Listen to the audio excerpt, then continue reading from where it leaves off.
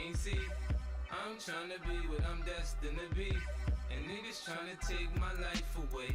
I put a hole in a nigga for fucking with me. My back on the wall, now you gon' see. Better watch how you talk when you talk about me, cause I'll come and take your life away. Many men, many men wish death on me, Lord. I don't cry no more, don't look to the sky no more. Have mercy on me. These pussy niggas put money on my head. Gone, get your refund, motherfucker. I ain't dead. I'm the diamond in the dirt that ain't been found. I'm the underground king, and I ain't been crowned. When I rhyme, something special happen every time. I'm the greatest, something like Ali in his prime. I walk the block with the bundles, I've been knocking the humble. Swing the ox when I rumble, show your ass with my gun do. Got a temper, nigga, go ahead, lose your head. Turn your back on me, get clapped and lose your legs. I walk around, gun on my waist, chip on my shoulder, till I bust a clip in your face. Post to this beef ain't over. Many men, many men wish death upon me, Lord. I don't cry no more, don't look to the sky no more. Have mercy on me, have mercy on my soul. Somewhere my heart turned cold. Have mercy on many men, many men wish death upon me. Sunny days wouldn't be special if it wasn't for rain. Joy wouldn't feel so good if it wasn't for pain. Death gotta be easy, cause life is hard. It'll leave you physically, mentally, and emotionally scarred. This is for my niggas on the...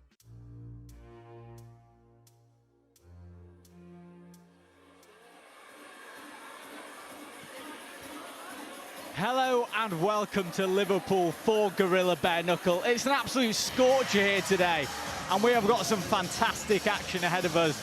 I'm your host and commentator, Alex Maver. Joining me today is Louis the reporter. Louis, Go. You've been a key part of the build-up to this event. You've interviewed so many of the fighters. Tell the people at home who they should be looking out for tonight. Looking out for tonight, I mean, there's a lot of fighters who, you know, brilliant opportunity for them to show what they're worth. But mostly, I think, you know, Terry Diamond, she was on the one of the last Gorilla events. She showed her worth. She was entertaining at the press conference. And, you know, she even said yesterday as well, this could be a main event, her and Matilda Wilson. So I'd say look out for the women's fight, but most importantly, Terry Diamond. There's quite a few other good fights as well, you know, it's that card. There was absolutely no shortage of entertainment at that press conference. Our sponsors at Applied Nutrition, not only is it a delicious drink, it's also a great shampoo, because I got covered in the stuff in that altercation between Luke Bassnett and Flash. That one had been building nicely. A bit back and forth online, but tensions boiled over yesterday. Louis, talk to us about that fight. I mean, that was crazy, first of all, and it was a shampoo. Even when on Darren, I thought we was going to see prime Darren Till, prime Gorilla, come back when it hit his arm, but in terms of that fight, it's an interesting one. We know Flash has a background in bare knuckle also, mainly boxing now, but he's a better bare knuckle fighter, most people say, than boxing, so it's interesting. Obviously, Luke Bassnett, he's a good fighter as well. We know that from seeing him fight on various promotions. He also has his own, but it's an interesting fight, you know. Obviously, I can't make a prediction, but as someone who's a fan, I'd just say make sure you're not in the smoking area while that fight's going ahead. And the main event, this is the fight that's captured the imagination of social media. To be honest, like all of Luke Dyson's fights do, but his opponent, the man standing opposite him tonight, is Lou Powell, who is a man who has no shortage of confidence. He says it's going to be one and done. He doesn't even call this a fight, he says it's not a test. He's going to get Luke Dyson out there easily. What have you seen in this build-up? I feel that, you know, we've spoken about it before, Luke Dyson really, at this point, isn't himself, I don't think, you know. He's claiming to be ill, which you can kind of hear it in his voice, but in terms of the whole build-up, Louis Powell's been more aggressive, you know, he's, as we know from the press conference, Dyson was saying, shut up, because Louis Powell just didn't stop talking. But I think that's confidence. He's a confident guy, you know. He's never been beaten, which is surprising. And he's certain that, you know, when the bell rings, the first round, he's going to get Luke Dyson out of there. So that's a fight you also want to watch. But, Alex, in terms of that fight, it can't go all the way, can it? Sure, you wouldn't think so. You wouldn't think it will go all the way, but obviously now being a gloved fight, maybe gives that more of a chance. But really, most of the fights on this card are bare knuckle and hybrid rules. So you're going to get a lot of fast action, a lot of quick knockouts. When you hear that first bell ring, make sure your eyes are absolutely glued to the screen, because it's going to be incredible stuff. And we're very close to kicking it all off. Louis, the difference between the glove fights that we've seen previously and bare knuckle, what is the key difference? I mean, the key difference really is you don't want to get hit when you're in bare knuckle.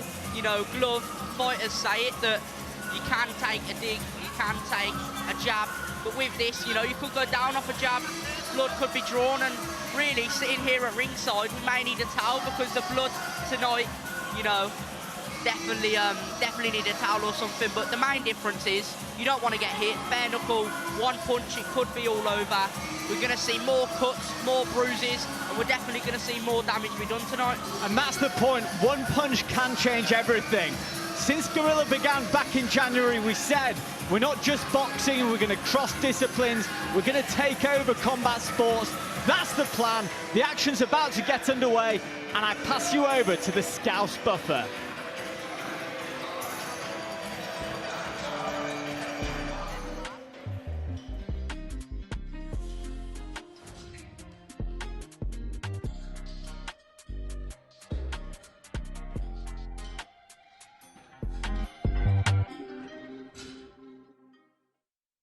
If you had the choice, what prize would change your life? Yes! Woohoo!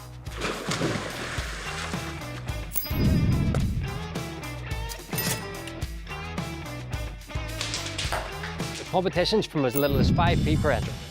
What are you waiting for? You could be next to change your life with that prize, guys.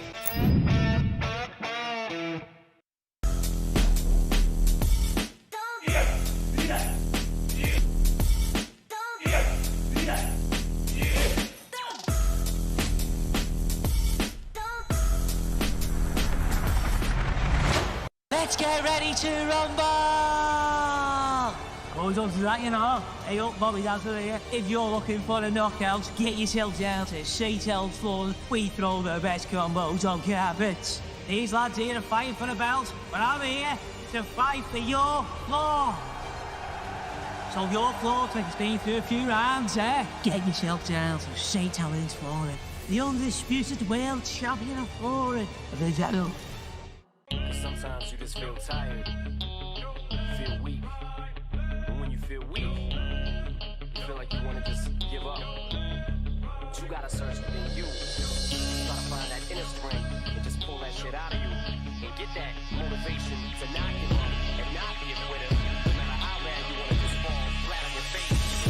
So like collapse, I'm spilling these raps. Long as you feel them to the day that I drop. You'll never say that I'm not killing them. Cause when I am not, then I'ma stop pinning them. And I am not hip-hop, and I'm just not Eminem. Subliminal thoughts when I'ma stop sending them. Women are caught in webs, spin them in hawk venom. Adrenaline shots, the penicillin could not get the illin to stop. Amoxicillin's just not real enough. The criminal cop killing hip-hop, filling a minimal swap. The cop, millions of pop listeners. You're coming with me, feel it or not. You're gonna fear it like I showed you the spirit of God.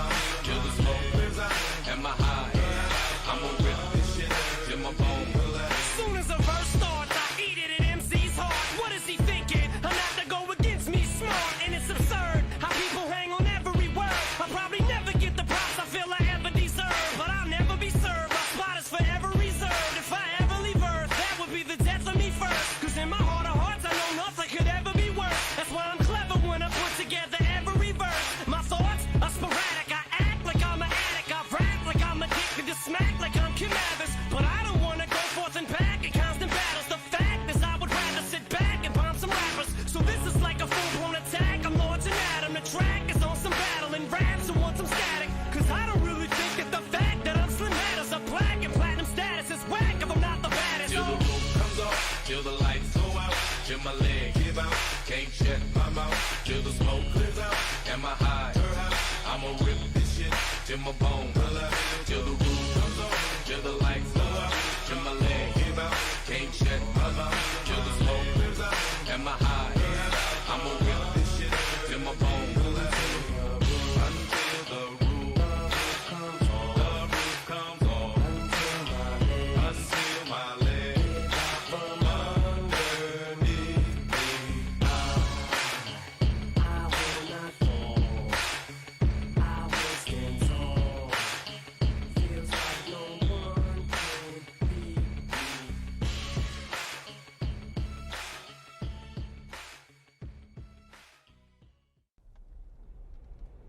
We gotta go get something to eat, man. I'm hungry in the motherfucker. Hey, yo, man. Damn, what's taking homie so long, son? 50, calm down, man. He coming.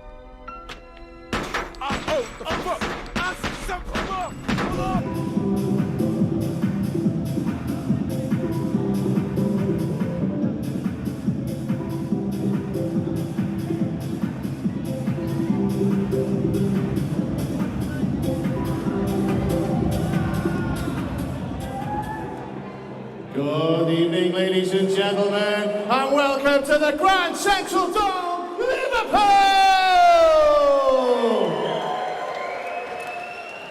It's a hot one tonight, and tonight we have the inaugural Gorilla Bare Knuckle event! We have a stacked evening full of bare knuckle events.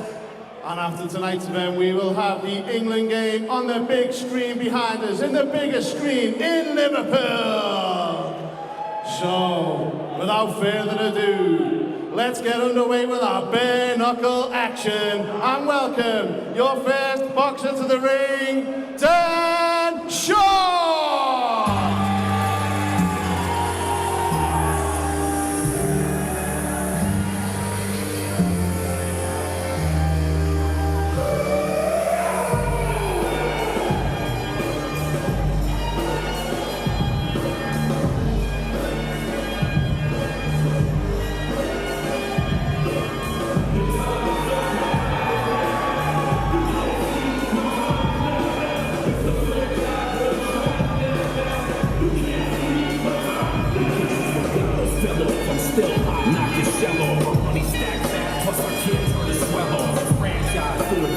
Has he got a nickname or a ring name? Just Dan Shaw. Daniel the Sniper Shaw. The Sniper. Daniel the Sniper Shaw. Sniper.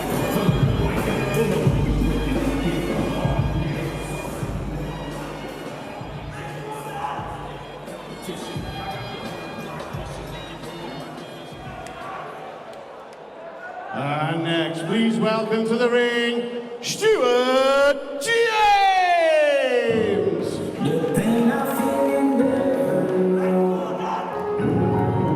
Emotions I never show.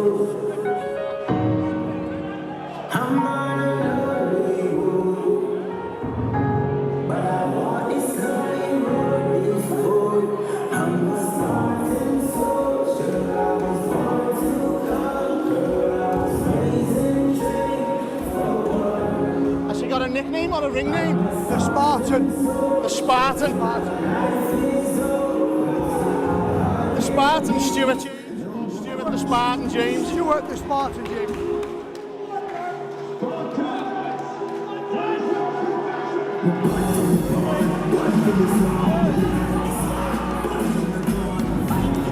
Just go straight onto him.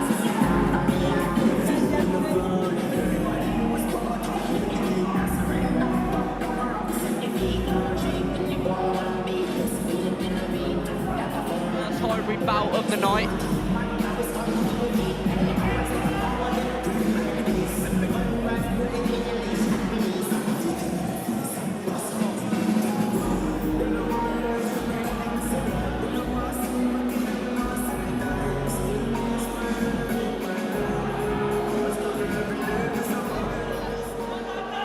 Ladies and gentlemen, for our first contest of the evening, introducing first, fighting out of the Applied Nutrition Corner. He wears black shorts with a grey trim, representing B, the example, from Poland!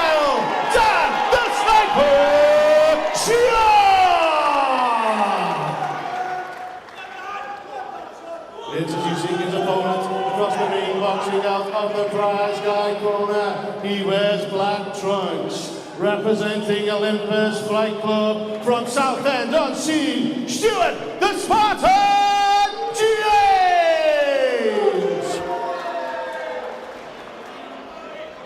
Kicking off bare knuckle with this hybrid bout. Plenty of bare knuckle fights tonight, but this one in those 4-ounce gloves between the experienced Stuart James and the very, very confident Dan Shaw. As we take a look at the tail of the tape, you're right, Louis, 5'9" Stuart James giving up a few inches to Dan Shaw. Let's get this one underway. Both fighters in the orthodox stance. Right hand comes over the top from Shaw, using that range. Good right hand lands to the top of James's head. Looks like Shaw's going to be the aggressor in this fight, you know, on the front foot, popping that jab out.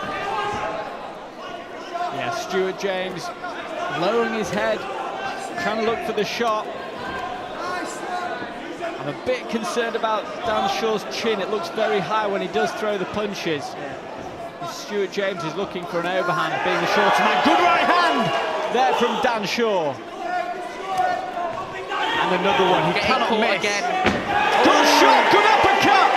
Sends Stuart James to the canvas. I think Shaw using his height really well there as well. You know, leaning back, popping that jab out, throwing that right hand, sending Stuart James down. We go again here. And let's see what Dan Shaw does next, how Stuart James responds. He misses with a big shot there. Dan Shaw happy just to go at this pace. It's working for him at the moment. Another right hand lands. Stuart James really needs to be more aggressive here. You know, pick his shots. Yeah, Dan Shaw looks very comfortable in there at the moment. Good right hand to the body, changing up the target.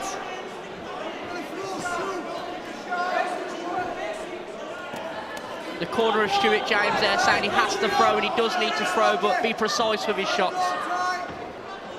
Yeah, we saw a bit of a combination attempted there by Stuart James, but it's just not enough. As there are 10 seconds left in this opening round. Good right hand to the body. Mixing up the targets well. Gets another knockdown. Stuart James gets back to his feet, but that's a fantastic opening round for Dan Shaw.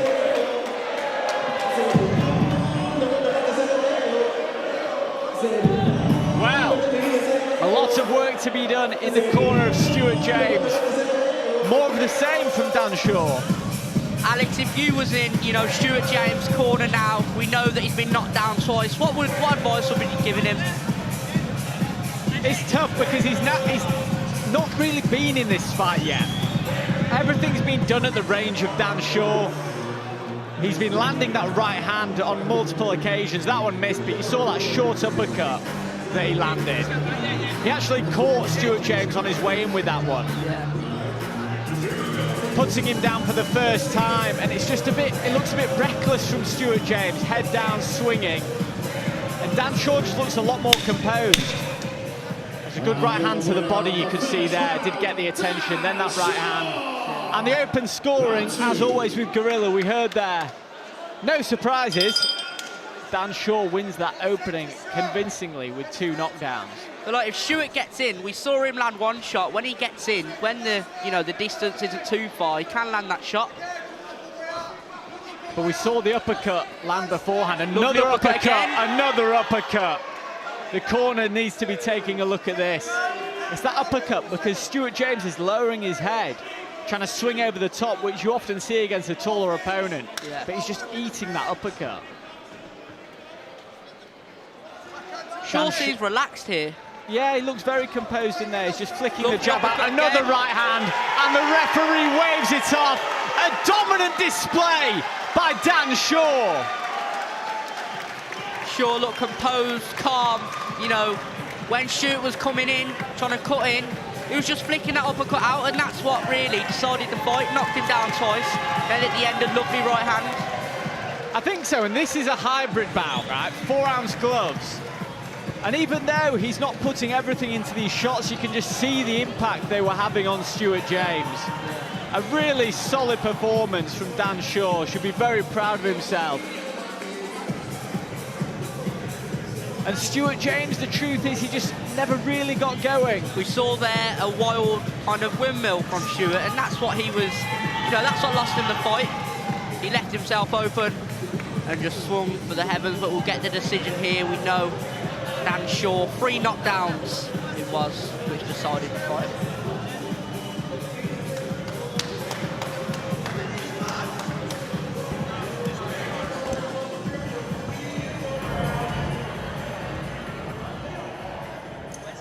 Put your hands together for our first contest of the evening, ladies and gentlemen. And after the referee stopped the contest on 1 minute 22 seconds of the second round, your winner, Dan Shaw!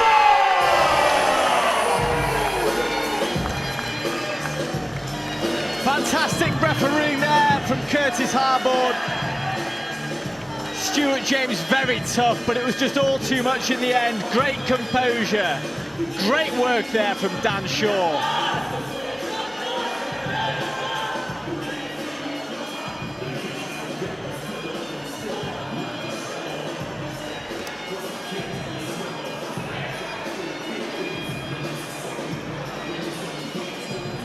Well, we promised fast action, we promised knockdowns and knockouts. We got both in that opener. What a way to start the card. I know, I mean, Dan Shaw using his distance from Stuart, you know, we spoke about the height difference before the fight. I think that was kind of the decider. You know, Shaw was just popping the jab out every time Stuart come in, a little right hook, uppercut there, dropped him 3 times, and that's all she wrote. Great work there, and I think the fact is that we have a mixture between hybrid bouts with those 4-ounce gloves and bare knuckle, but really 4-ounce, they're such small gloves that even when you're not putting everything into these shots, you're not swinging for the heavens, just touching, they can have a massive impact on your opponent, as we saw in that fight. Coming up next, we've got Steve Eilbeck, who was fantastic at the press conference yesterday, who's got a good amateur pedigree, against Sam Cousin, who's 1-0 in bare knuckle. So it'll be interesting to see how these styles match up. And we're going to pass you over to the Scouse Buffer.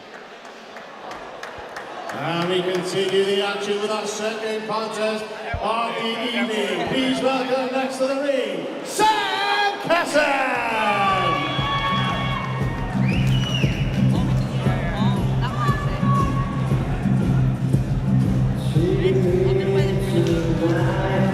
Sam Casson making his way to the ring.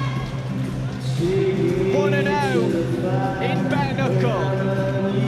And now he's on Gorilla Promotions. Our first bare knuckle battle tonight as well, I cannot wait. I'm wearing a black t-shirt for the occasion.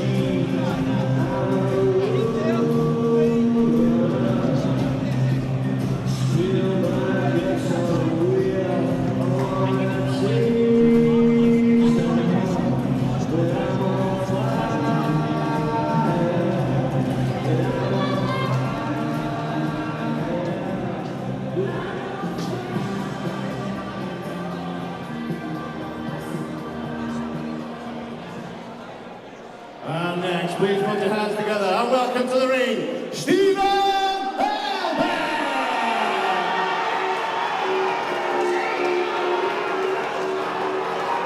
Steve Eilbeck. Like I was saying before, Louis, he's got that amateur experience.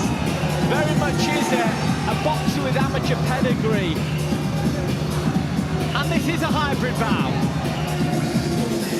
A boxer with amateur pedigree, fighting hybrid rules. It'll be really interesting to see how the movement plays a part in this one. Definitely, we know from the last fight as well, even little touches can send you down. It's not the same as 10-ounce gloves.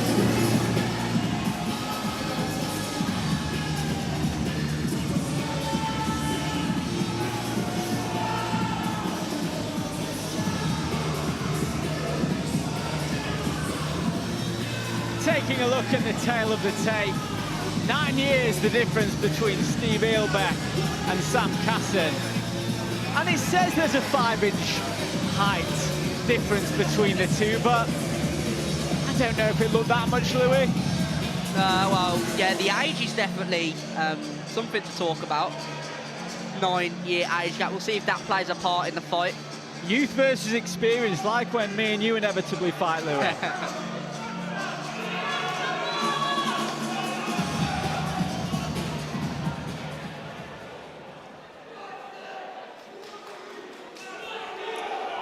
Following a set of 3 rounds, introducing first, fighting out of the Applied Nutrition Corner, wearing blue with yellow, representing the summer camp from Whitehaven, the assassin, Sam Casson!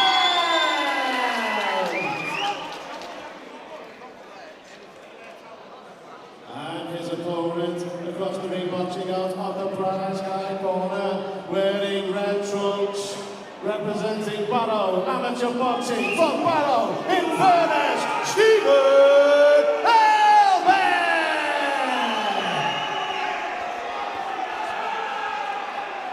Big cheers there for both fighters. Clearly 2 very popular lads.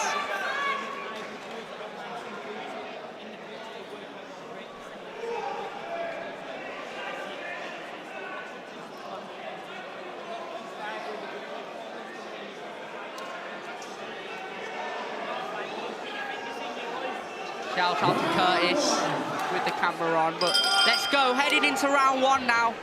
These 2 guys are serious operators. We'll see how this fight pans out, and already we've got a bit of action. Open stance here, Southpaw versus Orthodox. Aggressive start by Sam Casson.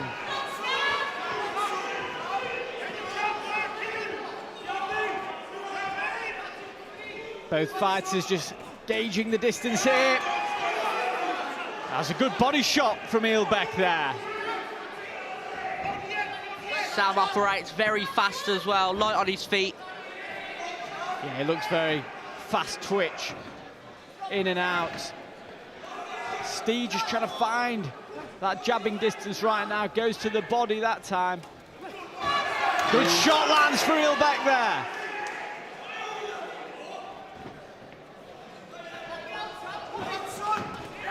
Good shot! Lovely shot by Sam Casson. And a big left hook from Casson. Uses the clinch well with those uppercuts.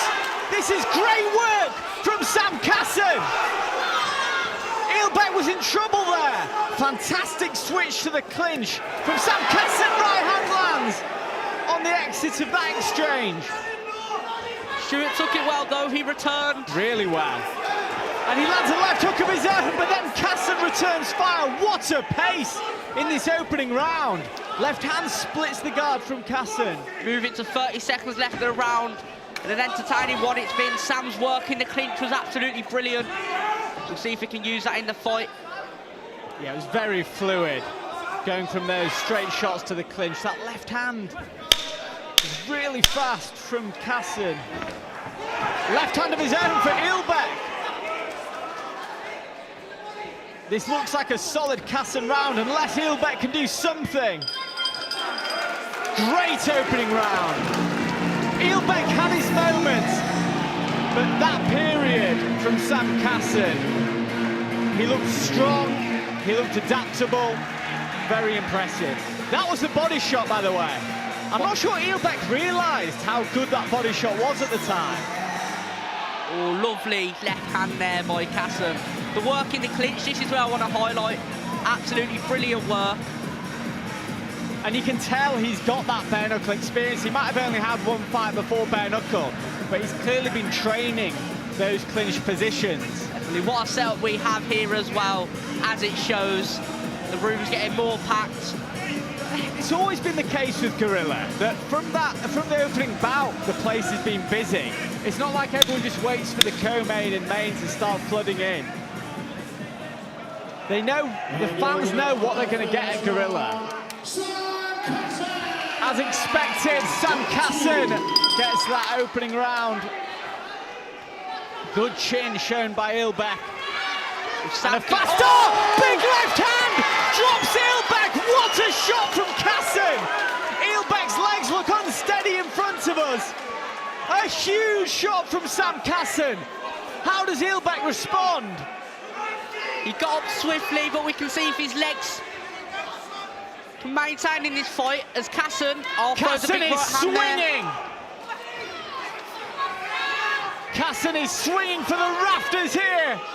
Ilbek's legs look as though they've re-steadied underneath him now.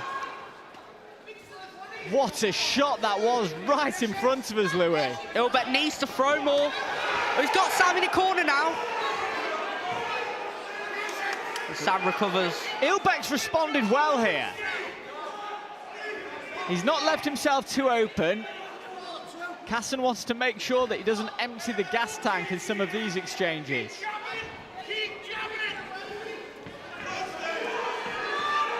Ilbek marching forward with those straight shots, just don't seem to be landing at the moment. I think he needs to take an extra half step in there. Good jab to the body. Ilbek just needs to last out there from Ilbek. Lovely body shot as well. And a left hook on the end of that exchange. This is much better. What a response from Steve Ilbek.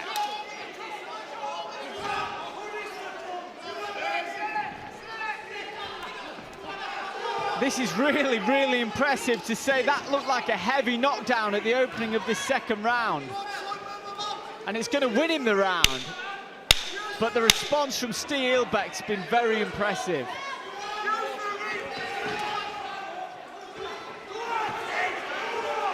And now Ilbek is hunting Kassan down that ring. And I saw a deep gulp of air from Kassan, so despite a fantastic start to the round, he looks tired in that corner. Ilbek elects to stay standing between rounds. What a round! I know, 100%. I mean, to get up like that with the 4-ounce gloves, take a huge shot on the chin, to get up, your legs aren't wobbling, you're all right. I mean, he's up out of his chair before Kassan as well, which definitely says something. Massive left hook there. Spun the chin of Steve Ilbek. It looked like that. Oh. That looked like that. If Most fighters would have been down. Exactly. But what a response, landing a solid left hand of his own.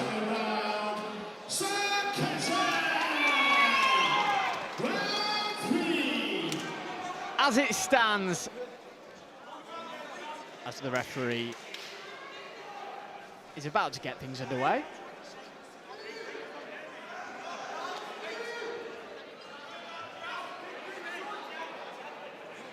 A slight pause in the action as we get underway in this third and final round. Steve Ilbek needing a knockout. Kassan doesn't need to get involved in these dangerous exchanges, but the ring is so small. Big left hand there from Ilbek. Ilbek coming forward. He's like a zombie. Marching forward. Kassan cannot gas out in this fight after winning the first 2 rounds. He doesn't want to get caught. He cannot get caught. Left hand, big left hand there from Kassan.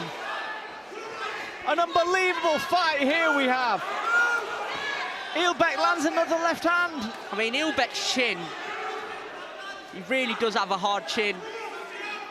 We'll see who's got the better gas tank and who can be the aggressor going forward. A nice long left hook landed before by Ilbek, a couple of uppercuts there.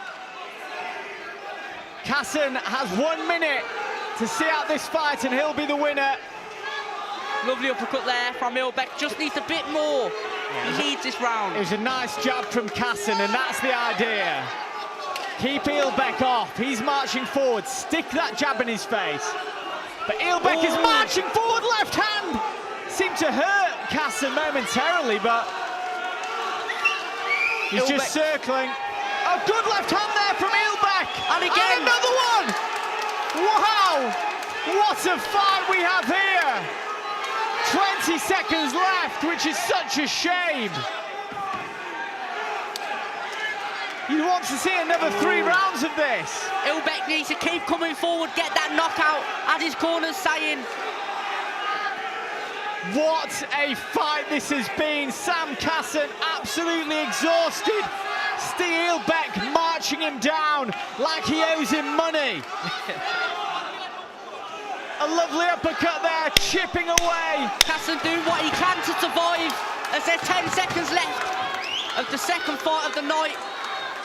Ilbeck chasing him down. What a fight! Sam Casson take a bow. Steve Ilbeck take a bow. What a contest!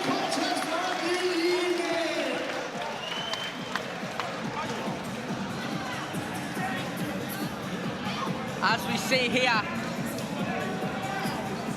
Ilbeck do what he can. You know, when you're in the last round, you know that you're 2 down. All you really have to do is just go for it. You know, you got to knock your opponent out. And as we see there, huge shots he landed. Casson's got a great chin.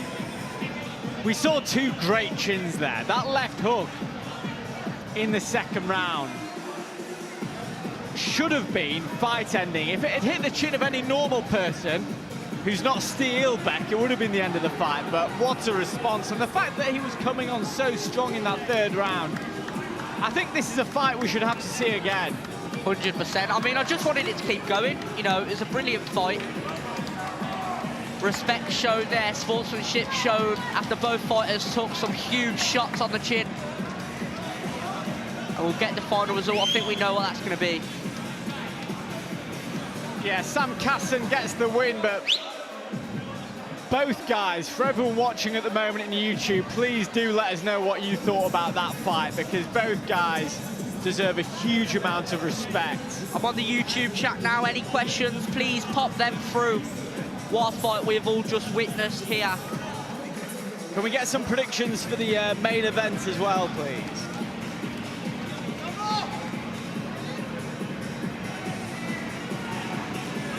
Sam Casson taking this one with a brilliant fight, but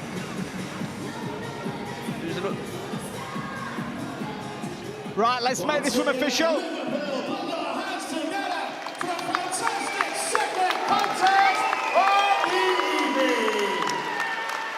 And after 3 grueling rounds, we go to the judges' decision. Your winner, and 2 rounds to 1, Sam Casson!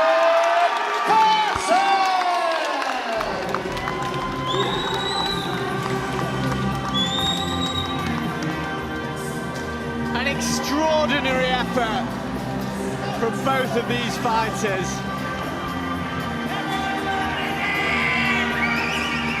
Sam Casson, job done. We'll see if we can get a word with him afterwards, because that was a very impressive performance. But wow, I mean, we thought the first fight was good, getting a knockout like that, but what a fight that was, Louis. I know, I mean, Sam Casson, the first 2 rounds, applying that pressure, throwing those shots, what obviously really made the decision how it was, but I feel like he gassed a tiny bit, you know. I mean, Ilbeck, to get up from that, it was sensational, and to carry on fighting. It's the fact that it was a left hook that didn't hit the top of his head, it was a peach on the chin. You could see his jaw swinging, a heavy knockdown, but he didn't even take the 8 seconds on the ground. He was just sprung straight up, which is always a worry, but he regained his legs so quickly. If this is the way Gorilla Bare Knuckle is starting, long may it continue. That's a fight. Look, both guys might need a bit of time off after that one, but I'd love to see that fight again. I mean, Ilbeck needs to check his chin after that. You know, he swung that way. It looked like one of those reels you see where they don't get up for ages. He got up straight away, and as we said, he carried on fighting. If this was a 5-round fight, God knows what it could have been. You know, he done really, really well, and I definitely want to see that fight, as you says, once both fighters recover. And it is, as we said, an absolute scorcher here in Liverpool. People are hearing their numbers already. So much more action yet to come as I pass you over to the one, the only Scouse Buffer.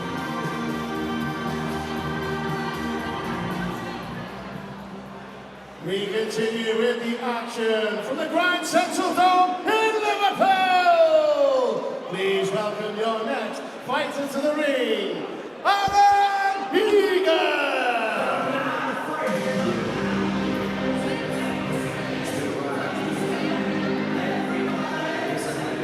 This man is absolutely no stranger to Gorilla Promotions. This will be the third time that he's fought on our promotion, and he is undefeated so far through two. Aaron Egan stepped up at late notice, fighting hybrid rules, and he's here to deliver a spectacular performance. That's what he promises, and we cannot wait to see it.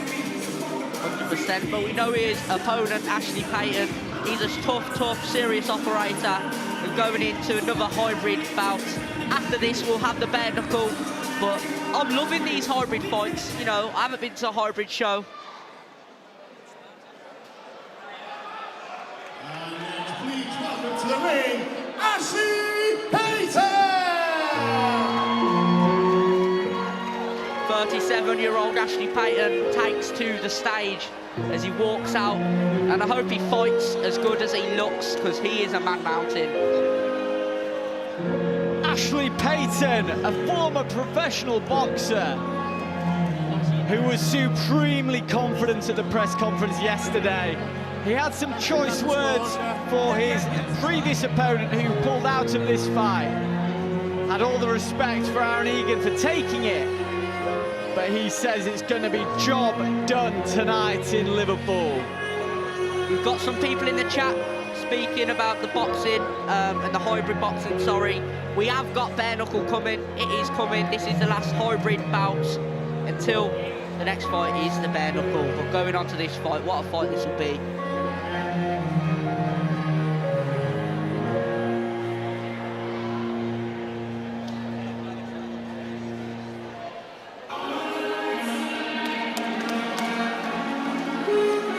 One of the iconic ring walk songs, captured so perfectly by Kell Brook. And Ashley Payton is making the most of this moment, and why shouldn't he? Here on Gorilla.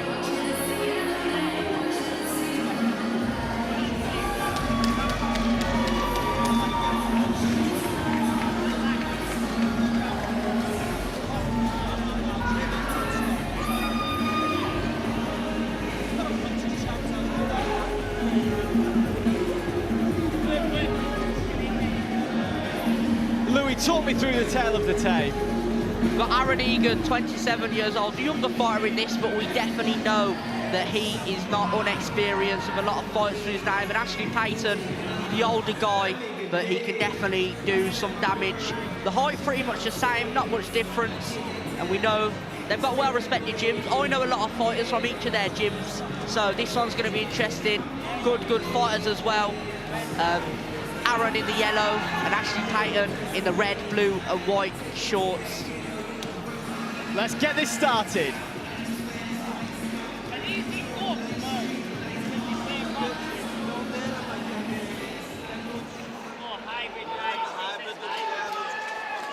Following the schedule for 3 rounds, introducing first, fighting out of the Applied Nutrition Corner, wearing fluorescent shorts, representing Combat Performance Academy from Blackburn, Aaron Egan!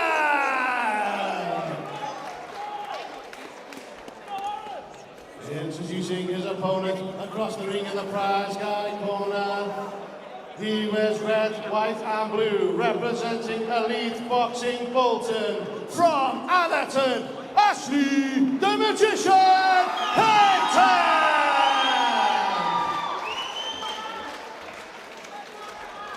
So, we get this one underway between Aaron Egan and Ashley Payton. The Magician, Ashley Payton from Bolton. This is Bolton versus Blackburn. Round 1. Let's get it underway.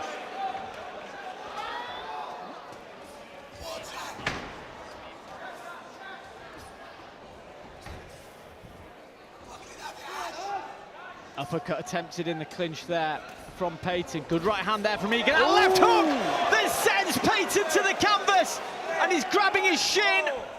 Has he sprained his leg or tripped on it? He's shaking his head, walking to his corner. That was a great shot from Aaron Egan. The first shot, really, of any significance. He rushes in as and well. He rushes in, which is dangerous against a big man like Ashley Payton. Huge right hook. He lands a right hand that puts him to the canvas again.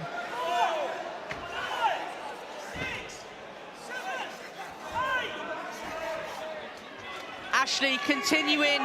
I imagine Aaron's going to rush straight in. Oh, Aaron gets caught by a good uppercut. shot there. Great counter by Payton. Good left hand to the body. Payton sends a right hand back. What an opener. That right hand has Payton on jelly legs. Big left hook from Aaron Egan. Sends Ashley Payton to the canvas. And he's screaming, saying, I am the man. What a finish. Ash Payton seems to be injured down there on the canvas. What an opening round there from Aaron Egan, who admitted that he was nervous before this fight. He didn't show it there, Louis. 100%. What a shot from Aaron Egan, knocking Payton down 3 times, and the last one was really it. Domination from the start. He was the aggressor, going over and seeing how his leg is now, but what a performance that was from Aaron Egan. Yeah. Ashley Payton being shown medical attention here, grabbing the shin. But let's take a look at this, Louis. That left hook, what a peach from Egan. Caught Payton on the left. Let's see this again. Oh, what a left hook that was. Sending Payton down. I mean, Payton threw a couple shots back, but he just couldn't handle the pressure from Aaron Egan. That right hand just behind the ear of Payton just knocked him off balance, and another shot there. Flatburners don't get knocked out.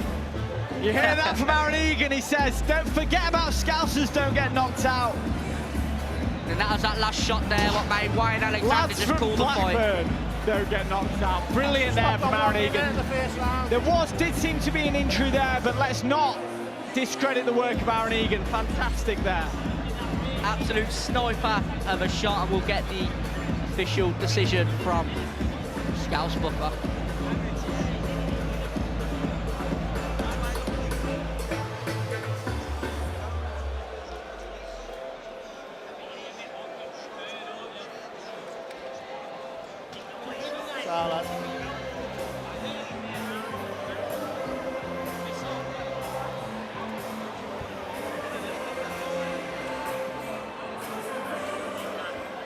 Liverpool, put your hands together for another fantastic matchup.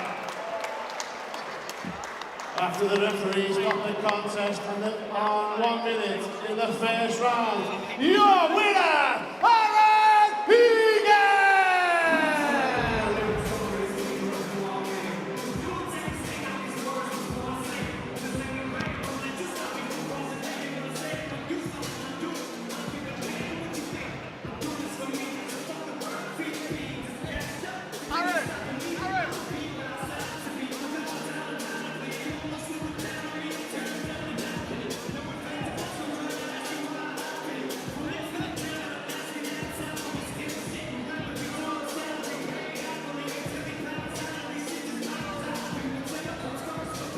An unbelievable performance there from Aaron Egan. From the start of that fight, look, Aaron, we're joined by Aaron now. Aaron, you said that you were nervous ahead of that fight. Yeah. You didn't look it there.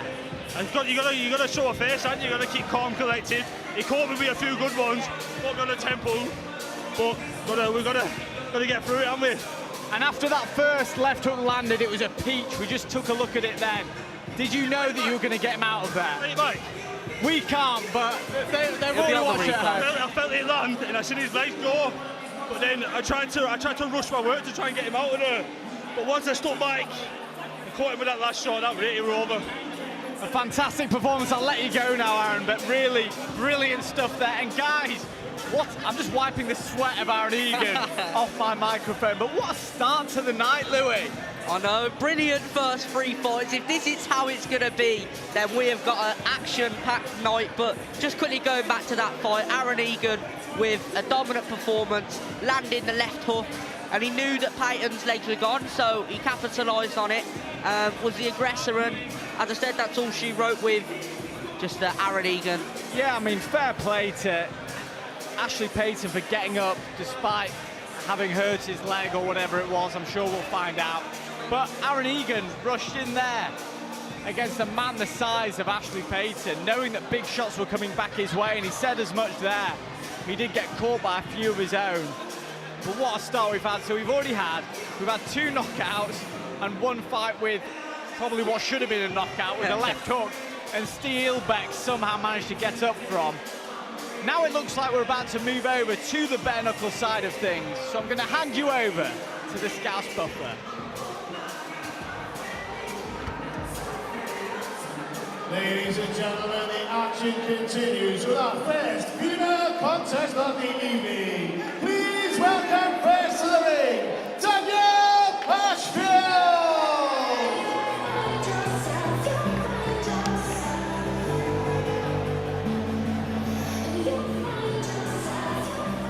Danielle Ashfield making her way to the ring.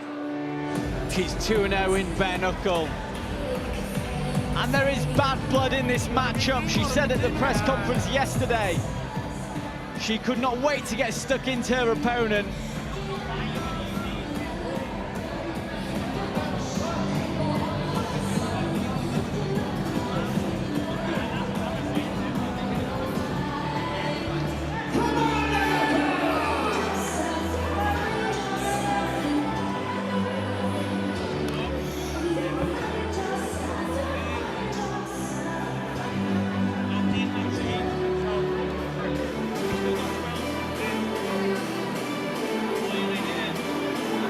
Okay, so Danielle making her way to the ring. And just to keep everyone up to date, because things do happen fast and change quick here, there's 2 more hybrid fights after this. And then, beginning with Craig Kennedale, the bare knuckle action will start. But I shouldn't even have to say that, because we've already seen 2 knockouts and 1 fight with multiple knockdowns in already. 4 rounds. He's devastating. Yeah, very entertaining. And next, please welcome to the ring, TJ Reeves!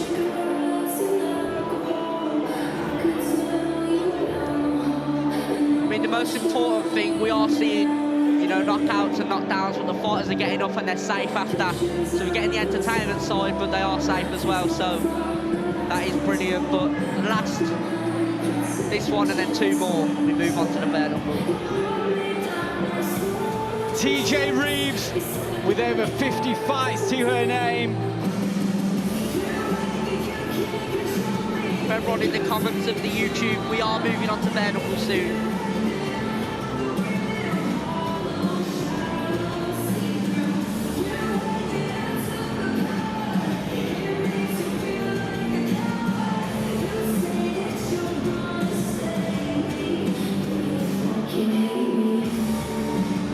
Taking in the moment of her debut on Gorilla Promotions.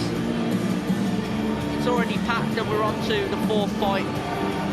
As she leaps over the top rope, removes her spectacles, Superwoman style.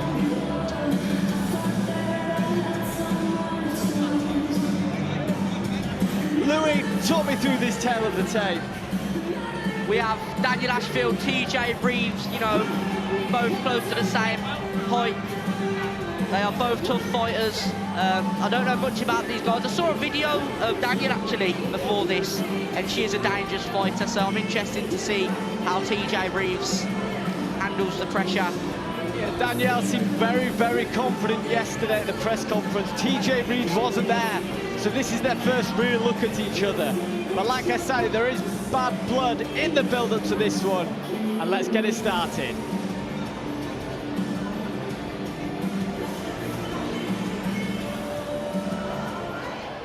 The following is scheduled for 3 rounds. Introducing first, fighting out of the Applied Nutrition corner.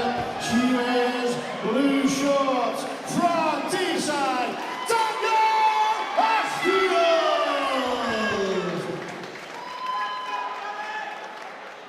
Introducing their opponent across the ring, fighting out of the Fly Sky corner. She wears purple, representing Prime Fitness from Nesborough,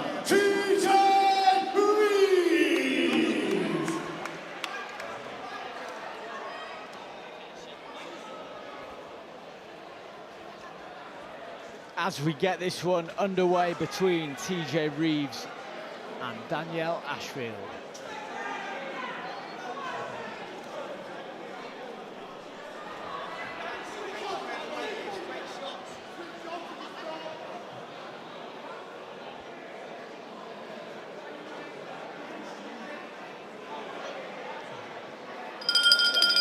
We're underway, our first female fight of tonight, and this one, I'm sure it's not going to disappoint.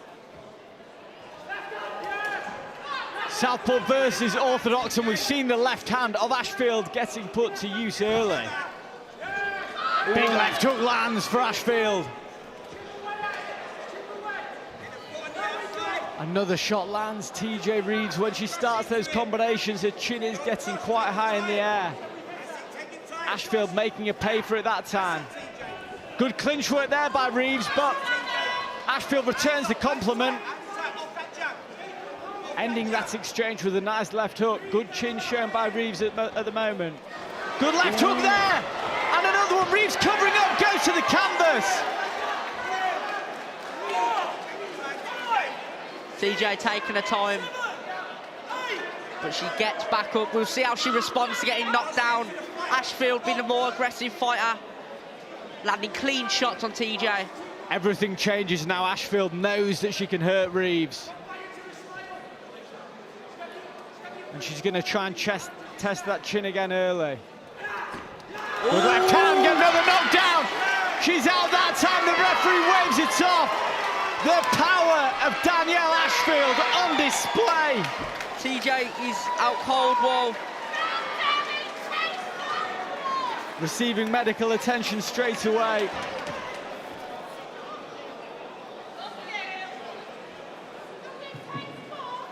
Great work there by Danielle Ashfield. Some concern for TJ Reeves, but she's being attended to by the medics. We'll get the replay soon. TJ Reeves is sat up now, which is great to see. As we take a look at the replay, some solid shots there from Ashfield. She just looked too strong in there. And these were big shots landing before the knockdowns. A barrage of punches sent Reeves to the canvas first time. That's the first knockdown. And then a solid left hand, then a right just behind the ear of Reeves. But great to see that Reeves is up now, sat up, receiving the attention. And another finish, Louis. I was about to say, 4 fights in, we have had, I think, 2 knockouts and 2 fights with the knockdowns within it. You know, it's been entertaining so far. All hybrid bouts. I think we've got 2 more left and we move on. Respect shown there with Ashfield picking up TJ. And I'm sure they'll be friends after this. Yeah, great to see TJ back on her feet. It was a heavy knockout in the end. Massive respect to both of these fighters. As always, the fighters here, given this big platform on Gorilla, want to perform. Someone has to win, someone has to lose, and your winner this time is Danielle Ashfield.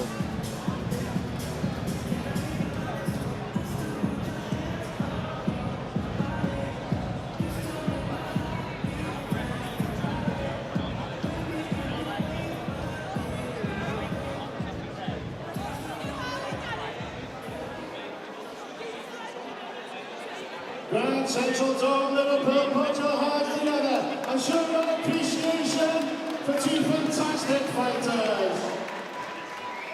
But your winner by way of knockouts in the first round, Danielle Ashfield!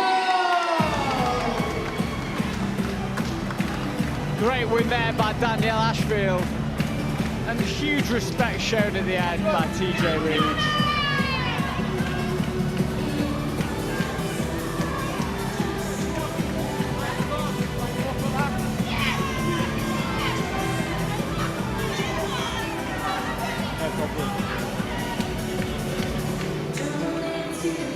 I mean, I've barely had time to catch my breath, Louis. So far we've had 4 fights, 3 knockouts. Like we said before, 1 fight with a massive knockdown.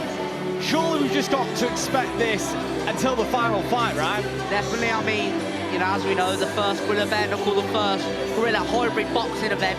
And as you said, we've already seen action-packed fights. People hit the canvas, huge shots thrown, and honestly, I want every event to be like this if this continues. One thing at the press conference that Darren Till said yesterday was that it's all well and good saying you're coming for war, you're going to bring violence.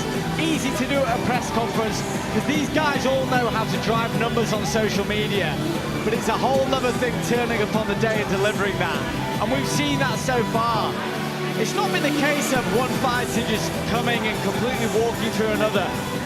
Both people, because we've had a women's fight in here as well, have come to fight, met in the centre of the ring and just been swinging for it.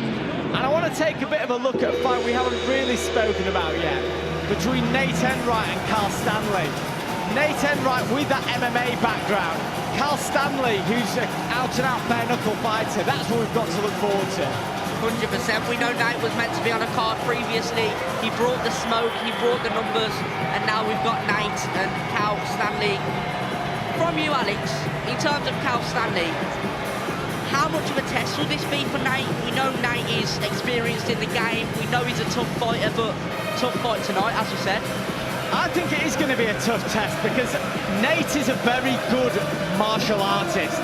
He can wrestle, he can jiu-jitsu, he can kickbox. Bare knuckle is a different game, and Carl Stanley is a tried and tested bare knuckle fighter. But one thing I have no doubts about is the toughness of Nate Enright. He was prepared to step in with a fighter on the last show who didn't show up. On a couple of days' notice, he's clearly got a lot of self-belief, a lot of heart. And I think that's one fight for people to look out for, where you're seeing a veteran bare knuckle fighter against a true martial artist, and I can't wait for it.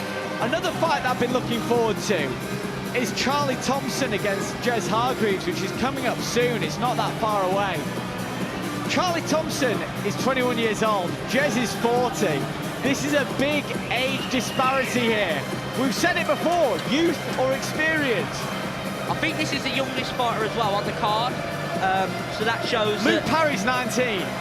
Luke 19? Yeah. Well, that's a fight. I did want to go to another fight, just so we've got the time. I did want to go to Ryan Dawson and Jack Dugdale. I mean, it was strange what happened. I wasn't here, I didn't arrive, but I know a chair was thrown. Everyone who doesn't know, a chair was thrown yesterday at the weigh-in from Ryan Dawson, and a little bit of back and forth, a clash. How do you think that fight's going to go? You know, technically, I know you can't make a prediction, but we know Ryan's quite silent at the press conference, also say. He was asking him questions, one-word, two-word answers, but I know that won't translate when it comes to the fight. It's going to be a war. That is one fight where I do not have a clue what is going to happen, but that's why I'm so intrigued to watch it. With the fight we were just speaking about, the MMA fighter against the bare knuckle, I'm interested to see how those styles match up. Jack Dugdale, and that fight anything could happen in that. We've already seen a chair flying across a room. Who threw it, I don't know. I'm sure we'll get to the bottom of it one day. There's probably cameras in this place. But honestly, anything could happen in that one. And we've got much more action to come. We're going to take a very quick break now. So make sure you're here, because the next fight involves a fighter you've seen on Gorilla before, Luke Parry. He fought 3 times on the last show. He's fighting hybrid rules today. We're going to take a quick break and be back. We'll see you soon. We will be back. Hey, yo, man. Damn, what's taking homie so long, son? Freaky, calm down, man. You coming? The fuck? I see something. Hold on. Many men wish death upon me. Blood in my eye, dog, and I can't see. I'm trying to be what I'm destined to be, and niggas trying to take my life away. I put a hole in a nigga for fucking with me. My back on the wall, now you gon' see. Better watch how you talk when you talk about me, cause I'll come and take your life away. Many men, many men wish death on me, Lord. I don't cry no more. Don't look to the sky no more. Have mercy on me. These pussy niggas put money on my head. Gone, get your refund, motherfucker. I ain't dead. I'm the diamond in the dirt that ain't been found. I'm the underground king, and I ain't been crowned. When I rhyme, something special happen every time. I'm the greatest, something like Ali in his prime. I walk the block with the bundles, I've been knocked on the humble. Swing the ox when I rumble, show your ass with my gun do. Gotta tip a nigga, go ahead, lose your head. Turn your back on me, get clapped and lose your legs. I walk around, gun on my waist, chip on my shoulder, till I bust a clip in your face. Post to this beef ain't over. Many men, many men wish death upon me, Lord. I don't cry no more, don't look to the sky no more. Have mercy on me, have mercy on my soul. Somewhere my heart turned cold. Have mercy on many men, many men wish death. Sunny days wouldn't be special if it wasn't for rain. Joy wouldn't feel so good if it wasn't for pain. Death gotta be easy, cause life is hard. It'll leave you physically, mentally, and emotionally scarred. This is for my niggas on the...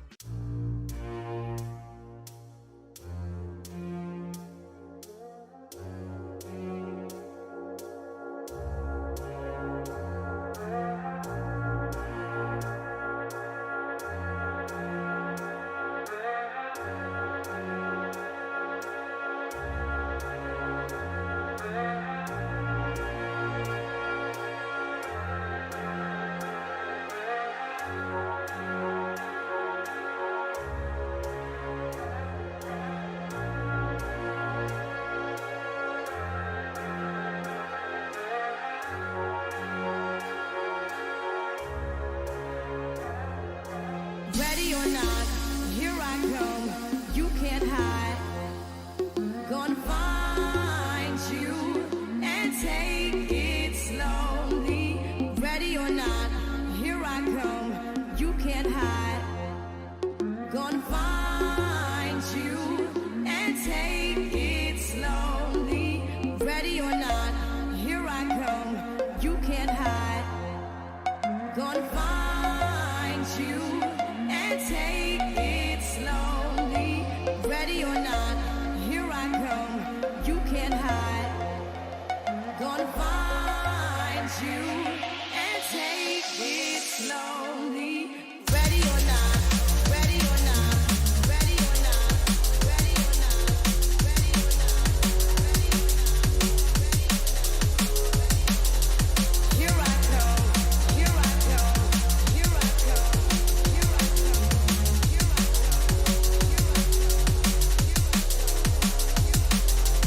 Ready or not, ready or not, ready or not, ready or not, ready or not. Here I come, here I come, here I come, here I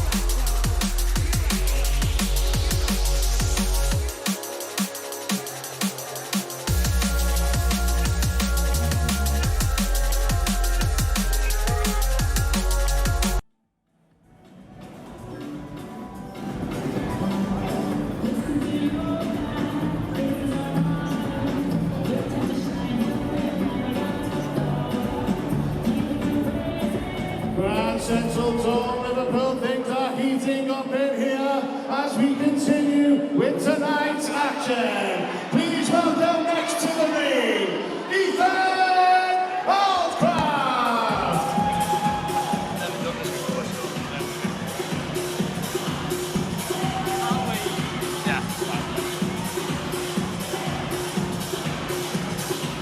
Here we go. Ethan Holdcroft making his way to the ring with an MMA background. He was very confident yesterday at the press conference. He's seen Luke Parry before, of course, on Gorilla. We saw him fight 3 times last time. Yeah, Luke Parry did well in his first fight, didn't he? Did he win the last tournament? He lost in the final today to Danson, yeah. Yeah, it was a cracking fight. One of the best and last boxing fights I've seen.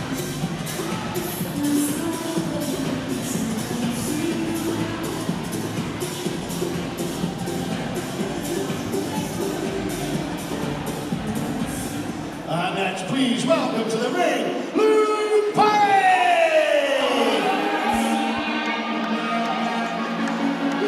There's not many fighters you can say you've seen fight 4 times and you've only actually been to watch them fight twice. No, it was pretty impressive in that last tournament, wasn't it? He showed a great chin, and the thing that sticks out for me is he's only 19 years old, and in the interview after the final he said, I'm 19 and I will fight anyone. But you know what, his style I think will suit this as well, because he properly lets his hands go, doesn't he? He's got a lot of confidence for a 19-year-old kid, and this is a completely different game. But I think his style is going to cause some problems for his opponent tonight. He took some big shots last time and gave some big shots. I'm really interested to see. Because they're 4-ounce gloves, but it's not a lot of padding. No, definitely not. Hopefully they can adapt to the different style. They try and stand there like the defending like boxing rules. It's a bit different this game.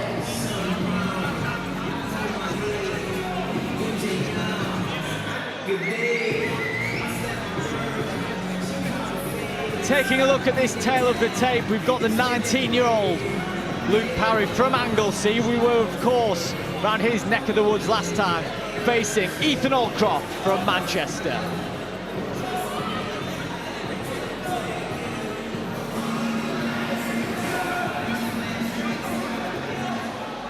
The following is scheduled for 3 rounds. Introducing players boxing out of the Applied Nutrition Corner, wearing blue trunks, representing Salford MMA from Manchester, Ethan Allcroft! I don't know much about this Ethan Allcroft. He's coming out last minute, and to replace somebody last week that pulled out. And his opponent across the ring, boxing out of the prize guy corner.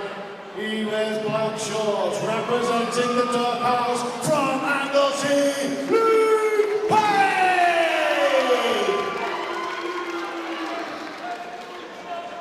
Here we go, Luke Parry against Ethan Allcroft. Yeah, this is going to be interesting.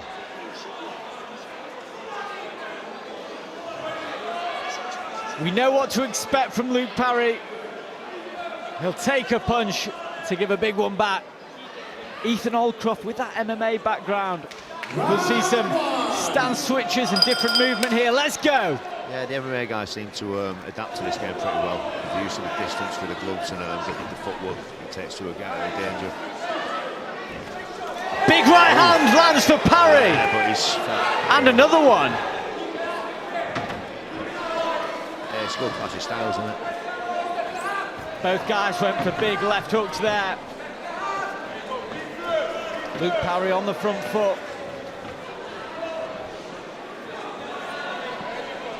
Ethan Allcroft just circling. Good right hand there, but Allcroft, he's actually moving with his shots nicely, really. Yeah, he's loading up a lot there, Luke. Yeah, you can see he's got that good left hook there from Allcroft. That's Clinch for a moment. Yeah, he's got a problem with his left eye there, hasn't he? You can see Parry's right hand cocked and ready to be fired. Yeah, he throws in malice, doesn't he? Right hand, yeah. He's got quite good feet as well, hasn't he? He's in and out pretty well. Oh, nice. Good jab! Beautiful jab. Good jab there from Luke Parry. Caught Allcroft on his way in. You can see his legs look steady underneath him. Yeah, the jab was a different weapon in this game. There's definite redness around the left eye of Ethan Allcroft. Oh. Big right hand there. Seemed to stun Allcroft for a second. He's definitely finding his feet, Luke. Good right hand to the body.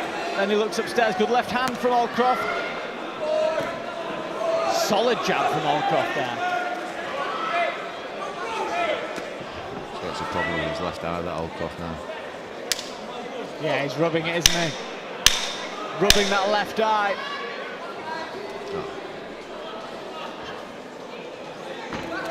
Wild swing there from Allcroft.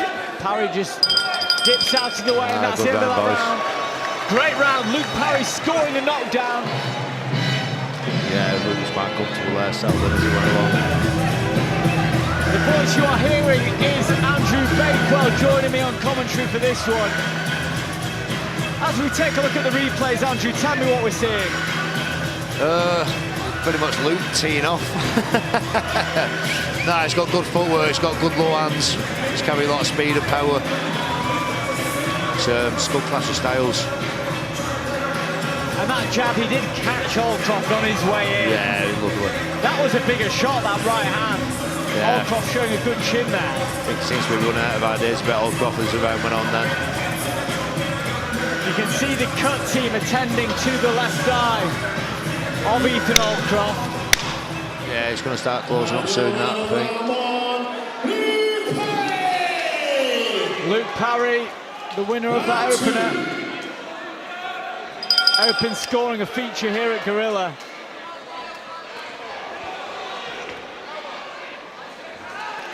Luke's on the offensive again, isn't he? Yeah. He doesn't take a step back, really, does he? Yeah, business as usual for Luke Parry, back on that front foot. No, I think this game suits him. And they're both throwing that left hook. It's a shot that both on. Left hand just caught Allcroft behind the ear there. Allcroft's doing well to really stay in there, to be honest with you, because Luke Parry's a beast, isn't he? He's firing back well, Allcroft. And Parry is getting caught by shots on the way in, but he just doesn't seem to feel them. Yeah, it's just okay. I think Allcroft's going backwards a bit with his shots when he's throwing in it. Good feint there by Parry and a right hand behind it. You can see he's feeling himself now, Luke Parry. Yeah, he's going in confidence as the round's going in there. Just needs to be a bit patient. And that right hand just keeps landing around that left eye of Ethan Allcroft. Good left hook, right hand to the body, then a left hook from Luke Parry. Parry calling him on here. Overhand right from Allcroft that misses. Oh, nice. He jab to the body. Parry likes jabbing to the body to set up the shots upstairs. Oh, nice shot. Another good chin shown by Allcroft. Yeah, he's using his feet well to get in and out of trouble as well. He's throwing some big shots, but then getting out of trouble straight away. He's doing nice. Good. Growing in confidence, like you say, with just over 10 seconds remaining in this second round.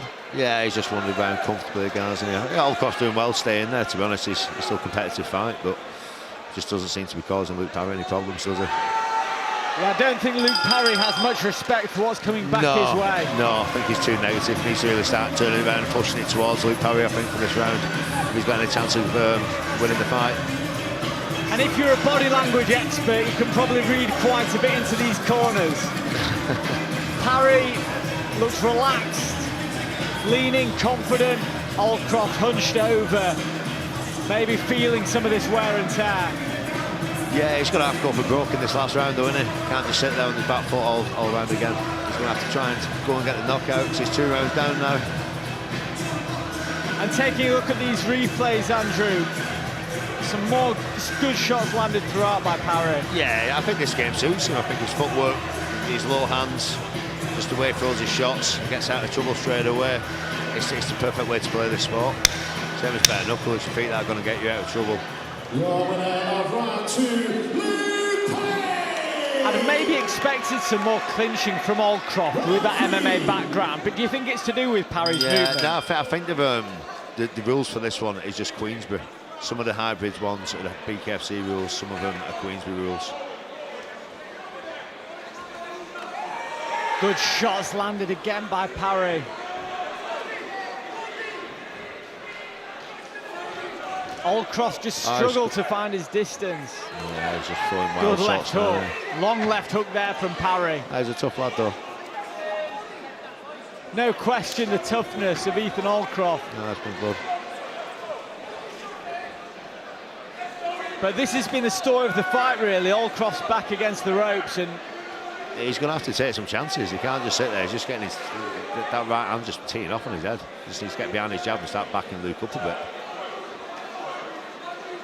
He needs to be committing to something. He's getting caught. That was a big right hand landed again for Parry. Allcroft caught him with one of his own there. But Parry just doesn't seem to be affected by the shots coming back his way. No, I think he's just weights going backwards in it, so he's just not really causing him any problems. Oh, nice. Not too soon. A slip there, says the referee. But Luke Parry, the Welsh Dragon, promised a good comeback, and that's what we're seeing here. in the hybrid rules against Ethan Allcroft. He's been in the driver's seat throughout, and a big right hand lands again. Great chin shown by Ethan Allcroft. He's going to have a sore left-hand side of his face tomorrow. Yeah, the eye is pretty much shut for Allcroft now. Oh, just teeing off the phone with that. He's getting his left hand now. Get his jab behind the shoulder. It looks like it's going to be a winning return for the man from Anglesey. With less than 10 seconds left, a big right hand eaten by Allcroft on the way in. Yeah, you can't question his heart though. He's been there for the fight for the entire thing, hasn't he? Massive heart shown by the man from Manchester, but the winner undoubtedly. Yeah, cracking fight. Will be Luke Parry, who gives us a wink and a thumbs up. He knows that he's done the job. Yeah, he's got a bright future in him. Only 19, but a mature performance there.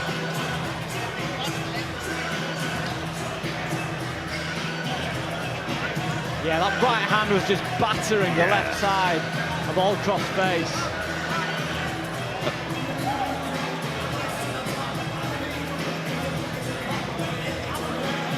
But Allcroft never looked like quitting.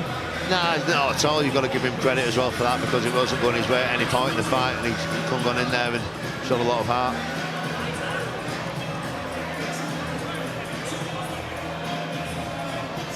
We've got Aaron Egan next to us with a big smile on his face after his victory. Let's make this one official with the Scouse Buffer. Once again, Liverpool, put your hands together for another fantastic bare knuckle contest.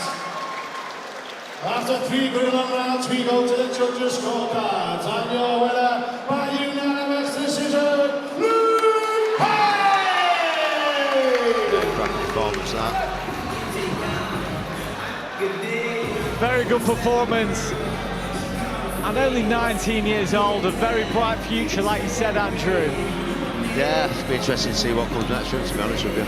Probably stick time, he'll probably go back to unlasting boxing for him. He's only young, isn't he? It'll be a long time before the gloves come off if he does go over to bare knuckle.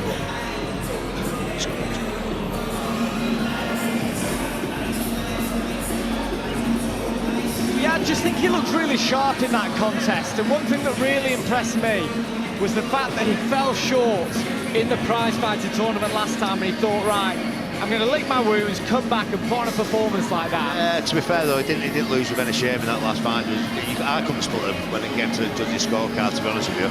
I thought both their styles were awesome. One of the best unlicensed boxing fights I've seen for a long time. Especially how young they are as well, and the confidence they have at that age. Neither took a step backwards. They just stood there and traded the entire fight. And we're moving to bare knuckles very shortly, over from hybrid, and we mentioned the clinch and the change of rules there. What do you think the main things people need to look out for when we are crossing over to bare knuckle?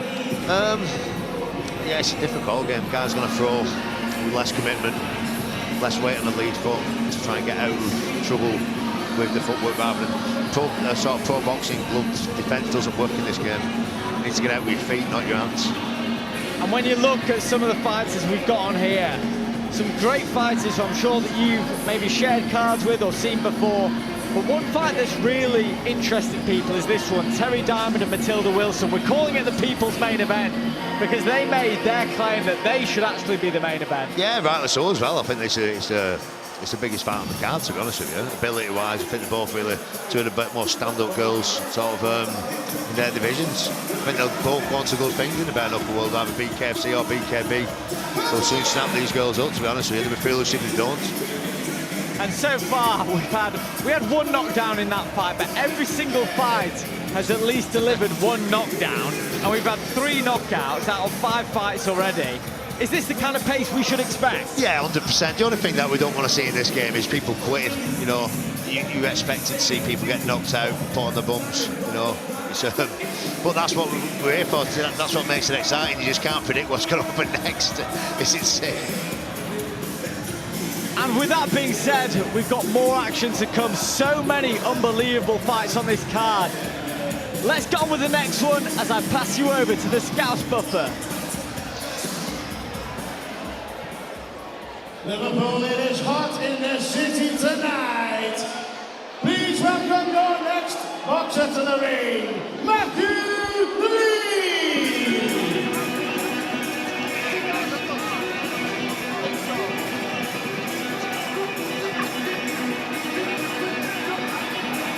Let me see some air guitar! Here we go, and we are now in the bare knuckle action as Matthew Lee makes his way to the ring. Matthew Lee, who is 3-1 in bare knuckle, he's got experience, he looks confident. Yeah, it's going to be an interesting one. I don't know too much about this man's background, to be honest with you. It wasn't me who put the fight together, but I know he's fighting Craig Kennedale, who's quite an accomplished little boxer. But again, you never know, these boys are going to cross over. Fighting Danny Khan in this one.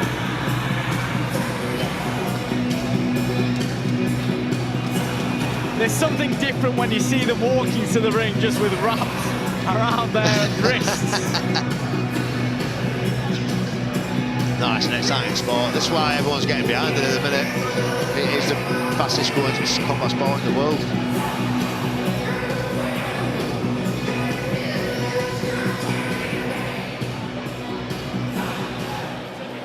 And next, please put your hands together and welcome to the ring, Danny Khan!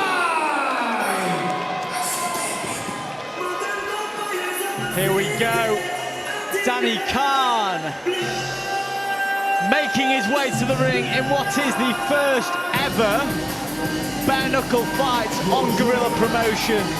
Yes, it's going to be interesting. I think they're both relatively inexperienced lads, so I'm not expecting it to go 3 rounds, to be honest with you. They're going to come out of the stocks pretty fast.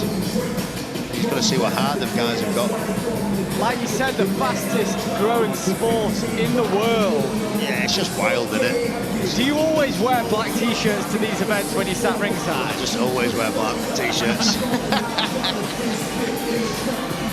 Well, I followed your lead, also in black. I know Louis was wearing a white England shirt, a blue and white England shirt, which probably wasn't the wisest.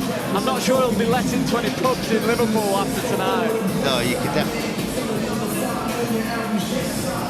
Taking a look at the tail of the tape, you're right, both young lads, 21 and 25. We've got Danny Khan at 5'10", fighting from Athersley North, facing the man from Halifax, 5'11", Matthew Lee. I can't wait for this one to get started. I'm going to hand you over to the Scouse Buffer.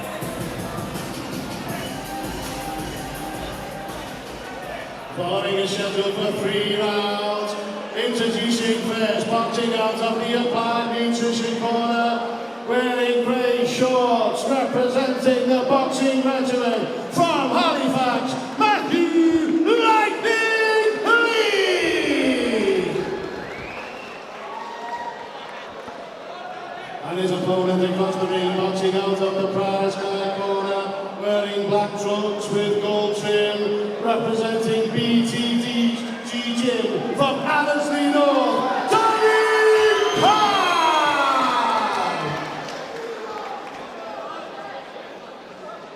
Danny Khan and Matthew Lee sharing the ring for the first ever Gorilla Bare Knuckle fight. I don't think Danny's lacking in confidence, to be honest with you.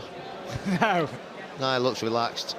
And he sounded confident. Look, yesterday at the press conference, he didn't know who his opponent was going to be, and he was still happy to take on anyone. Yeah, I didn't. He's got a good attitude. So hopefully it goes well for him tonight. And the man he is facing is Matthew Lee. As we get underway in this bare knuckle contest. Oh! Big shot, right hand, drops Matthew Lee immediately. Danny Khan has reason to be confident with hands like that. Yeah, he was. That was a beautiful shot. That's what I mean with this game. It's just so unpredictable. But Matthew Lee on the front foot now. This is wild. You know, I said before this time we were being inexperienced and come out of the stocks fast. I wasn't wrong. Left hook attempted there by both these guys. They are swinging. It's hard for us to keep up with it now. Left hook lands for Khan. Yeah. But Matthew Lee's landing some shots of his own now. Head down, moving forward. Well, it's not knocked his confidence, has it? Right hand, solid right hand to the jaw. You can see Matthew Lee just feeling his jaw there. Yeah, I don't think he enjoyed that shot, but he's getting back into it. Danny Khan feeling himself in Yeah, there. he's gonna... Some big shots landing. Matthew Lee covering up the referee, taking a look. He turned his back there. He needs to be careful with that. Yeah, it's a whirlwind sometimes. Right hand lands from Matthew Lee.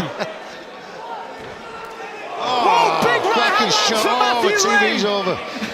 I caught the TV.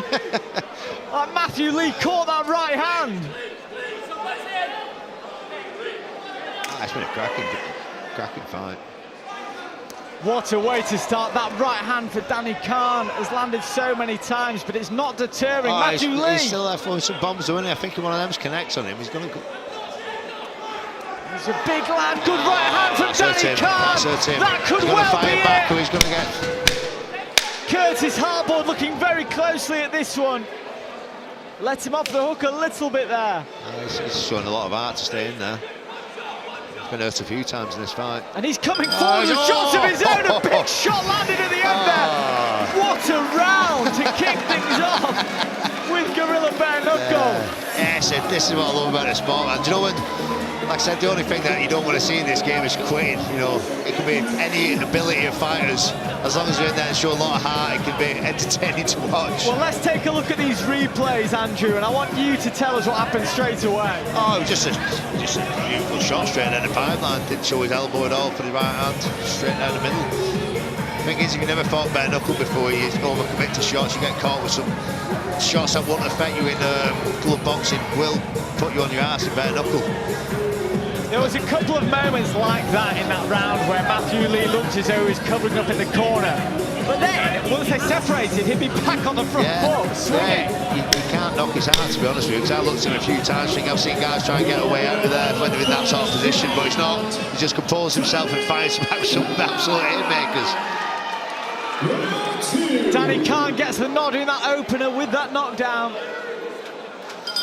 As round 2 gets underway. Oh, straight away with the same shot there.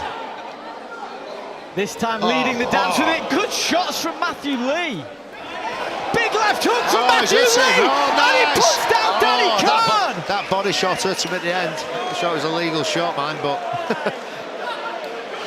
Wow. In the first 10 seconds of the first round, Khan put Lee down. In the second, Khan was down. Well, this is why bare knuckle's so exciting. Unbelievably so. And it looks as though there's a bit of damage to the face. Good shot again there! Wow, what action here! Matthew Lee! Matthew Lee puts him down again! This has been a big turnaround. Danny was very dominant in the first round, but the wheels seem to be falling off a bit. Timeout called by the referee. Unbelievable stuff. I think the medics are coming to take a look at the damage on the face of Danny Khan. But what heart shown by that man, Matthew Lee. No, it's been class. No, it's been, I love seeing stuff like this. He was put down in the first 10 seconds. No, but honestly, things like this is what makes the sport what it is. It just shows it's all about heart, this game, and how much you want it. It really does. And like you say, there were moments in that first round where he could have given up. Yeah. No, it's been very impressive, this. And we're back with a minute to go in this second round. Yeah, I don't think we've seen the last... Oh, that body shot's done him. Oh, that's done him, that. Body shot puts down Danny Khan, shaking his head. Matthew Lee standing over him. I don't think he's got... Go on, lad. And he's not made the count. Matthew Lee put down in the first 10 seconds of the first round. Comes back and wins it in the second. What a performance. Wow. Are they all going to be like this? I hope so. Well, that was a great... Yeah, that was a great one for the first ever inaugural bare knuckle fight on Gorilla. Look at this replay with me, Andrew. Ah, superb. Oh, it showed a lot of heart to battle back in that second round. I think Danny had a bit more boxing technical ability, but sheer heart, Matthew Lee showed absolute wonders, man.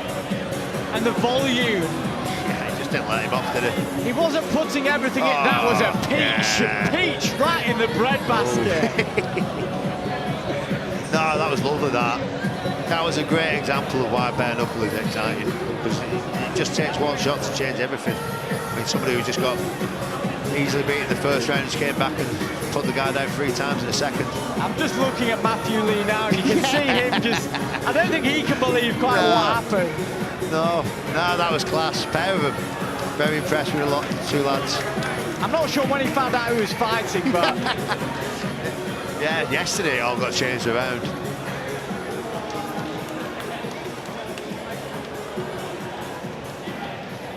Ladies and gentlemen, put your hands together and show some appreciation for a fantastic bare knuckle contest!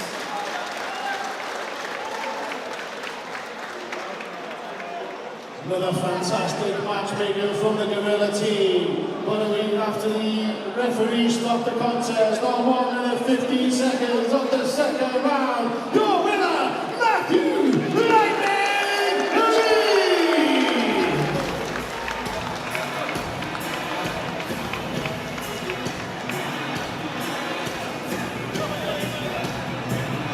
What a way to kick off Gorilla Bare Knuckle.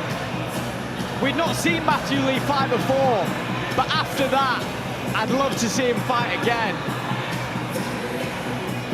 A really, really impressive performance.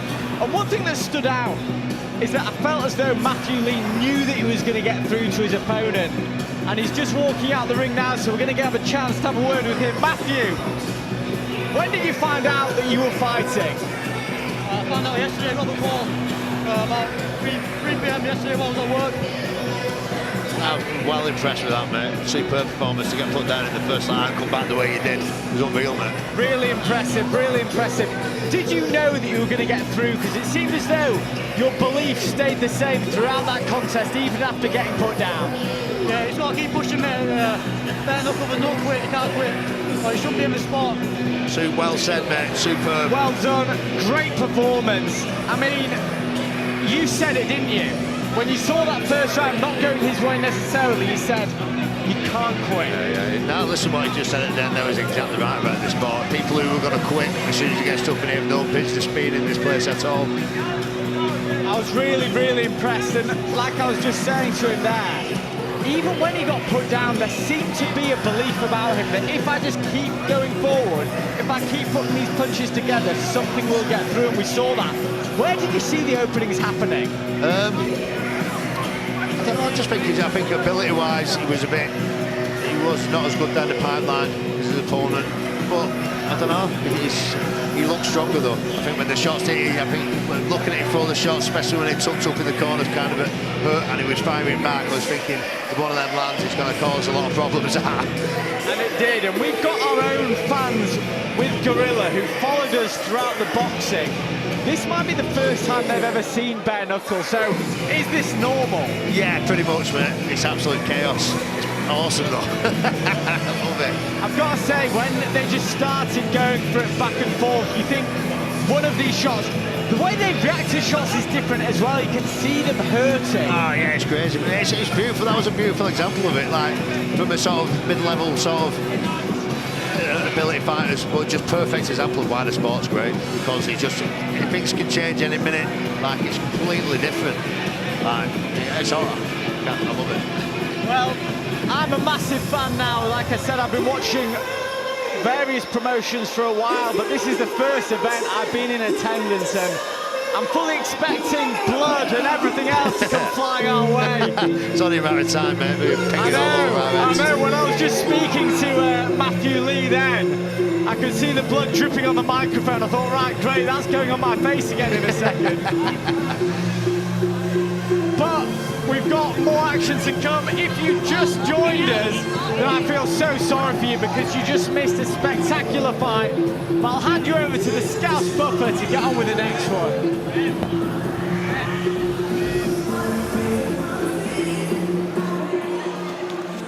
What a fantastic event we've had so far, and we're not even halfway through the action. But we continue. Please welcome next to the ring,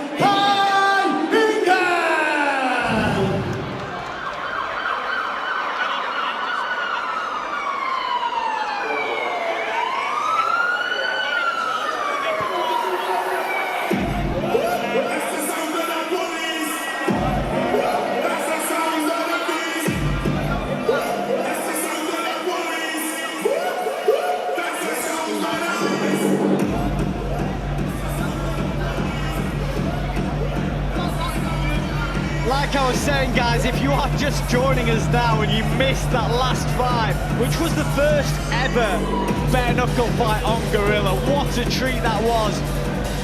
One fighter was down in the first 10 seconds and then he came back to win it in the second. Unbelievable stuff. Yeah, I think the good thing about this platform is the guys who are coming on it are not here for financially beneficial purposes. They're in here to boost their profiles, get themselves where they want to be in combat sports, and it attracts the right kind of fighters that we're looking for. People that want to come in and prove themselves and get somewhere where the money will come later down the line. This sort of level is really important. They're doing it for the right purposes. If you're coming in here for a couple of £100 thinking you're going to have an easy ride, you're in for a rough night.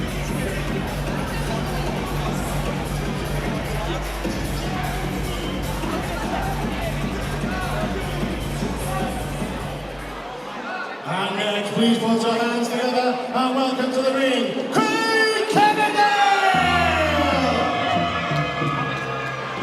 As Liverpool's own Craig Kennedy is about to make his way to the ring. Yeah, Craig's got a good boxing pedigree, to be honest with you. But again, I've seen it time and time before. It doesn't usually mean a lot in this game. Technical ability-wise, I think it's more about heart in the sport. And again, it's not full boxing. I think people coming up from MMA and other sports like that, especially if you're fighting somebody from a different sort of combat sport background, it's become very difficult to predict what they're going to do next. And he feels like he's got a lot to prove today, because at the second Gorilla show, where he got tired in that second round, he said that wasn't the real him. He's been training hard for this one. Yeah, he was keen to get on. He's been on from the beginning, to be honest. He had quite a lot. Taking a look at this tale of the tape, and if you are watching on our YouTube channel, make sure you subscribe, get involved in the chat, let us know what you're thinking so far, what your predictions are later down the card, particularly that Luke Dyson versus Lou Powell fight, and of course Terry Diamond against Matilda Wilson. All these fights so exciting, but we've got this one first. I think some other big fights, there's JJ Tonks Coriardi I'm looking forward to. Jack Dugdale, Ryan Dawson is going to be an absolute grudge match. I heard a chair went flying. Yeah, and the entire, about 15 fights, we weren't even at one specific fighter, we went at about 15 of them, they brought off half the fight card. I feel quite grateful that I only got hit by a can of Applied Nutrition. Right, let's pass it over to the Scouse Buffer.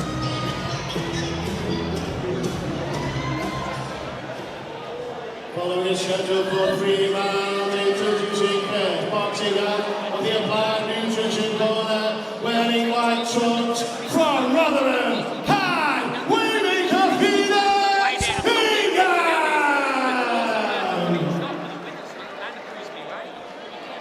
And his opponent across the ring, fighting out of the Palestine corner, wearing white trunks, representing Entry Boxing from right here.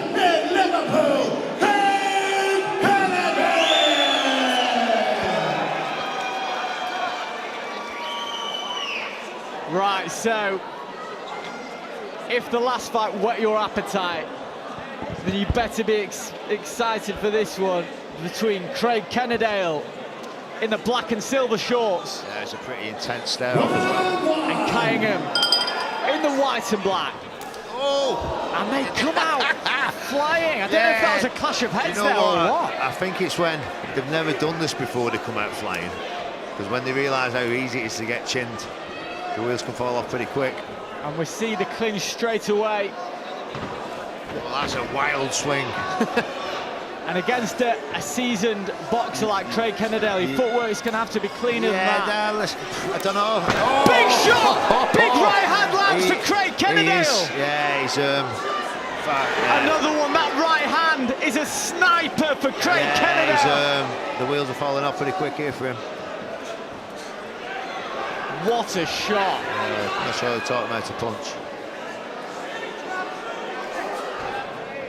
The right hand for Craig Kennedy, stunning. Kai Ingham twice. But Kai's tough. Yeah, he's definitely showing a lot of heart.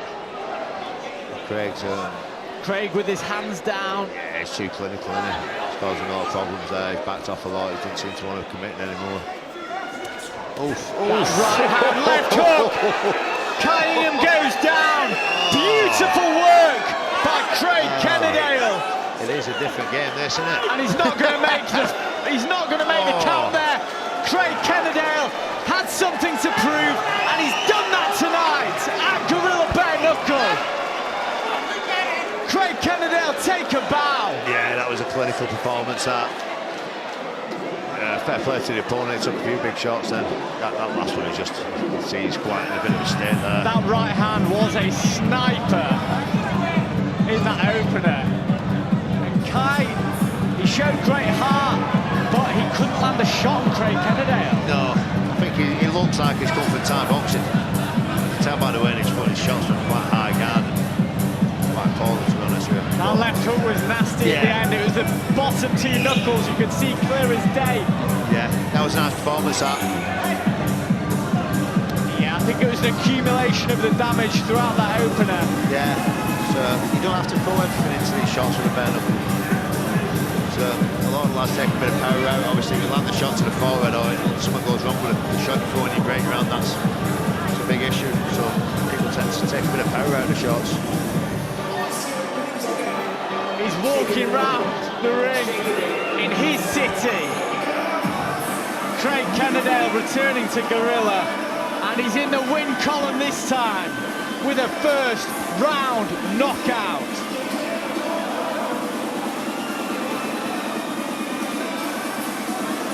Kai Ingram receiving some medical attention, which is great to see. He's sat up, just some ice being applied.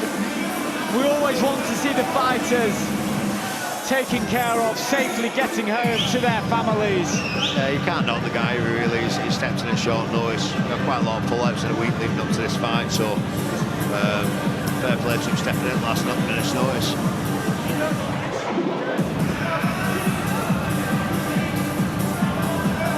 And the Gorilla is here.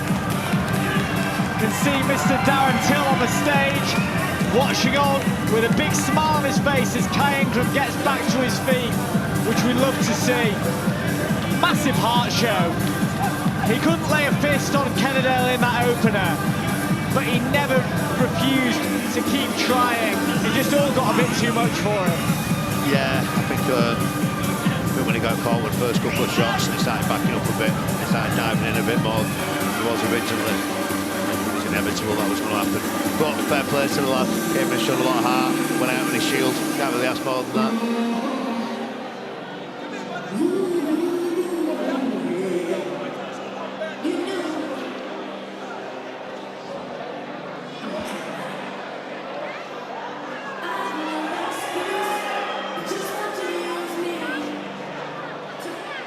Grand Central Dome, Liverpool, put your hands together and show some appreciation for our fighters. After the referee stopped the contest on 1 minute 20 of the first round, your winner, Craig Kennedale! And we are seeing these comments on the YouTube, and I'm really impressed with what I'm seeing in these comments. A lot of respect being shown to these fighters. Like someone said here, stepping in on a day's notice. Balls of steel, which is probably an understatement. Good win, Ginger. Craig Kennedale put in a great performance there.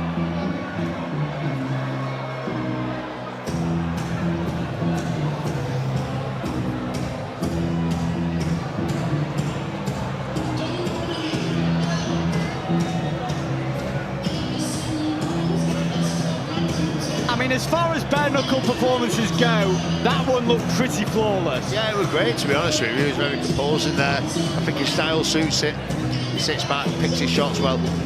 And I think he is making his way to us now, is he?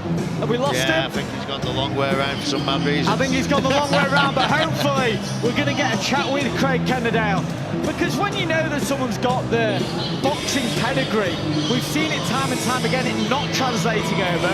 Why do you think it translated so well there? Because he balanced himself, he didn't overcommit to his shots. He gets his way off his lead leg, he's in and out. That's the way you've got to look at this game. It's not amateur boxing, footwork, the pro boxing. You overcommit to your shots too much, find yourself in the pocket with a bit of your guard too low, you'll just get pinged out of there in the sort of rebound. And that right hand, an absolute sniper. Yeah. People saying 2 good fights so far. Scousers don't get knocked out is a message we've been seeing. Look, we've got more Scousers tonight over in Vegas. We've got Paddy the Baddie, Luke Riley fighting. A lot of Scousers in action tonight. But Craig Kennedale, I think we've lost him. I don't think he's... I'm just standing up having a little look around. Yeah, he's definitely looking for a ginger Scouser with his top off. There's quite a few in here by the looks of things. But a great performance. I don't think we're going to get him, so I'm going to pass over to the Scouse buffer for the next fight.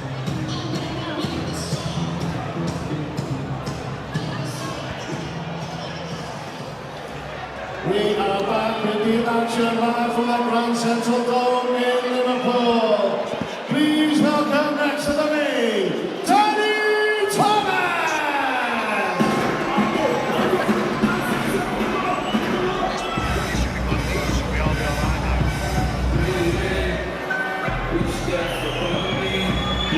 Danny Thomas, who is 4-0 in bare knuckle.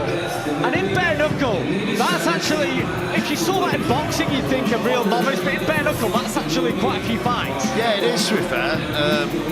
It's hard to judge. He comes out of the stocks fast, he's very strong, fast, explosive. I think Ryan's the kind of best opponent he's been put against so far. Ryan's very good, tough. It should be a good clash of styles, this. This lad, I think, he needs a good test to see what he's about now.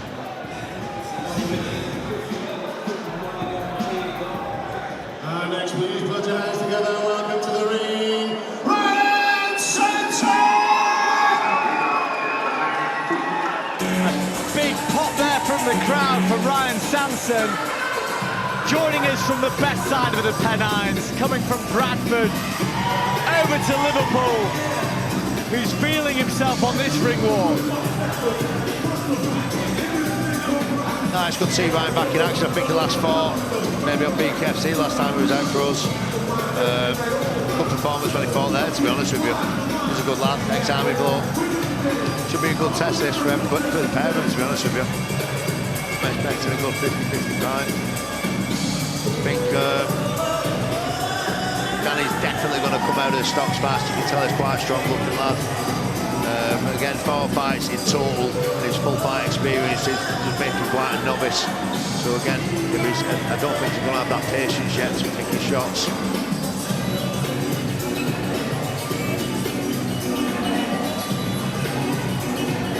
Taking a look at this tail of the tape, and the stark difference here being the age difference. Even though Ryan Sampson's 38, he looks in phenomenal shape. Yeah, I think he's he always keeps his foot in the door doing something. I know he was in the army for quite a long time. When he came out of there, that's when he went over to bare knuckle boxing. I think he competed in Spartan. BKFC has fought quite a lot of decent promotions over the years. Keep fighting in bare knuckle boxing in the ring. So it's good to see some sort of young up-and-comer test himself against a bit of an old veteran of the sport.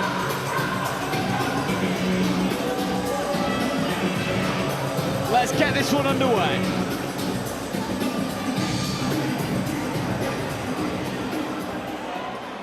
Following a schedule of 3 rounds, introducing first, fighting out of the Applied Nutrition Corner, wearing black shorts with green, representing BTG Gym from Madrid, Danny Thomas! In the opposing corner, his opponent boxing out of the first corner, he wears black shorts, representing Ostas Boxing from Bradford, Ryan Sampson!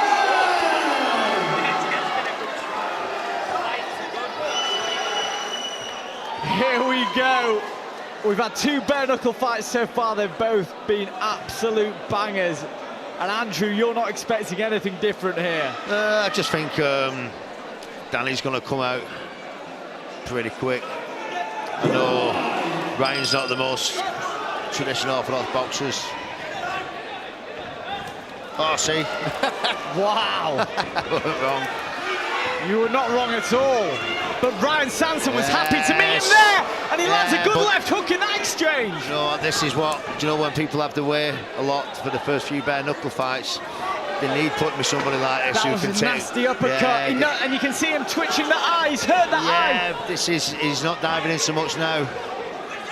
There's damage on both their faces, but that uppercut from the clinch for Sanson. Yeah, listen, what think about Ryan May? He's tough as all boots, that lad. Danny Thomas was touching the eyes, blinking with it. Do you know what? They need these tests, though. You know, if they want to get somewhere in the sport, they need to get rid of that nervous diving in energy. You're right. Ryan Sanson looks comfortable. Right hand on the break. Yeah, he's clearly hurt as well, Danny, but he's getting through it. Ryan's good in these situations where they break from the clinch and he lands a sneaky shot. Yeah, he's very composed. He seems to have clearly been working on his boxing a lot as well. You know, he's probably the best I've seen in this. Danny Thomas fighting on the back foot now, which isn't something we predicted beforehand. No. He made Ryan reach a bit for that right hand. Yeah, but again, 4 fights in total, like of all combat sports, is not a lot, really. He lands a solid shot on Ryan this time. That'll give him some confidence. Yeah, he's growing in confidence there. Oof. Right hand narrowly misses for Ryan Sanson. Both guys wearing some war wounds as we have 20 seconds left in this opener. Ryan's looking confident, composed. Danny's having short burst of success. He's not looking too sort of out of his depth, you know. Right hand over the top, targeting that wound on the face. He just needs to be patient instead of he needs to be moving, diving, bursts, get back out. Not staying there too long. What an opener, guys, on the live chat. Let us know how you scored that one. We do have open scoring on Gorilla, so you'll find out shortly. But we'll take a look at the replay, and there's one shot in the clinch, an uppercut from Ryan Sanson. It seemed to change the dynamic of that opening round. Yeah, I thought Ryan was more composed of the two, but I don't know, Danny was good in bursts. He's just experience is showing in little pockets of the fight. Ryan's looking very composed. Very composed indeed, and that comes with experience, right? Yeah, it does, yeah. I think this is the right opponent. It's a very good test for Danny. It's a good fight for Ryan as well. It's been a good, it made sense to put it on. It's worked out the way forward.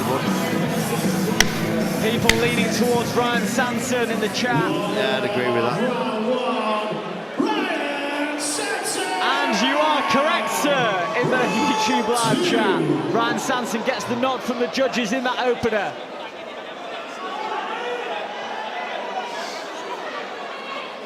Come on, England, for tonight in the chat.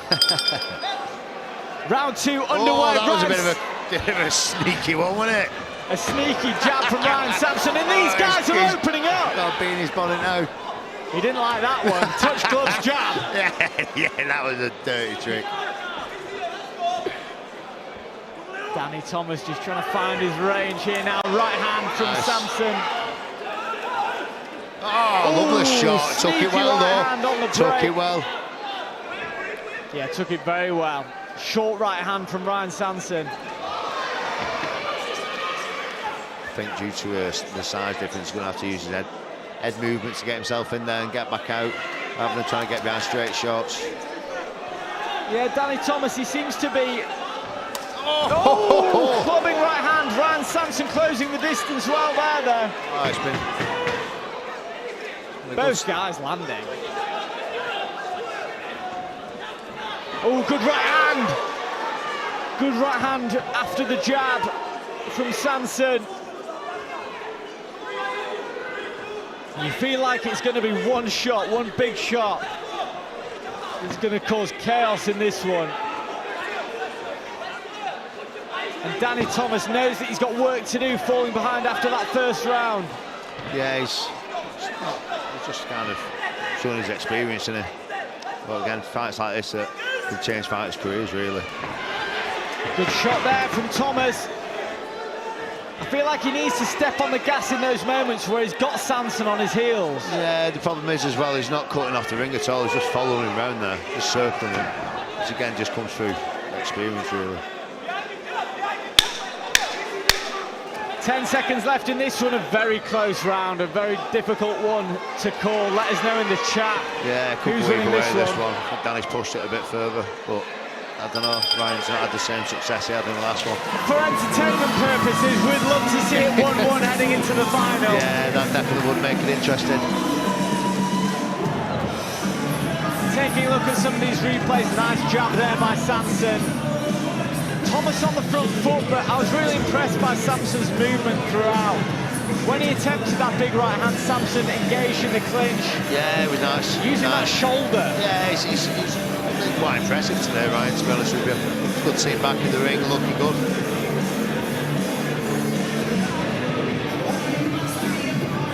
Great round.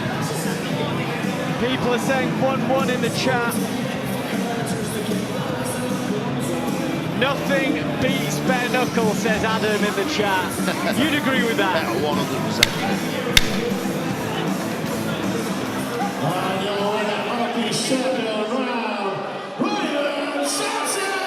Ryan Samson, 2 up.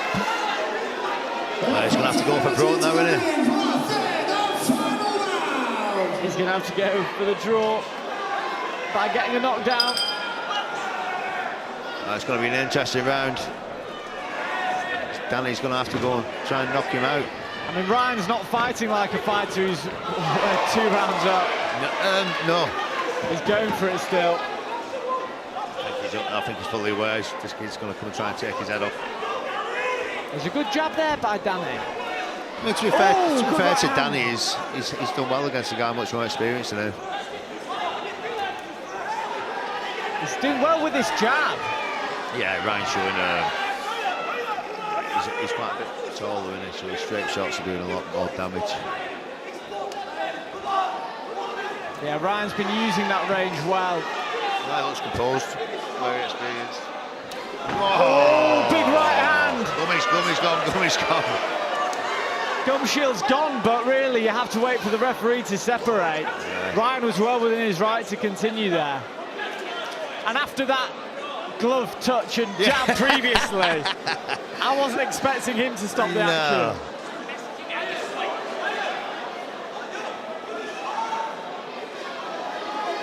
A lot of respect for the chin of Danny Thomas in the chat, which is a very fair comment, I think. It's been a good fight.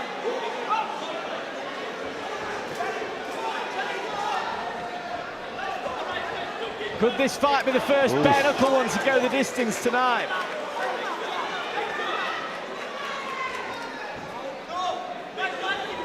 Oh, good shot. Good right hand after the jab from Thomas. You're just constantly on the edge of your seat here, knowing that one big shot could change everything. Can Danny Thomas find something in the final 30 seconds? Well, he's got to commit. He might as well just go and throw it all out there now. Ryan's just using his head, not really doing too much, just trying to buy some time, trying to keep him off. There's not much time for him to score that knockdown, which would take it to a 4th round. Ryan's shown his experience in this bout. Yeah, I think he's naturally taller as well for the weight division, which I think's gone in his favour quite considerably. A lot of the time as well, when they're getting used to the sport and they're quite inexperienced fighters, finding a true weight division just takes a bit of time. Sometimes when they come across a natural lad at that weight division, they realise how small they are in that division. It's usually a good idea to go down the divisions. Yeah, just showing his experience, even the slipping, rolling, firing back and then getting his distance. Scoring points still in that final round, but not putting himself in any danger unnecessarily. Yeah, Ryan, very impressive throughout the fight, really. He was busy for the first 2, just did what he needed to do in the last one, and after he won the fight, so well done, Ryan. It's looking like the first loss for Danny Thomas, but you said it before, he'll learn a lot from this one. Yeah, definitely. I had a feeling he was going to come out of the stocks fast, and I think when he got caught with a few big shots in the first exchanges, it kind of knocked his confidence a little bit. Just a bit more to it, unfortunately, than just rolling the dice and just overcommitting to every shot.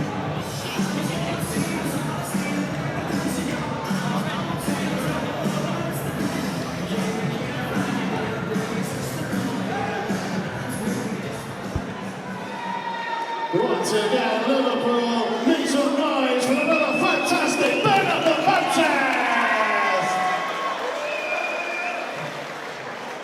After 3 rounds, we go to the judges' scorecards, and your winner by unanimous decision, Ryan Sampson!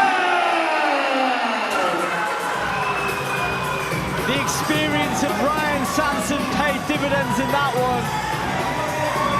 Great toughness shown by Danny Thomas, but the man from Bradford gets it done. Yeah, but I also think, you know, with Danny, I think the change he'll make in regards to how he fights next time will bring him on to that next level where he wants to get. Sometimes the best thing that can happen to a fighter in his career is getting a loss behind him. Takes away the pressure from winning all the time. And we've got 4,000 people in the live chat currently, so keep your messages coming through because we're absolutely loving it at the moment. Gorilla's taking off. Yeah, thank you so much for everyone who's getting involved, and the action's been non-stop. And Andrew, you were saying beforehand how this is the most exciting sport in the world, and it's proving it today. Oh, without a shadow of a doubt. The only thing that really comes close is sort of MMA, but I think when you have the grappling side of MMA, it takes away that just non-stop, consistent next time, and this game has that from round 1 to the end of the 3rd to 5th round. You know, it's just chaos. You just can't blink. And we saw with Darren, who made that crossover recently to Bare Knuckle, he said it himself, even though he's fought pro boxing, Muay Thai, MMA, he said it was so important for him to feel it, whether it's taking a shot or giving a shot, because it's completely different. I think taking the shot is the biggest difference, because you see when they take that first shot in Bare Knuckle, it's like they've just been electrocuted. They just kind of like shake a little bit and either adapt and get with it or welt, you know. I've seen a lot of fighters get hit and just think, nah, that's not for me, that. And we see with all the training as well that Bare Knuckle fighters are still hitting the bag with big gloves, and surely they're not sparring Bare Knuckle, so how do you find that balance in training? Obviously a lot of the heavy work gets done in gloves just to protect your hands, but a lot of the mitt work and stuff like that gets done in MMA gloves. You have to do sort of light contact sparring with MMA gloves as well.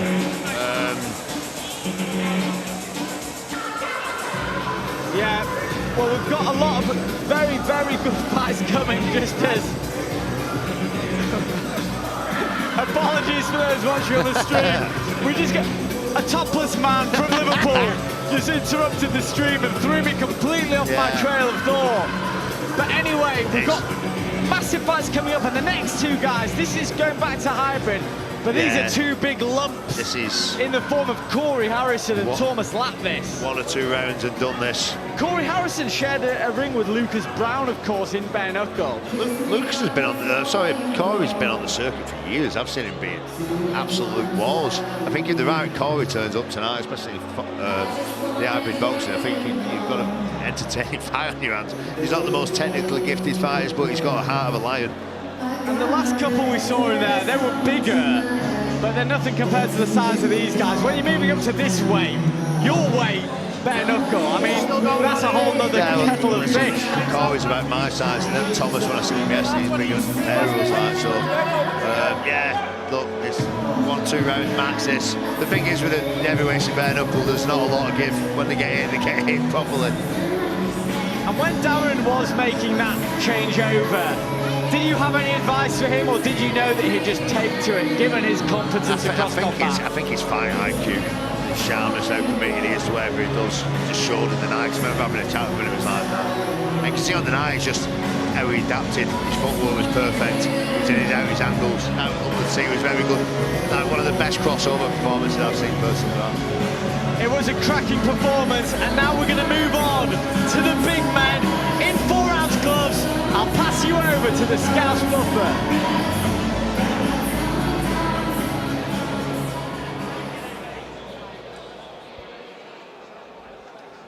We are back with the action from the Grand Central Dome in Liverpool. Next, please welcome to the ring, Thomas Latvis!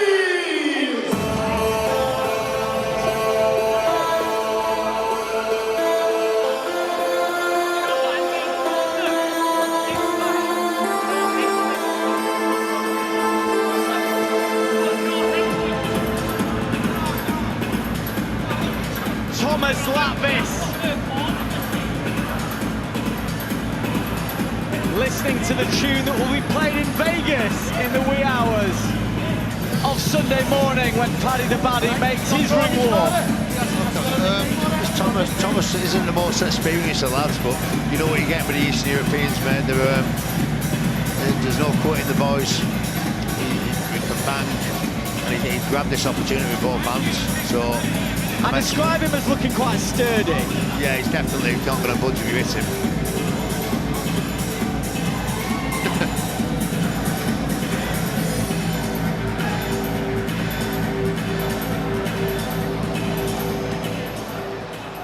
And next, please welcome to the ring, Corey Harrison! There are some Corey Harrison fans in the live chat. Michael Ross says Corey Harrison wins this one. Yeah, it's, one of them is getting knocked out, I can tell you that. They're absolute units, the pair of them. Yeah, I wouldn't want to footpin him down the dark alley. No, I mean, like I said, Corey's been around pretty much the entire time I've promoting Bare Knuckle. He's definitely tough. He can fight, Corey. But again, you've got a hungry, newcoming fighter on the scene. He's going to be looking to come out and try and make a statement. I guarantee he's not going to be pulling any punches. Well, he told Thomas Lapis to bring a pillow tonight. Well, he looks switched on. He's training out of a good team of fighters as well. Same gym as Mikey Henderson from BKFC. Quality gym, quality coaches.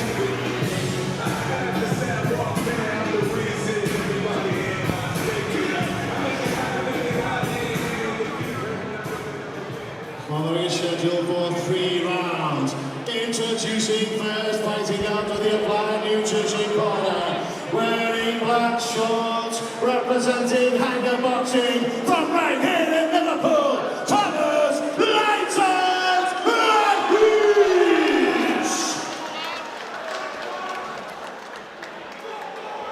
And his opponent across the ring, fighting out of the Prize Guy Corner.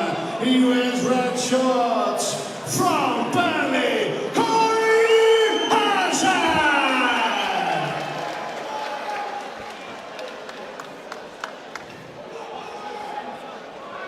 Let's get this underway.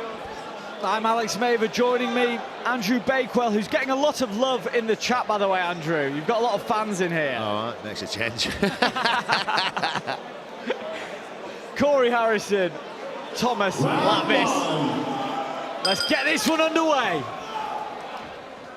Those 4-ounce gloves look tiny on these Yeah, guys. do you know what? If anything, it actually hurts more. It does less damage with the cuts and stuff, but once that issue, it's just get like wrapping your hand in a brick.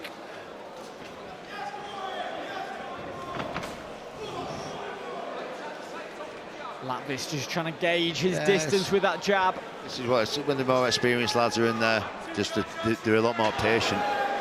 Just look, you know, that one shot can change everything. Yeah, so right they're hand. not as keen to commit once they've been chinned a couple of times. No, the right hand of Corey Harrison just whistled past the chin. Good shot to the body there from Lapis. Yeah, nice.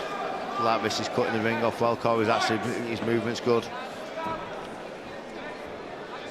You can tell these guys respect each other's power. Yeah.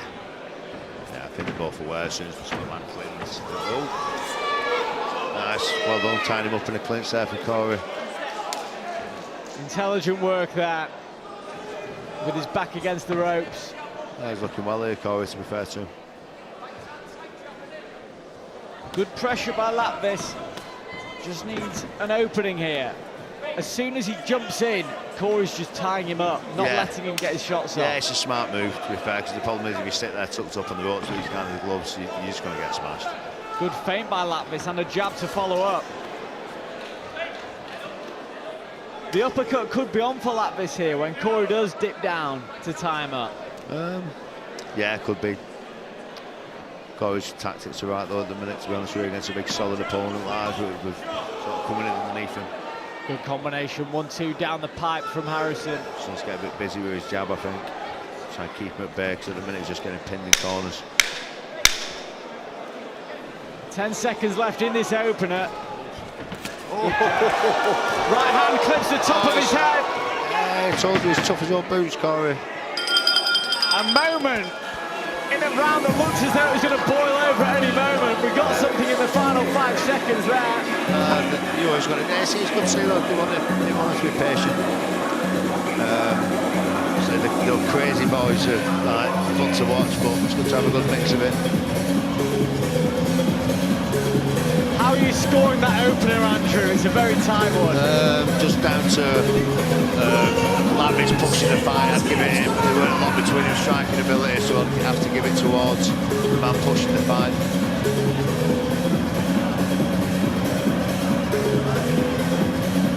Thomas Lavish put the pressure on. But let's see who the judges gave it to. And your winner of the first round, Thomas Lavish! The judges agreed with you, Andrew. Thomas Lavish getting that opening round nod. Yeah, I just think when there's not a lot between them, the actual strikes being thrown, it's going to come down to who's actually moving forward the most. Want to see more of a jab from Harrison. I think he's just worried about him slipping it and catching him on the rebound.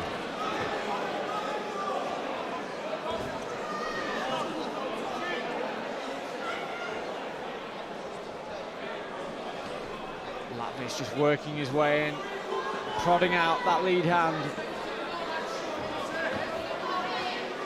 Harrison's been looking for that big right hand, but it's not landed yet. Good work there by Lavish! I don't think that was pushed then. He seemed to almost bundle him over and follow up with some shots there. We'll take a look at the replay. I don't want to be unfair to Lavish. No, it's hard to really see properly what goes on and stuff like that. Lavish is looking confident though. So he should. He's got that opening round in the bank. Yeah, he's stalking his opponent well. That was a good uppercut. Oh! And that was late, that follow-up shot. Yeah, there needs to be yeah, Curtis Harbord looks over to him and shook his head. It does need to be clamped down on stuff like that, to be fair, because it's quite a regular thing in the sport in a whole. I think if they don't get a grip of it properly, start taking points on people when they do it. Doesn't happen in any other combat sport, so I don't understand why people think it's time to do it in this. He's giving him some time to recover. We don't know if a point is being taken off yet. A warning should be given, minimum. I mean, that was a big shot. Yeah, it were. Like, if you're taking a shot to down the opponent, which is a knee on the floor, like, it's going to work. Let's see how they respond. Right hand comes in and a left hook. Oh, big right hand from Thomas Lavish. Puts down Corey Harrison. I think it's over that. It's over. Wow. The man from Hanger Boxing Gym in Liverpool wins by second round knockout. Yeah, like I said at the beginning, just as soon as someone landed clean, it was going to be over. Impressive performance from Thomas. He stalked his opponent well, picked his time to commit to his shots and found the opening in the end.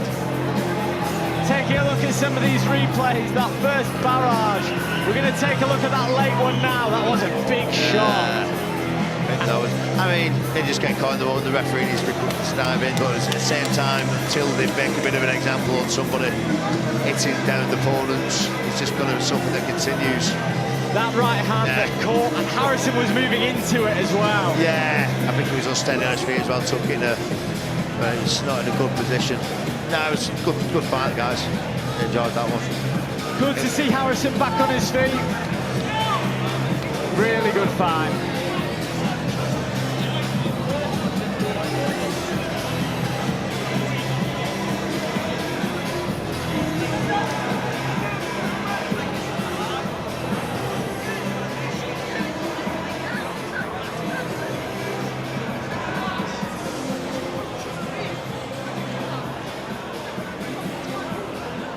Once again, Liverpool, put your hands together for another fantastic Gorilla matchmaker.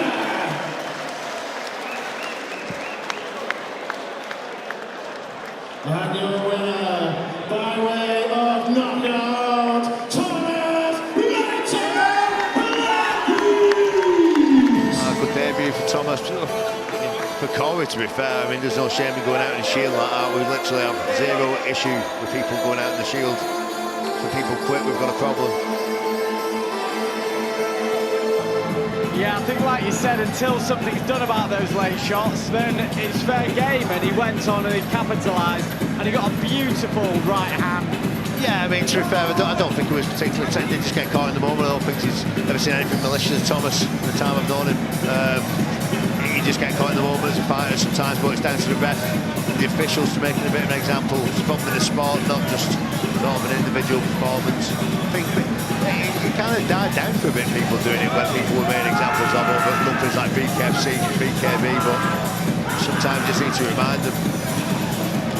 Mikey Henderson enjoying himself in there as well. Yeah, he's one of the main characters at Gorilla. Yeah, Mikey's cool. He's a proper cool guy, Mikey. I mean, he's been with them from the start. We see the Hanger Boxing guys in every single Gorilla show so far. They've blended really well between the bare knuckle style, hybrid style and boxing, and I think more gyms are starting to do that, aren't they? The thing is, I think as well, it comes down to the sort of people doing it. You know, Scousers are genuinely tough, rough and ready people, you know. There ain't much quitting them boys. Same as the Irish, Yorks, the Lads Banks, Geordies. Not Southerners. Nah, Southerners are soft. He said that, by the way, I was joking before I get abused online. Yeah, the comments will come flying in. So we've had so many great fights already. We're going back to bare knuckle shortly. And I think the pace of this card, it's not like boxing, because not only are there lesser rounds, but from the first bell, the guys come flying across each other. And they want to feel it, they want to be the first one to land that shot. Yeah, but look at the crowd as well. The crowd's engaged from the moment they come in here and it kicks off till the moment they go home. There's no breaks. We just run through it, just 3 hours of craziness. That's what we've created at Gorilla though. From the first fight, we have a full house, we've got people in here enjoying themselves, dancing. The Scouse buffer gets everyone up on their feet. Do you know what? I think the job Darren and Andrew have done on this these events has been nothing but impressive, to be honest with you. It's like, Andrew's class, like, he's a proper switched on guy. He's impressed me. Like, to say that we started in January and this is our 5th show, am I right in saying our 5th show? So we've been to Liverpool, Gorilla 1. Then we went to Birmingham, Bolton, Wales, and now we're back in Liverpool. 5 shows in 7 months, across disciplines now in bare knuckle. Yeah, I'm not sure that's been done before. I don't think it has. Not the pace these boys are doing it. No, it's insane. It's they know what they want to do and they don't mess about doing it. They've not waited for anybody and said, look, this is what we're doing. Just ran at it. And they've pulled it off as well, so fair play to them. And I think one of the hardest things is getting the eyeballs on a new promotion, because you see promotions popping up every other day, basically, but we've somehow, I know why, because Darren Till's massive draw and the efforts Andrew's putting into it, but we've managed to get the eyeballs onto Gorilla, and they're still interested. I think, obviously, with Darren being a draw that he is, and also the eyes they bring onto it by using the right fighters and doing the right things, it worked well. Like the people like self ringside, all the other celebrities they have ringside, it works well, because then all the fighters want to get onto the platform, because it's as close to pro boxing as you'll get this. You never get anything like this in the licensed boxing world. They put a lot of time into making it right, and look at it looks amazing tonight, considering it's the 5th show. They've never promoted a show before in their lives before this. Is pretty insane, really. Like I said, you've been getting some love in the live chat, but I want to give you your credit as well. You and the matchmaking team. It's an art, matchmaking, and every single time you manage to put on exciting fights. Yeah, I mean, that's what it's about at the end of the day. You don't want to see loads of 5-round wars, you don't want to see loads of first-round knockouts. You've got to try and put it together and hopefully get a good blend of it, and it just keeps it interesting for the whole night. I've got to interrupt the Scouse buffer dancing in the middle of the ring now. I'm so sorry the camera's on me and Andrew Bakewell, because the Scouse buffer is boogieing. But I'm going to hand back over to him to kick things off with the next bout.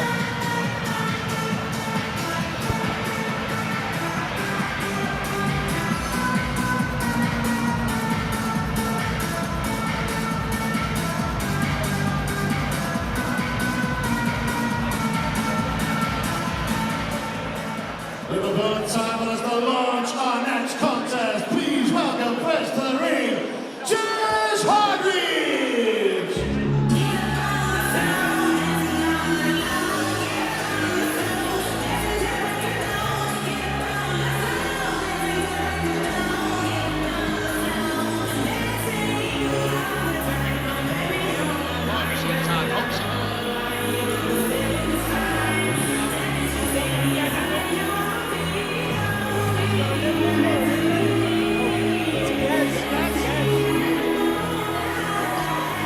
It is a scorcher here in Liverpool.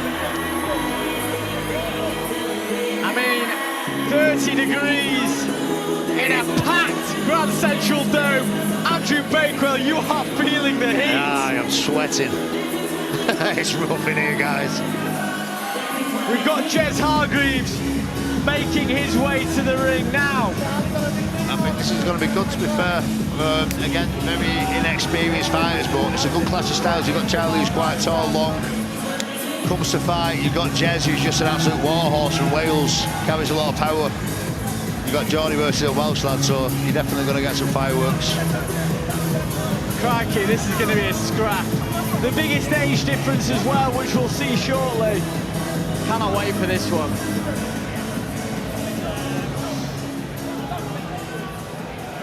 And next, please welcome to the ring, Charlie Thompson!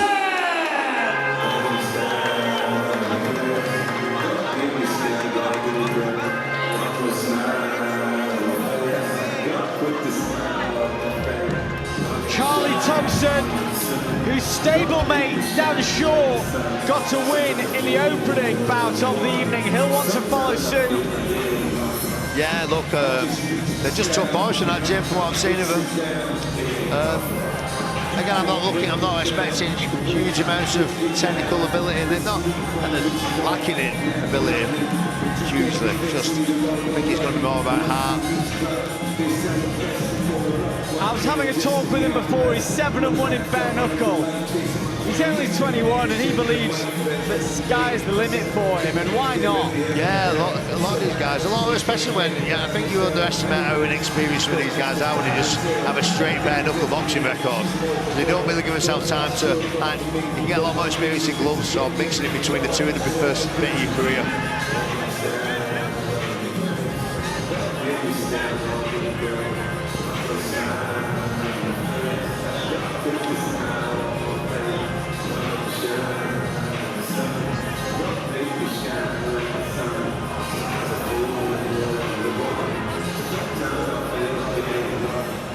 Introducing first, fighting out of the Applied Nutrition Corner, running scarlet blue trunks from Denby, Jez Hargreaves! No, I've seen Jez fight live before. I think he just came out and tagged somebody all over the ring on one of... out of the bright sky corner, wearing black trunks representing Be the Example, from Carlisle, Charlie Thompson!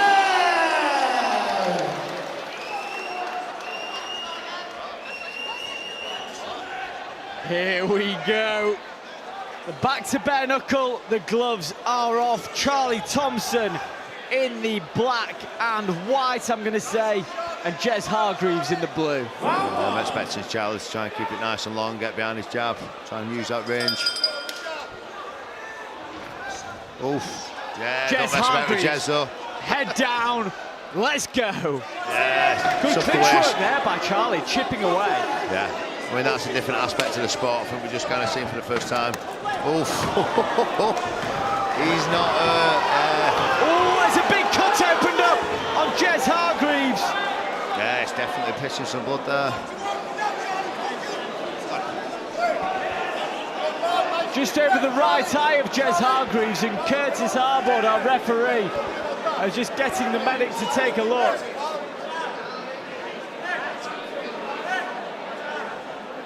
What a fast start. Jez Hargreaves it is. The screen's incorrect. Throwing caution to the wind. Head down. Head down, swinging forward. And caught by Charlie.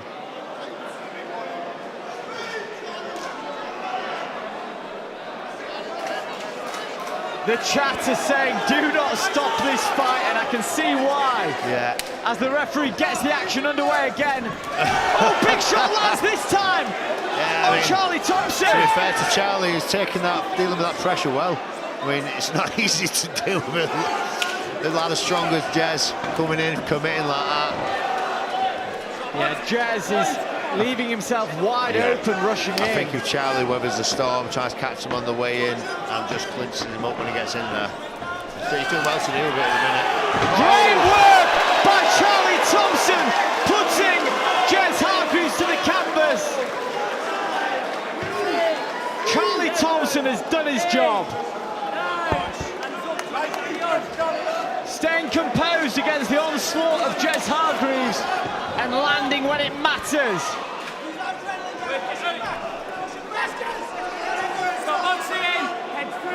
Charlie Thompson tying him up there. There's no need for him to get involved in that stuff. He's so rangy. He's been very patient, to be honest with you. I've been quite patient with it. Again, it's very difficult dealing with somebody who's kind of as wild as Jez.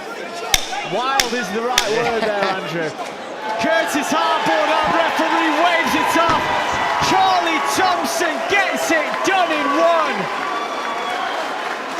Moving to 8-1 in bare knuckle. Darren Till there giving him a huge round of applause. He liked that one.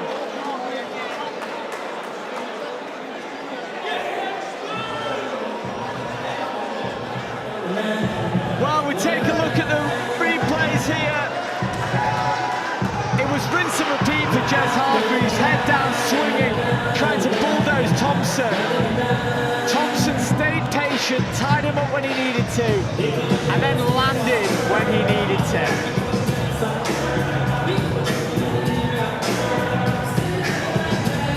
Good job by Thompson. Could have easily been overwhelmed by the situation. Caused a big cut and got the job done.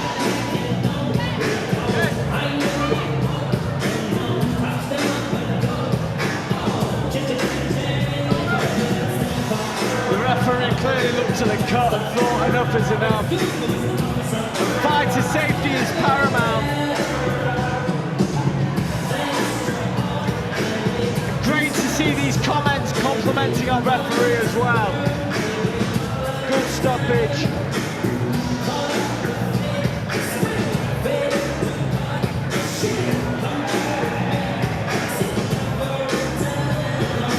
Yeah, no argument for the stoppage there.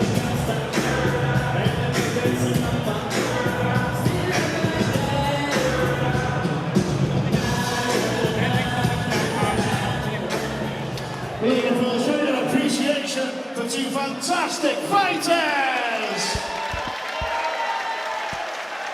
And after the referee stopped the contest on 1 minute 50 of the first round, your winner, Charlie Thompson! Fantastic performance by Charlie Thompson. Should be very proud as a young man dealing with a much older opponent who had one game plan to march you down, bulldoze you. Charlie showed patience and got the job done in one. Joining me for the next one.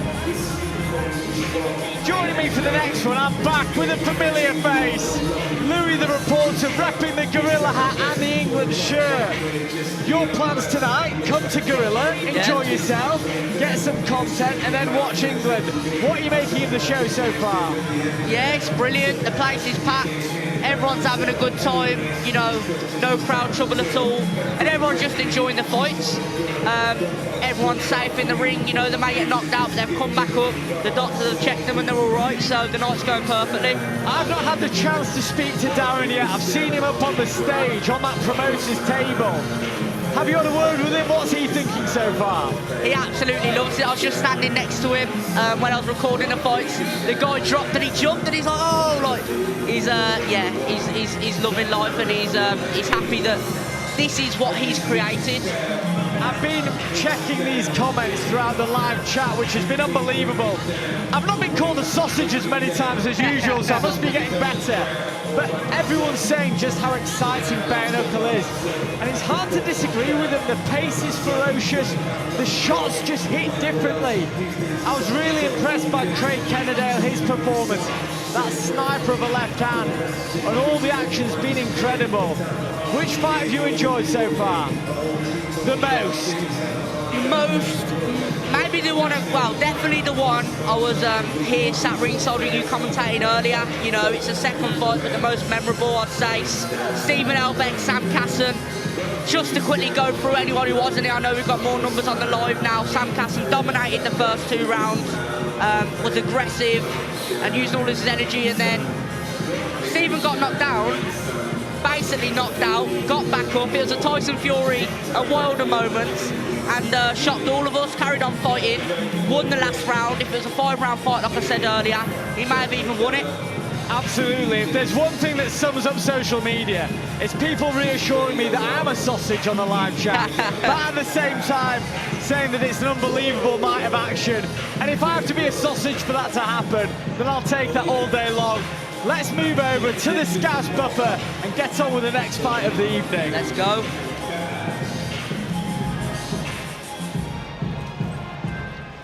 So, Liverpool, what do we think of the first ever Gorilla Bare Knuckle event? We are just past the halfway point and we are turning up the heat. Also a reminder that after tonight's event we will be showing the England game live on the big screen behind the stage. But now we continue with the action. Please welcome next to the ring, Corey Hardy!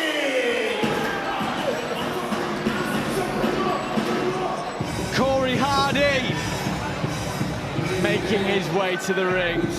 Someone had to come out to Many Men. And it's Corey Hardy. Have we already had it? Yeah, we already had it. For the second time tonight, Many Men introduces Corey Hardy to the ring. And this was a great build-up yesterday at the press conference. I just want to highlight, someone put in the chat, it's genuinely been crazy fun so far, I can't lie. I mean, even if you're tuning in, you was meant to watch one fight and you've watched them all, I don't blame you, because what a night it's been so far. Yeah, it's been incredible.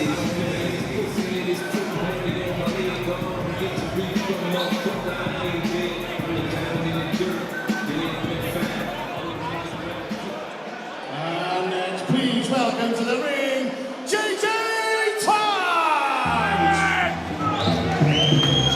JJ Tonks making his way to the ring now. And one thing that has been consistent in the build-up to this one is both men have been guaranteeing us a war. As Darren said yesterday, it's one thing saying it, it's another doing it. But these two have definitely proved that they can say they'll deliver a war, and then they'll produce the goods on the night. JJ Tonks making his way to the ring.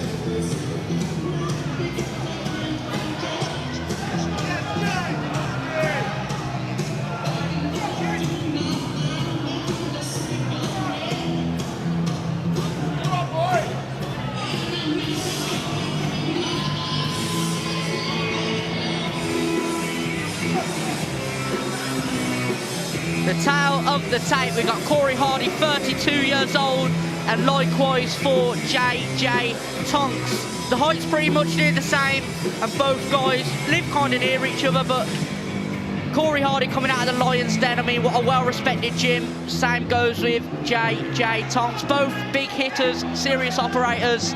Let's see. Another bare knuckle fight tonight. They've been really, really entertaining so far. Alex, what do you make of this fight? I just think both men have said it's going to be a war. I'm expecting as soon as that first bell rings, neither man takes a backward step. Anyway, let's get it started.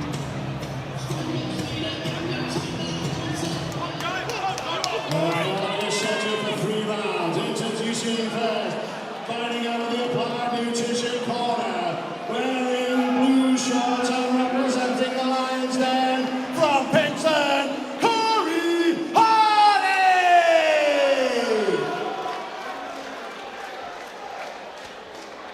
And his opponent across the ring, fighting out of the prize guy corner. He wears white shorts with black, representing Trojan martial arts from Beachdale, GBK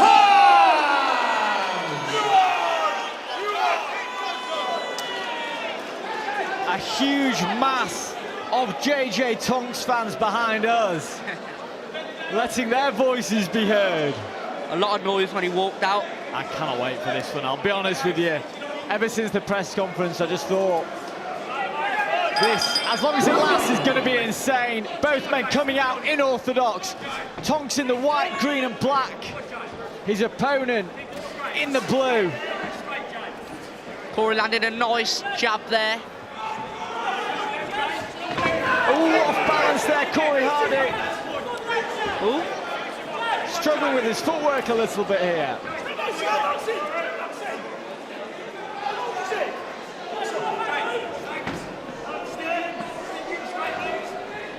Good slip there by Hardy. Lovely left. Little left hook there, and again. He's jabbing his way in, Hardy. Just trying to set up that right hand. JJ needs to catch Corey when he comes in. He does that quite a bit. He's quite aggressive with that. There's a cut to the side of the head of Corey Hardy. I'm not sure what shot opened that up. It's spitting out as well. It might be a deep cut there. Yeah, there's a cut on that side. Good jab there! Big jab there from Tonks! They've got a big reaction! The referee intervenes here with a standing 8 count. He did not like that jab. And the referee waves it off. A huge victory there for JJ Tonks. The fight is off as, you know, Corey looks like he doesn't know where he is in there. Brilliant call from the ref, Wayne Alexander, and JJ looking fresh, like he's just come out of the shower there. Yeah, we'll take a look at the replay shortly, but after that cut, it seemed as though it was the jab that really changed things.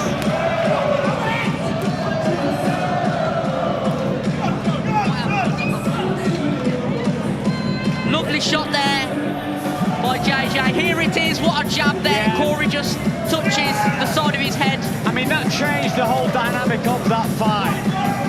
Both men were exchanging, but that jab grabbed his eye, I think. It may have been like hitting the orbital or something. And then once Tonks started unloading and Wayne Alexander clearly had seen enough. Great performance by JJ Tonks, who's dancing away. He looks fresh. Yeah, 100%. I mean, what I said earlier, needs to catch Corey when he's coming in. Corey even slipped at one point when he was coming in with the overhand. So, yeah, brilliant adaptation of the fight there by JJ. I mean, the referees typically get a lot of stick, but I think officiating tonight's been brilliant. Yeah, 100%. The right calls and the safe calls as well. Obviously, we like to see knockouts, but we like to see fighters come out the ring safe, back to their family, back to the guys in the crowd supporting them. All good. Because they're too tough for their own good in most cases. But JJ Tonks, hopefully we can get a word with him afterwards.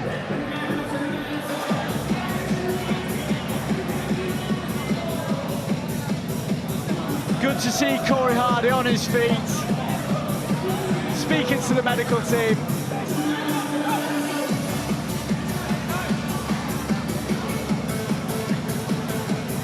I mean, I wouldn't say we've had one bad fight tonight. The Scouse Buffer needs to stop dancing and get in the ring and announce who the winner is.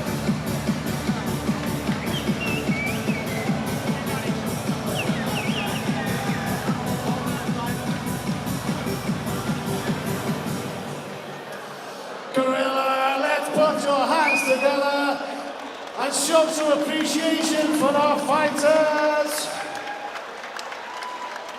After the referee stopped the contest on 1 minute 20 seconds of the first round, your winner, JJ Tonks!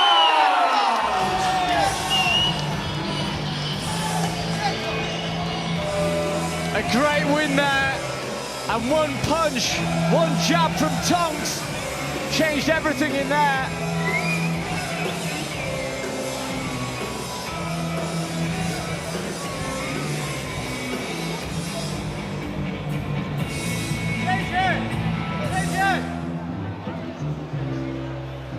Just grab JJ here for a quick word. My loud voice carrying across the ring. Over to us, and JJ Tonks is going to make his way down here because that was a fight that everyone, I think, had been looking forward to beforehand. Just greeting his And when friend. it came time to deliver, the man delivered. And JJ, we were so excited to see what happened in this fight. You delivered a first-round stoppage. How are you feeling? I feel great, man. You know, like being in the fucking... Sorry. No, but being with a bare fist. I just feel like I'm meant to do this. Obviously, I took a few jabs. I eat that shit all day. And it was a jab that changed the whole dynamic of that fight, because it looked as though there were, yes, he had a cut. It was fairly even, but you got a huge reaction from that jab. What did you think when it landed? When I landed the jab on him, I've seen him stumble back. I thought, yeah, you're gone now. But hats off to Corey. I've got big respect for Corey. But if you can't continue, you can't continue. You got the job done. You've clearly got mental fans. You've clearly got mental fans. We'll have him on the next Gorilla, definitely. What a fighter. Brilliant, brilliant work, brilliant work. Unbelievable. What does that kind of praise mean from the man himself, Darren Till? Oh, it's, you know, like being here yesterday, we've obviously next to Darren. A bit like surreal, really. It's like, wow. So, obviously, you know, it's great, ain't it? And I was going to say, you've clearly got mental fans. You've already been told you're on the next Gorilla. How far do you want to go in this game? I want to go all the way. I want to go all the way. I felt like I should have turned to the bare knuckle a long time ago. So now I'm like, I don't want to waste no more time. Let's get it. There we go. Congratulations, JJ Tonks. Brilliant performance there. I mean, Louis, when a fight is so anticipated like that and you get a first-round finish in that manner, and you heard it from Darren himself there, he says he's going to be on the next Gorilla. You want to see this guy fight again? No, 100%. After seeing that performance, after seeing the build-up to the fight, his demeanour towards it, he's definitely earned this shot, he's definitely earned this position, and he's proven why he's on this platform, Gorilla Promotions. And for him as well, for Darren to come over, I don't think that's ever happened tonight, for Darren to come over and say, you're on the next show, definitely one performance, it must mean a lot to him, and he's earned it. I think it does, and if you can see these topless, tattooed men behind me, these are the fans of JJ Tonks that I was speaking about previously. And they were making noise throughout that fight. He's clearly got a great fan base, a committed fan base, who are all absolutely buzzing with that performance, making their noise now. But there's no time to spare. We're going to get on with the next fight. Over to the Scouse Buffer. Let's go.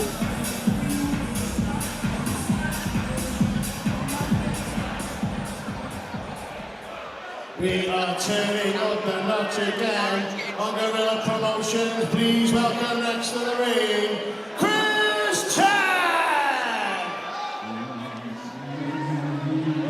Here we go. Back to hybrid rules with Chris Chan. His stablemates have already been out tonight, Louis. Yeah. And they've both got wins. You've had Charlie Thompson and Dan Shaw both getting wins. I mean, if you haven't saw Chris Chan, just wait till he walks out into this venue. What a huge guy. And, you know, either one of these get knocked down, then he is going to be loud.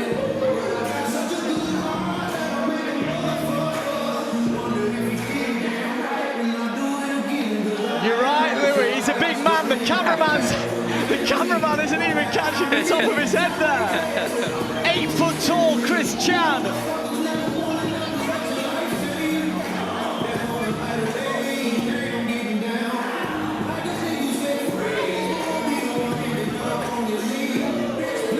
I just want to read out a comment here. I like how less time there's between fights, good to watch. And that's the thing with Gorilla, you know, no delays, really anything like that. Or if it is 5 to 10 minutes straight on. And we'll bring it over to the MC now. Next, please welcome to the ring, Conrad Stadler! Conrad Stadler. He's been on a journey just to get here on Gorilla. He's had opponents pulling out. He thought that he wasn't fighting on Thursday. Found out who he was fighting yesterday. Now he's making his way to the ring. And we know there's a lot of Polish fighters in the bare knuckle. BKB, BKFC, you can name them.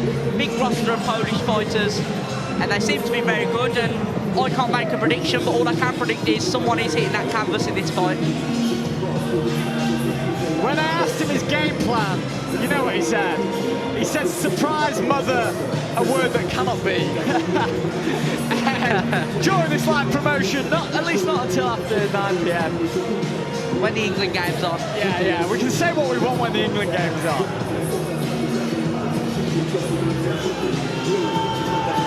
Tail of the tape. Two huge guys standing. Conrad Stadler, 6'1", and Chris Chan at 6'4". As I said, someone will be hitting that canvas very, very hard. Live not too far away with the home gym, Liverpool and Carlisle. And as again, the gyms are very respected. We know the Polish fighters bring a lot of heat to this game, so let's see. I was actually with Conrad in the week, and he hit the punching bag, and oh my God, the whole thing moved. Did it beat your score? Not quite, no. Right, let's get this one started with the Scouse buffer.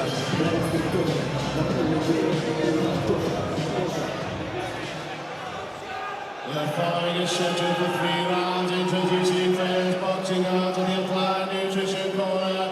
Wearing black trunks and representing Be The Example from Carlisle, Chris the Whirlwind Chan! And his opponent across the ring, watching out of the Bright Sky Corner. He wears red and white shorts, representing WCU from right here in Liverpool, Conrad Stadler! Plenty of Conrad Stadler fans in the house. And Chris Chan, both guys getting a big pop from the crowd. Conrad in the red and white shorts, and Chris in the black shorts. Just doing a little talk with the referee, but just looking at the size of them, this fight's going to be interesting. Here we go. The rangy Chris Chan pouring out with that lead hand.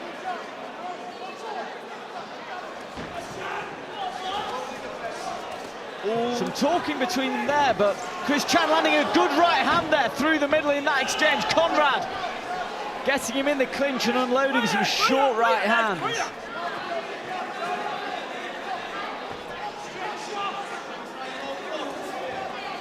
Left hooks exchange. Lovely left hook by Chris Chan there, and again. And again, good right hand there from Chris Chan. Puts Conrad Stadler down. Right hand to the top of the head there, on the side. The corner telling Conrad to switch on. This is real now. As we go again after the first knockdown in this fight. How is Conrad Stadler going to respond? Left hook and a right follows up by Chris Chan. He looks way more confident now. Stadler on the back foot, on his heels. Still dangerous. They need to be careful with their fingers in these exchanges. Oh, left hook, short left hook from Chan. Stadler just hasn't got going yet, and you can understand his corner's frustration. Oh, another right hand from Chan, gets a big reaction out of Stadler. That left hook and right straight seems to be doing Chan very, very well. Conrad needs to do something here. Good jab, using his jab very well, Chris Chan in this opener. And scoring a knockdown. When you're only fighting 3 rounds, that is so important. Great first round for Chris Chan. Guys in the chat, put your predictions for this fight now. Conrad against Chris Chan. I mean, you know, we've saw already who's looking better in this fight, obviously with Chris Chan knocking Conrad down. We just saw it on the replay there on the screen. Lovely left and right. Yeah, no secret who's won that round. Of course, we'll still announce it, the open scoring being a feature of Gorilla. Lets people know if they've got to chase or if they can try and cruise. But in 4-ounce gloves or bare knuckle in a ring this size, cruising is much easier said than done. Someone put 1-0 ballsy in the chat. Are they brothers?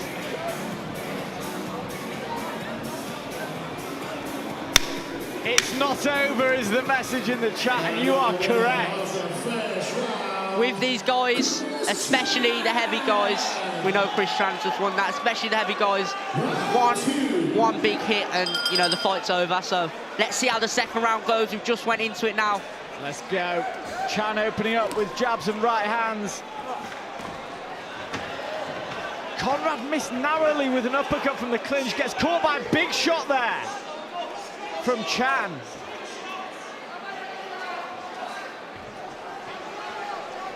Going jab for jab at the moment.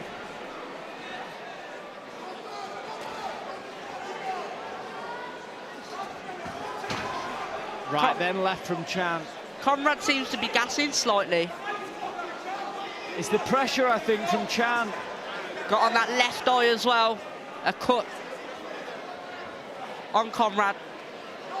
Throws a left hook, yeah, he's wiping the eye. Oh, lovely right hook there. Right straight, sorry, as Conrad can't find answers. Chan with the straight shots, a big right hand from Chris Chan, sends Stadler down. What a shot from Chan. And the referee calls that one off. Chris Chan gets the job done. What a performance, fist bumps Darren Till immediately.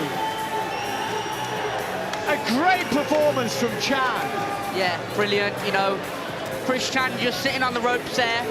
Doesn't look like gassed at all as he's dominated the fight. He's landed big shots, brilliant performance. And it was just a better night for him. We look on the replay here. Chris Chan just picking them shots, lands swiftly on the temple there, onto Conrad. And he has a chin as well. Yeah, it's a beautiful right hand in the middle of that exchange that sent Stadler down there. And Stadler was brave. He kept coming, but you see that right hand, there's peach on the chin. But Chan just controlled the fight, that's the thing. He was never in any real danger, it seemed. He was in complete control, right hand, spins the chin of Stadler. Stadler was trying to get up, he wanted to continue, but the referee made the right call. As the Scouse Buffer makes his way to the ring, let's make this one official.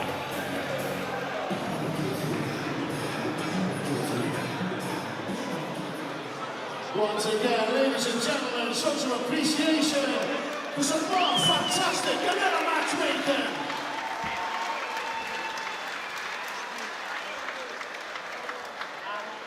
After the referee stopped the contest on 1 minute and 9 seconds of the first round, your winner by way of knockout, Christopher Chan!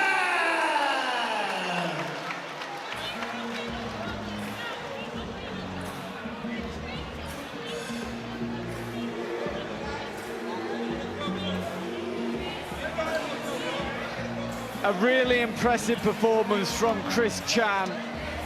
And I think the first blood splatter has hit the desk here in the commentary booth. I think we should get used to that because we've still got 7 more fights to go on this card.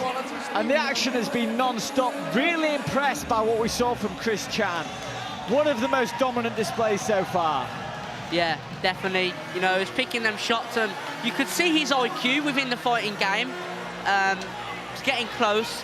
You said it earlier on as well, the short left hook, that's what was doing it. He got Conrad rocked a couple of times, knocked him down, I think it was 3 times, and at the end, finished him, turning his whole body around, and he just couldn't recover. He wanted to, you know, lights are on, no one was home. And based on what we've seen tonight, it is hard to argue against the fact that bare knuckle boxing, albeit with the odd 4-ounce gloves bout thrown in the mix, is the most exciting sport in the world. I mean, the action's non-stop, you're guaranteeing knockdowns. It's still new, so people are figuring out the best techniques, when to use the clinch. It's so fresh, and I think it's so exciting for fans to be getting involved with it at this time. And it's why I'm so excited for Gorilla to be branching out, venturing out into bare knuckle.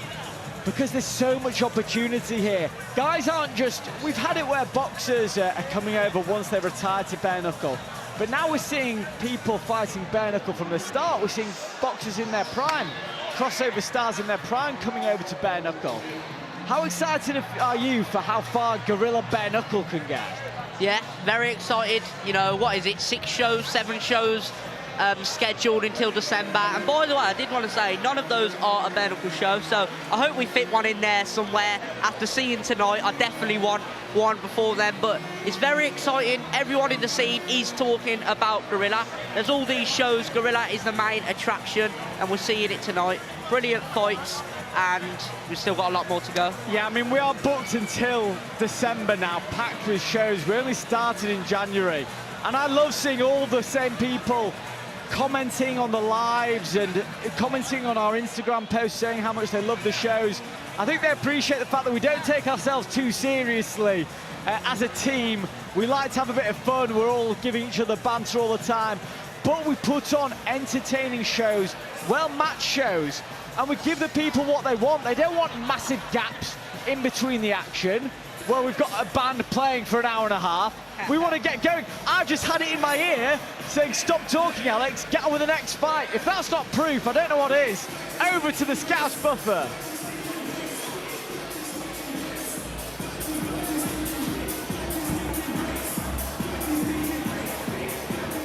How are we doing, Liverpool? I want to be think of tonight's Gorilla action! Please welcome your next fighter to the ring. Please put your hands together for Kane O'Connor!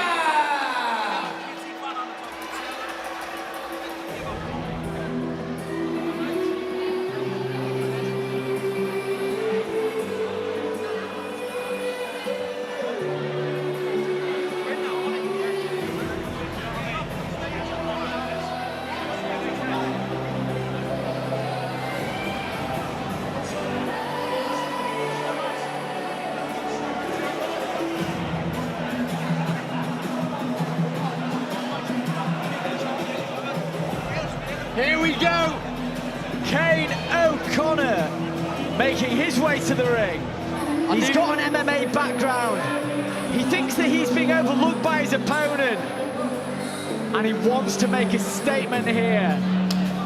Show that he's the man who's going to steal the show at Gorilla.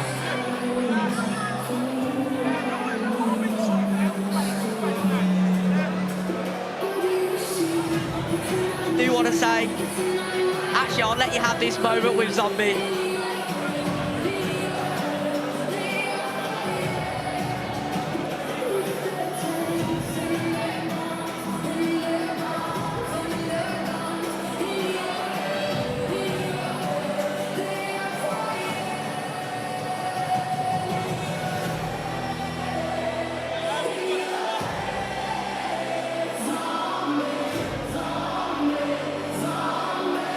Goosebumps as Kane O'Connor gets himself ready for his first fight on Gorilla Promotions in bare knuckle rules. Now let's introduce his opponent.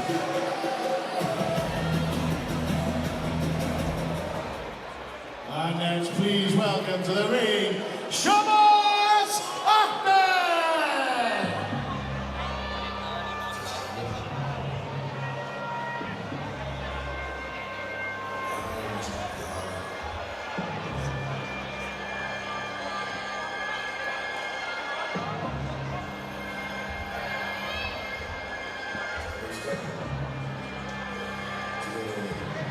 Now Shamas Ahmed,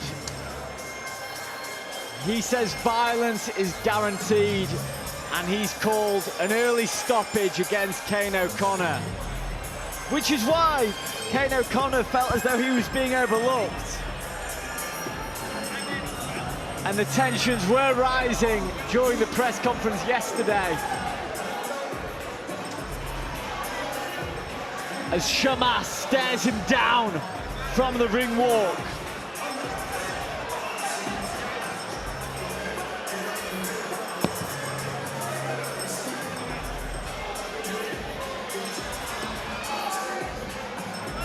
I do want to say one thing.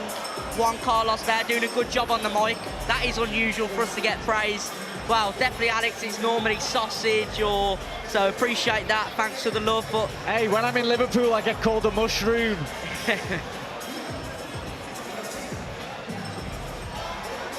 Louis, talk me through this tale of the tape between Shamas Ahmed and Kane O'Connor. Well, Shamas Ahmed, 31 years old, coming in at 5'7", which is pretty much the same as Kane O'Connor. Bolton and Manchester, kind of a rivalry as well, we shall say, but I was speaking to Shamas yesterday, he's more than ready. He's been training for over 8 weeks. Let's bring it over to Scouse Buffer.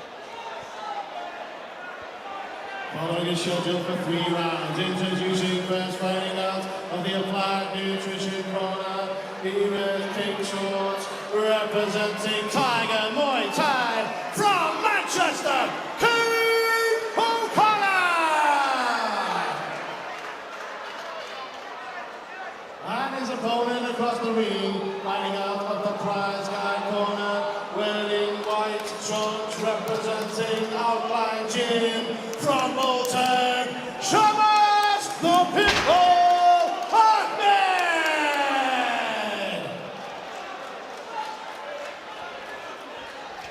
Here we go. Kane O'Connor versus Shamas Ahmed. Bare knuckle rules. Do not blink. Shamas Ahmed promising violence straight away. Early stoppage. Kane O'Connor says, do not overlook me. That makes for a dangerous mix as we get underway. Solid jab to open up by Kane O'Connor. Ahmed's got the crouching down style and then the overhand. Lovely right hand there by Ahmed. And again, 1-2. Yeah, he's unloading. These look like heavy explosive shots. Good jab there from O'Connor. But Ahmed is loading up here. These shots have got some venom. O'Connor needs to make sure he doesn't get caught by one cleanly.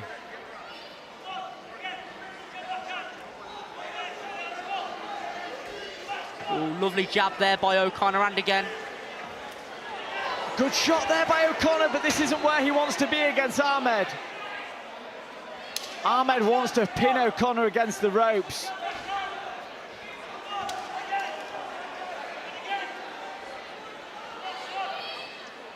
Being patient now, firing out that jab halfway through this opener. Missing with the right hand. Good jab by O'Connor, that has been landing. He's found his range with that early, but it's not deterring Ahmed yet.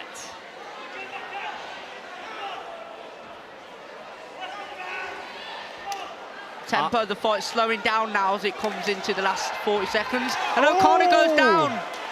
Points to the back of the head. He is being counted, but it looked like a follow-up shot there that was a little bit late.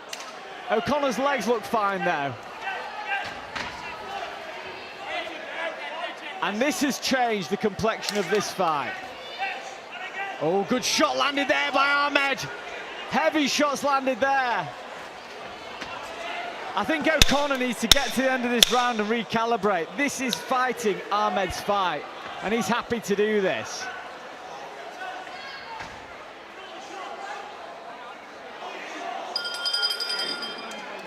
Alex, looking at that round now, we know Ahmed's got the more explosive style. O'Connor's laid back, but when Ahmed comes in, uppercuts or lovely jabs O'Connor's got as well. What did you make of that first round, and who do you think's edged it? I thought O'Connor was doing really well in the beginning, managing that range. He was using his jab well.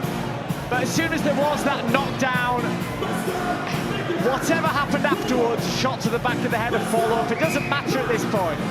O'Connor's style completely changed and he rushed forward, and he actually started fighting Ahmed's fight, putting himself in danger against the bigger puncher. And I think the end of that round came at a good time for O'Connor.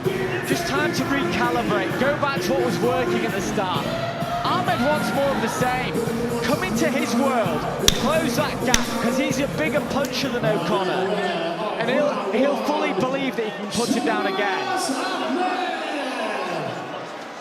Not a shot there, really, with the call of Ahmed. But going into the second round now, let's see if O'Connor's recalibrated with his corner team, see how he deals with Ahmed's explosiveness, but he just landed a beautiful jab. He's got a good jab, and you can see that he trains at a Muay Thai gym, and you can see he's tall in his stance, even the way that he holds his hands is in Muay Thai style. But he needs to be careful against a guy like Ahmed, who's going to sit down and throw big shots over the top, because your chin is high when you're stood that tall. And it's a big target for Ahmed to land on. Good jab there from Ahmed. I'd like to see a bit more feinting from O'Connor. But if you're just walking forward, you're going to walk onto a big shot from Ahmed.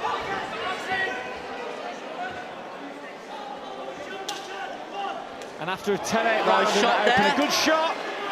You're right, Louis.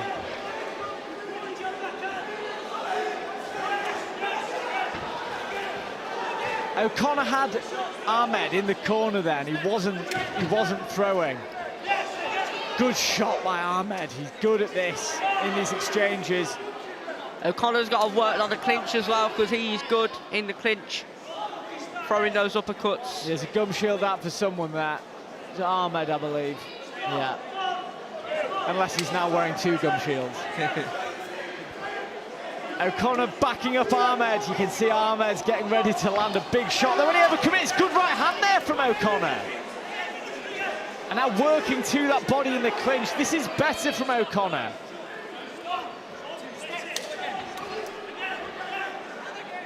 One-two misses for Ahmed. O'Connor walking him down, feinting. I think O'Connor's good at keeping the range as well. Yeah. Oh, good shot there by O'Connor in the clinch, and Ahmed stumbling. Wow! How are Ahmed's legs looking? Let's take a look. It's a long walk back to his corner. His legs don't look the steadiest. That was a massive shot in the clinch from O'Connor. Wow. I think O'Connor's regained a bit of confidence now, landing that, knowing that he does have the power to wobble Ahmed, and we see him walk back there. And he wasn't the most confident walk. Let's be honest, it did look as though O'Connor did have the power to trouble him, based on what we've seen so far. Yeah. That's changed everything heading into this final round, if this round has gone O'Connor's way. Let's take a look at this clinch position here. That was the shot. Right hand to the temple. Up close. Shamas Ahmed recovered quickly there. And an uppercut there we didn't see in the clinch. But he fired back a couple of big shots at the end.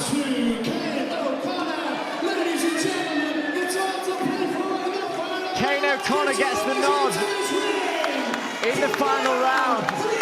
In the second round, sorry. All to play for in this final round. The chat are going crazy, and this fight is going crazy. It's 1-1. One apiece now. We'll see how the third round pans out. And both guys know that they can hurt each other, which is no surprise in bare knuckle, but I think the confidence O'Connor will be feeling after the end to that round. Good jab by O'Connor. Rocks the head back of Ahmed. Ahmed's being patient. He knows a big shot will come, and a right hand there. Clips O'Connor. O'Connor walking him down, walks into a shot there. He gets caught in the clinch, right hand in the clinch from O'Connor.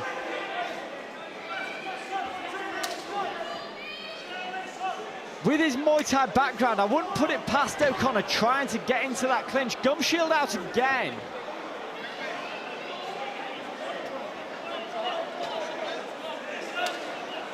Just over 1 minute left in this contest. I think Ahmed changed his style a bit. He was crouching down. Now he seems to be more standing upright and actually fighting, using the 1-2 there. He actually landed as well. Pulling his shots a little bit there. I wonder if he's feeling this pressure from O'Connor. Oh, big shot right hand from O'Connor. Has Ahmed on his heels. Ahmed fires back a right hand of his own. O'Connor marching forward. This fight is heading in one direction at the moment, and it's towards Kane O'Connor. Oh, big left hand! Leap stepping in with that left hook, Louis. The pressure needs to be applied now by O'Connor, landing clean after clean after clean shots. The jab has been working. But Ahmed's still going. He looks tired though, Ahmed. The output hasn't been there in this final round. 10 seconds to go. Can Kane O'Connor find something to put a stamp on his performance? Good right hand lands there. I think he knows he's won this round and he's won the fight. 2-1, Kane O'Connor. There was a knockdown in the first round. We'll see how the judges score it. Nothing is guaranteed in this game. I don't believe anything until I hear the Scouse buffer reading that decision. We just got a little replay here. Lovely jab from O'Connor, popping that jab out again. The right hand kind of slipped away, and then he's working the clinch.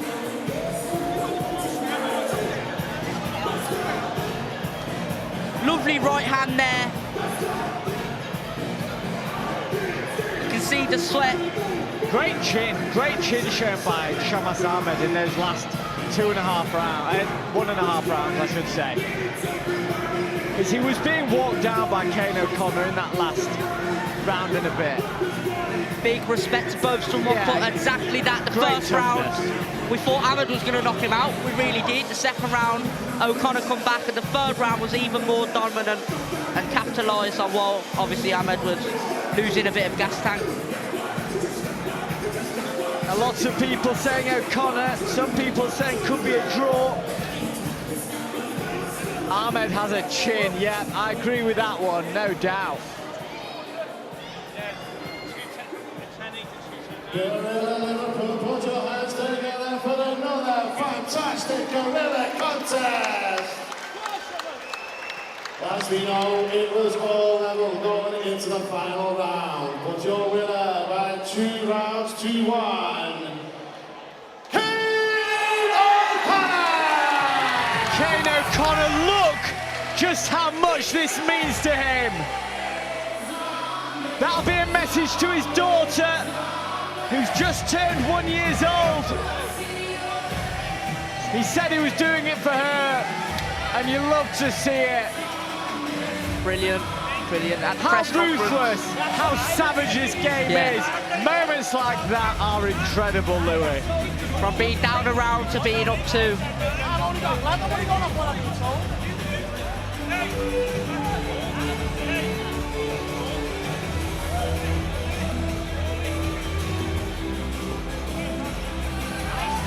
Yeah, what a fight that was. And you know what, Louis, if there were Fight of the Night bonuses, I think we'd be bankrupting Darren Till at this point, because so many of the fights have been absolutely incredible. And I'm just seeing if Kane O'Connor's walking out now, we're not going to catch him. But there have been so many contenders for Fight of the Night, and that one has to be up there. Kane O'Connor, great job. Yeah, definitely, you know, from the start, we both never thought that that would happen. If you said to us in the first round, Kane O'Connor would potentially even knock Ahmed out, we wouldn't have believed that. But that's what he did. He come out, his coach must have gave him a strong talk in that corner. The second round, he won quite smoothly. In the third round, honestly, as I said, could have been a knockout. Landed clean shots. And yeah, I think what he needs to take away from that is he needs to be more dominant in the first, but also he's got a brilliant, brilliant jab. I think as well, this victory, Kane O'Connor yesterday had a bit of a chip on his shoulder, saying, look, I think you guys are overlooking me. That's one half of it. The other half is, he said, it's my daughter's birthday this weekend. I'm doing this for her. Those two things coupled together make a very, very dangerous man. And a man who you're not going to see quit in the ring. A fantastic performance, and I'm looking forward to seeing him fight again. Really impressed. The next fight we have coming up, Jack Dugdale and Ryan Dawson. Where do we begin with that? I mean, I know we talked about the chair being thrown earlier, and this is hatred, this is bad blood, and we'll see where this goes. I think Jack is the favourite in this fight. Where did the chair land? Can I ask that question? The chair did not make contact with Jack, but it was definitely thrown, and it was definitely nearly turned into a brawl. I did see, I've seen some CCTV footage, and he slipped the chair, rolled the chair, and then sent it back his way with the left hook. Anyway, let's We've got more fights to come. I'm going to hand you over to the dancing scouser, the Scouse Buffer. We've got Andrew Bakewell coming in as well.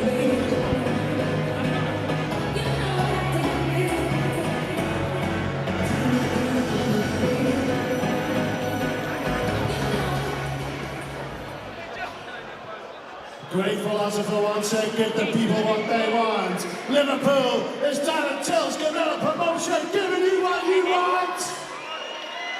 We continue with the action. Please welcome next to the ring, Ryan Dawson.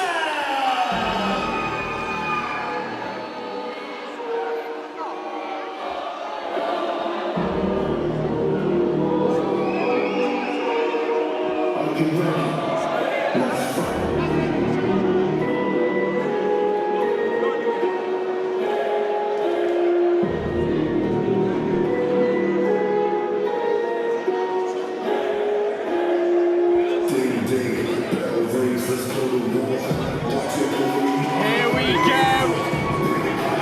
Making his way to the ring.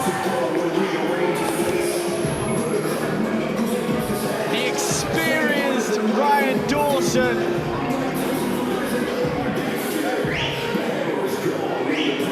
And there is bad blood in this one. Bad intentions heading into this fight against Jack Dugdale. He felt disrespected in the build-up at the press conference. Rumour has it, a chair was thrown, but that doesn't matter now, because he's getting into the ring, and he's going to be facing Jack Dugdale, and settling that score tonight on Gorilla. Not only is this bad blood, but this is bare knuckle bad blood. It's a different type of animal from both fighters. They really want to hurt each other. So we'll see how this fight pans out. I'm looking in the chat now, so can everyone put their predictions in?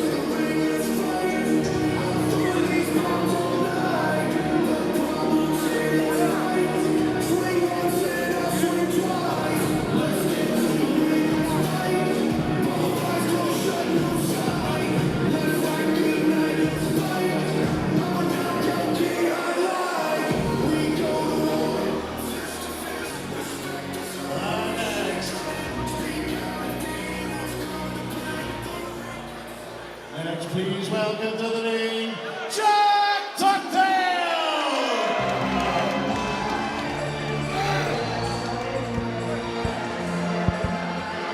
Jack's got a ring name on him. What's that? He's got a ring name on him. One smack Jack Dugdale here at the Grand Central Dome in Liverpool. On a glorious day here, he says he's going to make light work of Ryan Dawson. These two do not like each other. Let's make that absolutely clear.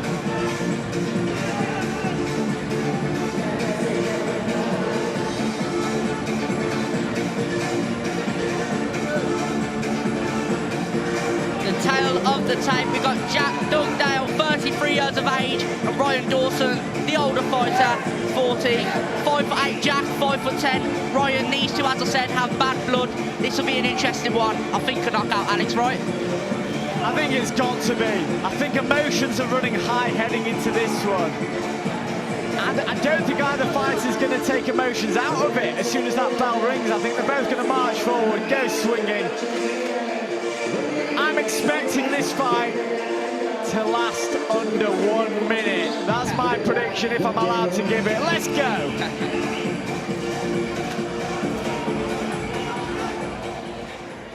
Following schedule for 3 rounds, introducing first fighting out of the Applied Nutrition Corner, wearing black trunks with gold.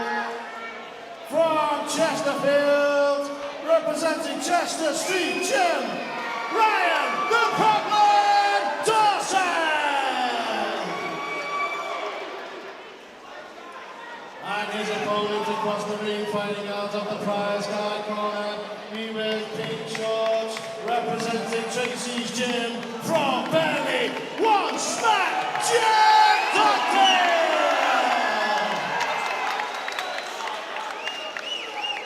One smack Jack he's called. We'll see if it is one smack with Alex's prediction. Under a minute. Let's see these two staring intently at one another as they do fist bump at the beginning of this one. Let's go, and he does literally run across and takes a right hand. One smack Jack puts him down, and he's all over the place. Unbelievable scenes. One smack Jack. What have we just witnessed there, Louis? Ryan Dawson charged across the ring, and as advertised, one smack Jack lands a right hand. Job done. Ryan Dawson is being seen to by the medic now. Let's fucking go! You heard it. How long was that? Let's flipping go. I hope someone got that on record. I said before, his nickname is One Smack Jack, and we just saw one smack, and Ryan went down. Jack Dugdale, remember the name. Don't be taking my prediction of under a minute. I wasn't saying it's going to be under a minute, mate. I said it's going to be last less than 1 minute, and it lasted under, well, let's take a look, Louis, come on. Bang! Wow! Right hand on the button, catches him charging in. If you're going to be called One Smack Jack, 8 seconds. If you're going to be called One Smack Jack, you need to be able to do things like that.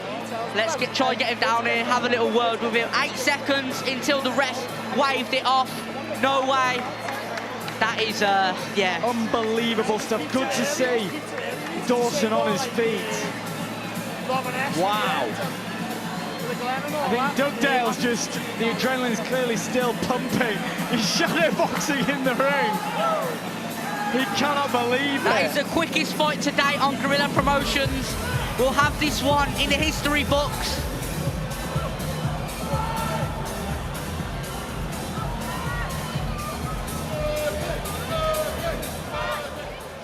Liverpool, put your hands together once again for our fighters. After the referee stopped the contest after 17 seconds in the first round, your winner, One Smack Jack Dugdale!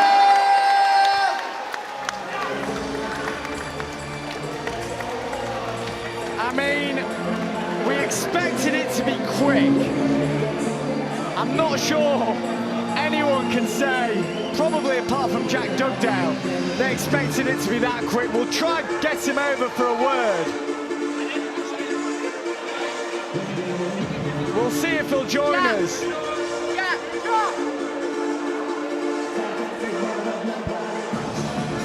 He's going to join us. He's still shadowboxing here in the ring. I mean, that was an incredible performance. One Smack Jack. He's just embracing the loved ones there. Can we just get you to crouch down here? So, your name's One Smack Jack. As advertised? There's a reason behind that, so my bare knuckle debut ended just as quick as that. One punch, that's what I do. I'm a knockout artist. My 2 losses of my knockout was while I'm here. I'm going out on my shield or I'm knocking them out one or the other. That's the way I fight. I fucking love this game. So anxious, so nervous beforehand, and now it's all worth it.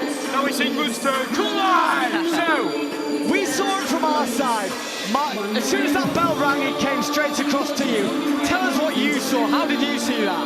Knew he was going to do that. He'd have been better off with his chair, wherever his chair, he'd have had a better chance. But jokes aside, I knew he was going to come straight for me. Step back, counter, right hand. That's the way we goes. 8 seconds it was as well, the total. 8 seconds. 8 seconds. Yeah. 8 seconds. Jack Dugdale, you are the man. Congratulations. What a performance. Unbelievable stuff here. Beautiful to see him celebrating now with his loved ones behind us.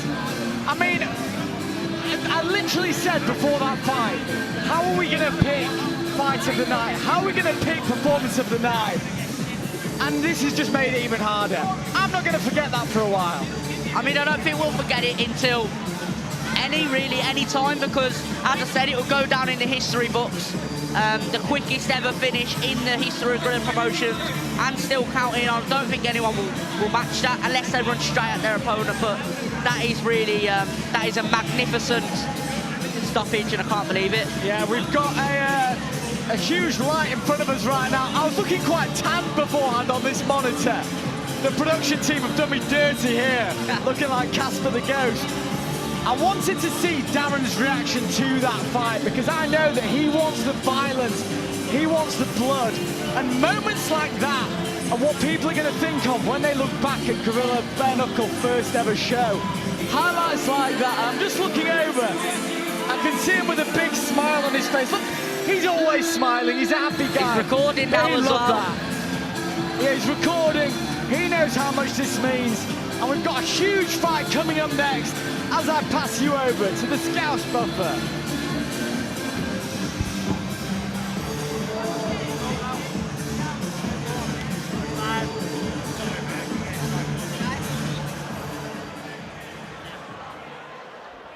We are tearing things up a notch once again. It is getting hot in here. Liverpool, make some noise! Please welcome your next combat to the ring. Please welcome Adam Davis!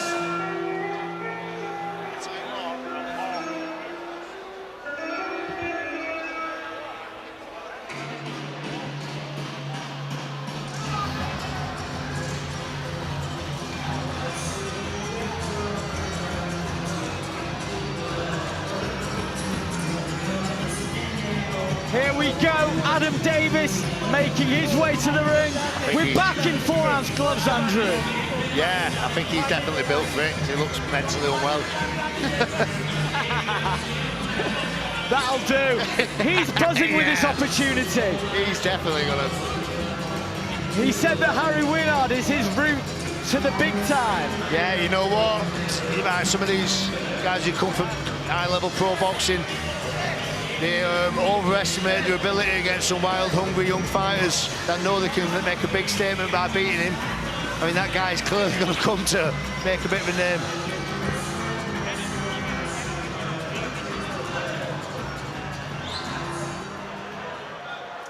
And next, please put the hands together. Welcome to the ring, Harry Winard! Just before we speak about Harry Winard, the pacing of tonight is just incredible. I can see your comments coming through, but banger after banger. We speak to the fans, we know what the fans want. They want this kind of pacing, fast action, not massive gaps. Nah, just keep the action coming. This is what people love about Bare Knuckle. It's just fast, ferocious, just unpredictable chaos. What did you make of the last fight? Terrible. Andrew Bakewell says it how it is. Harry Winard in the ring, former professional boxer, now donning those 4-ounce gloves. I've never been as hot in my life. It's been about 500 degrees in this building.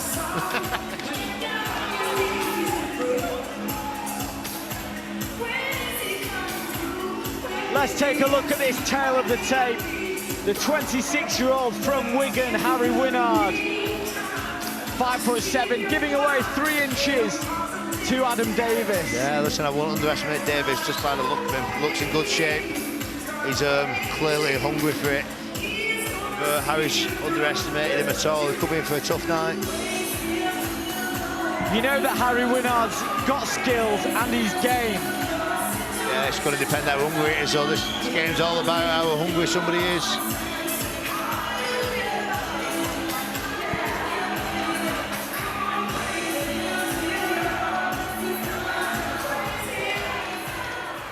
Following a schedule for 3 rounds, introducing first, fighting out of the Applied Nutrition Corner, wearing black shorts, representing Market Drayton Boxing, from Market Drayton, Paddy the Daddy, Adam Davis!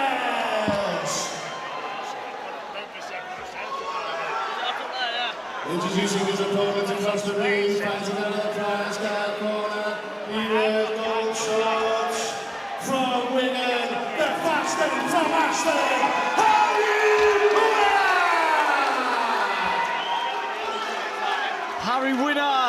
some big fans in the building. Let's see how these boys adapt to the pace.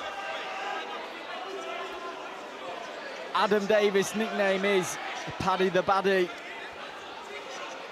In case anyone was confused by Paddy being on the shorts. The black shorts of Davis, the gold shorts of Winard. Both in the orthodox stance. Sometimes these unpredictable guys in the small gloves or bare knuckle are a lot harder to deal with than actual more experienced ones. Just finding the range at the moment with the lead hand. There's a good right hand from Davis got through.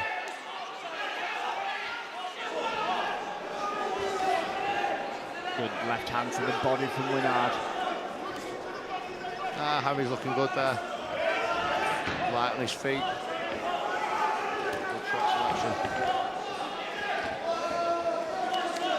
The body's a big target on Davis, and Winard's just chipping away at it.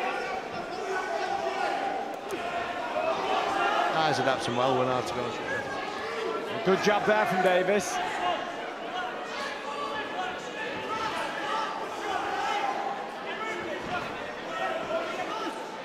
Nice right hand from Winard. Both guys moving well at this point. 45 seconds left in the opener. Yeah, it's been a good competitive fight this round.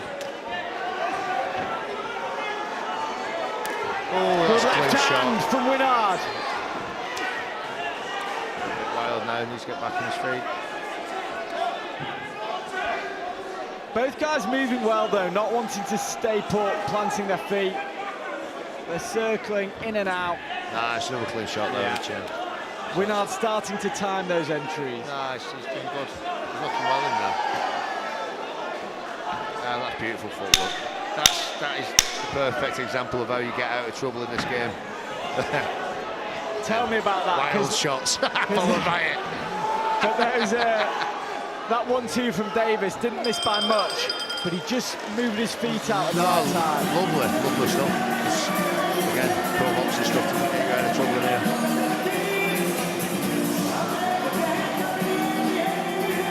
Taking a look at some of these replays. Not all that much in it. Winard landing the cleaner shots.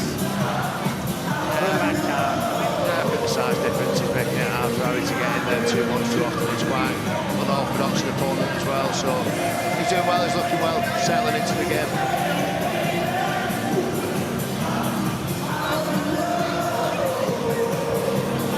It is hot in here. I'm sweating from my neck.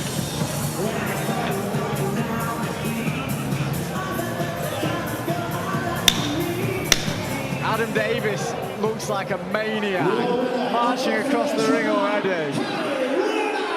Harry Winard gets the nod in that first round. Yeah, could change. It's unpredictable sport though.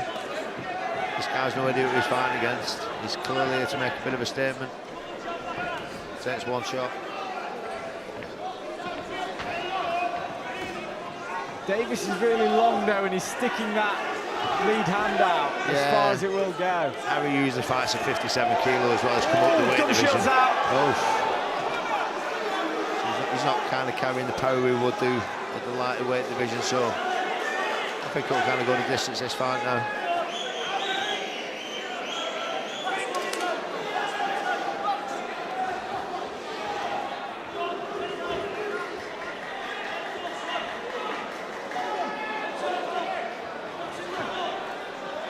Action resumes.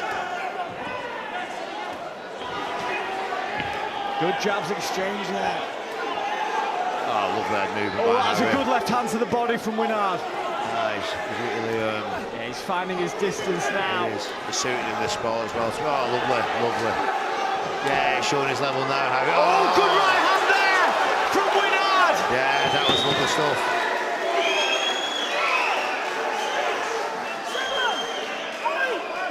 Davis back on his feet. He's brave, but Winard knows that he can hurt him now. Yeah, he's growing in confidence by the minute. He's staying in that pocket a bit more. getting under the shots. Yeah, he's pouring on the pressure, pouring on that volume. He's going to get an opening again soon, I think, if he stays in this sort of range. Davis is just trying to keep him away at this point. Yeah, he's just going to buy himself a chance to recover. Let's pull counter from Renard. Just misses.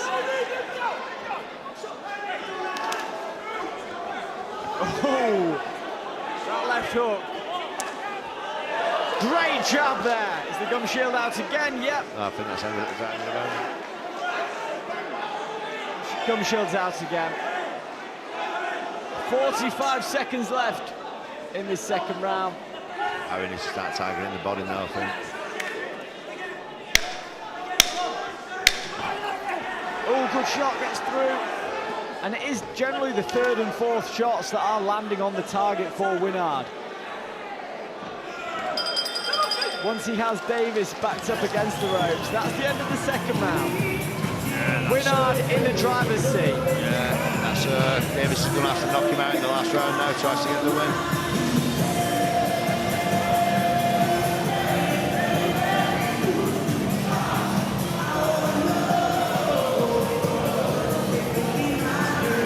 Good right hand there. Got that knockdown. I like how Winard's gone through the gears in this fight. No, he really opened up again in that second round. First round, again, it takes a bit of time to get comfortable in this different sort of ranges in the sport. The pace of it, especially fighting against a taller opponent who naturally high weight division. Yeah, he really looks confident in that second round. And your winner of the second round, Harry Winard! Harry Winard, 2 rounds up heading into this final round. Yeah, it's going to be an all-out war this. I don't think Davies is going to just give up on his stool.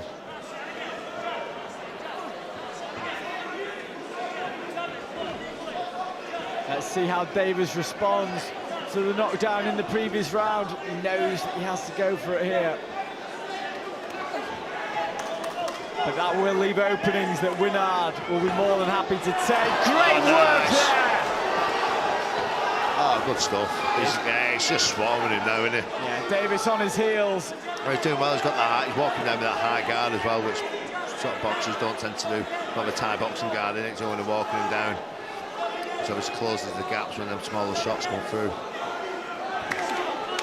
Great heart shown by Adam Davis.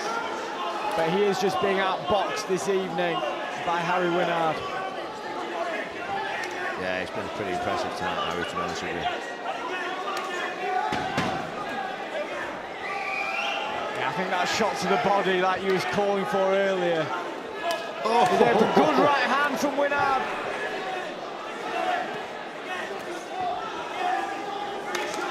Left hook to the body, I think that's going to be the shot. Yeah. Like he's got quite a low guard on his elbows in the sort of blocking the clean body shots. Nice head movement there from Winard. Yeah, he's looking good, isn't he? I think he's enjoying himself in there tonight. Yeah, no, he's clearly tough enough to fight both sides. Oh, nice. Nasty shot to the body. Good poker face from Davis there. No, he's looked well, both sort of ranges, Harry. He's been good at coming in and out of range on his toes, and he's been good at sitting in the pocket, using his head movement to get himself out of trouble. It's been a quite impressive performance. He's shown quite a bit of power as well. Big shots, yeah, he wants that finish, doesn't he? Great performance, really impressive by Harry Winard. Great heart shown by Davis, but there was only one man in control for that fight. A really well managed fight by Winard as well. Like you said, found his distance, found his range in that opener, and then started to go to work. Yeah, he did, yeah. He settled really well that second and third round. He really did look like he'd been in there multiple times doing Ivy boxing. And you always know when you see Darren leaning over the ropes with a big smile on his face, he's impressed. Yeah, definitely. And you'll be getting an invite back to Gorilla. Yeah, 100%. look, I think anybody who comes on the event tonight, on the show tonight, profile's going to be boosted massively with just Darren's presence, the events these guys put on. I think it's a great stepping stone for any sort of fighter looking to get out there and build the profile.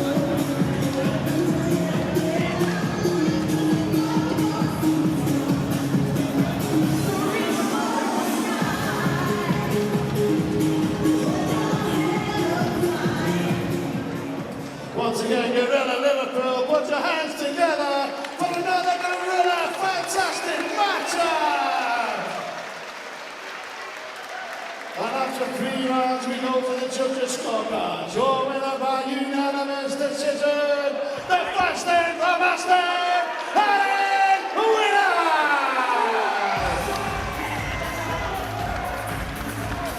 He promised us a great performance tonight, and he delivered. Harry Winard, very impressive. Yeah, I think he's got a bright future in the game.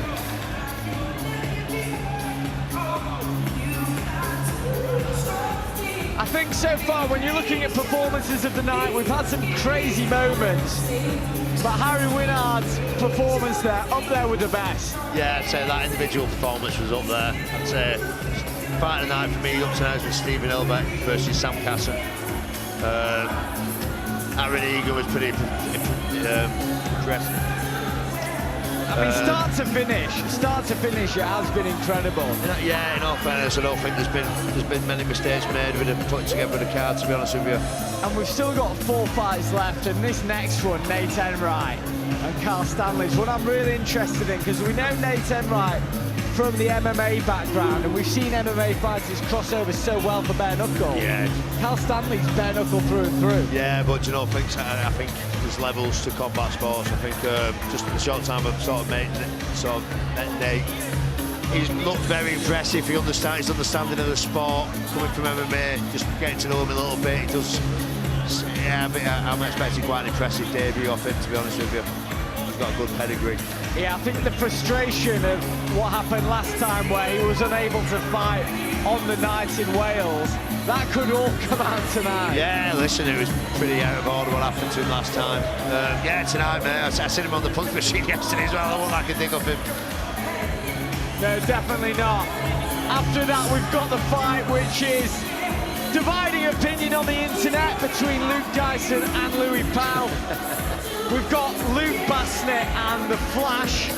They were responsible for my shower yesterday with a can of Applied Nutrition that went zooming past my head. It was a sponsored throw, that. Yeah, exactly. Exactly. And the back and forth between those two has been great throughout this build-up. Full respect to it. Yeah, but we need them bad guys, you know what I mean? You don't want people just blend into the background, you know. You get an opportunity to get on a big stage, make the most of it, just get out there, make a bit of noise, otherwise you just get lost. Yeah, I think that's a great point, and I think how good these guys are on social media is so important. Maybe let them know what goes in. They're saying the main event's not. The main event has been changed to Terry Diamond versus Matilda Wilson, just responding to one of the comments. Yes, sorry, as our referee Curtis came here with some breaking news that he wanted to tell us. Also, all these comments coming through are unbelievable. We thank you so much for getting involved with it. Saying you can't believe this is free is a huge compliment to us, a huge compliment to you as a matchmaker as well. Yeah, I appreciate it, guys. Listen, I'm glad you enjoyed the event. It's been amazing being here, to be honest with you. It's been great working with Darren Till, Andrew, Ashmere, putting this card together. I think when you see a card with 19 fights on, you think, okay, this could be a long day.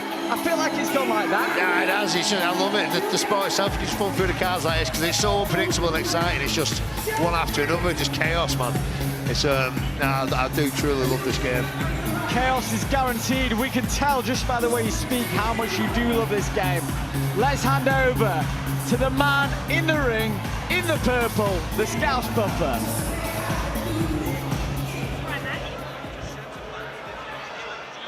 Gorilla Liverpool, it is a hot one tonight, but I am loving the energy coming from this arena. Are we all having a good time? Please welcome your next fighter to the ring. Put your hands together for Carl Stanley!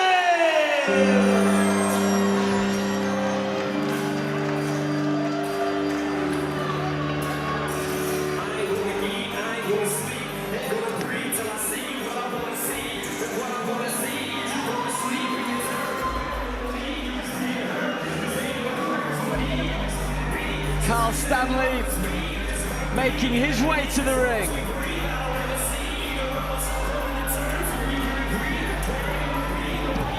Last few fights out, I'm not sure.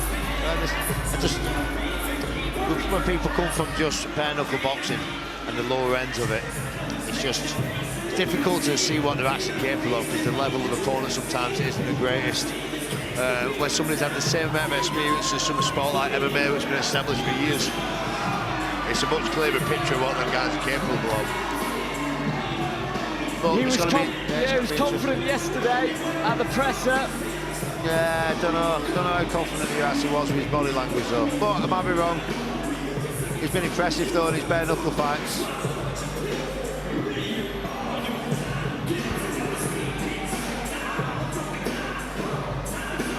Well, let's get out his opponent, Nathan Wright.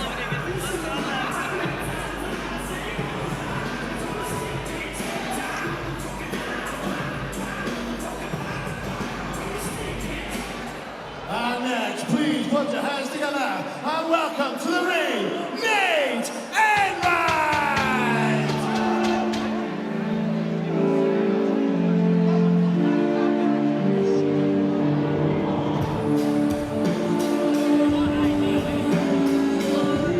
Here we go, Island's own Nate Enright makes his way to the ring, fighting bare knuckle for the first time. Yeah, I think his confidence. You can tell when these guys just walk into the ring, how they present themselves in interviews. It's just, you can tell the experience from it before you can even see him fight. I mean, I've never really had a look at Nate too much, but the body language speaks volumes. And you've seen his ears as well. Yeah, that user speaks a fair bit as well. No, I think I was chatting to him yesterday a bit, and he comes across really well. I think his background, his personality, the way he comes across in interviews and online, he's got a bright future. So it's good to see the Irish boys over as well. The first fighter out of SBG Island fighting tonight. Yeah. The other one being the notorious Conor McGregor in Las Vegas. Two top Irish boys fighting tonight then. Taking a look at the tail of the tape, 32-year-old from Kildare, Nate Enright, fighting now in the UK at the Cheshire Combat Academy, facing the taller man by 1 inch, Carl Stanley, who's 37 years old, fighting out of Telford. The gloves are off for this one. It's bare knuckle. It's funny going back to bare knuckle from 4 rounds. Even though there's not much in it, you feel something different in the room. Yeah, just chaos in it. You just never know what's going to happen.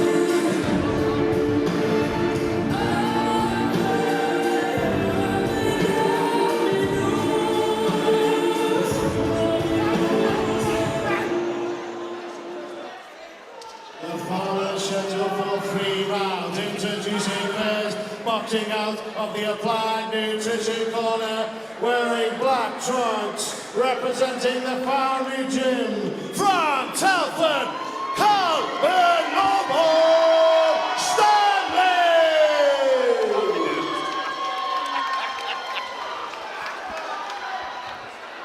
And his opponent across the ring, fighting out of the Prize Guy Corner, he wears black trunks with gold, representing Cheshire Combat Academy, from Kildare, the Tooth Fairy, Nate Enright!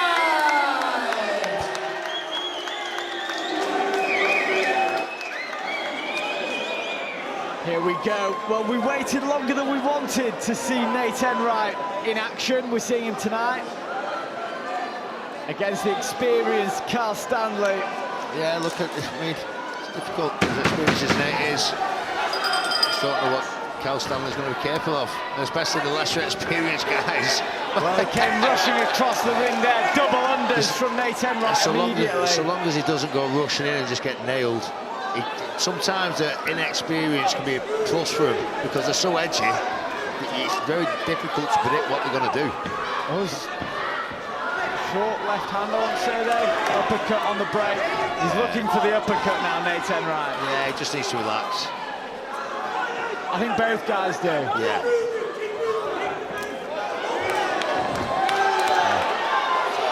Tried to fire that right hand. I think neither fighter has yet found their feet in this one. They're just getting a bit excited, aren't they? They both just, next year's, I think he's hitting with more illegal moves than actual boxing shots.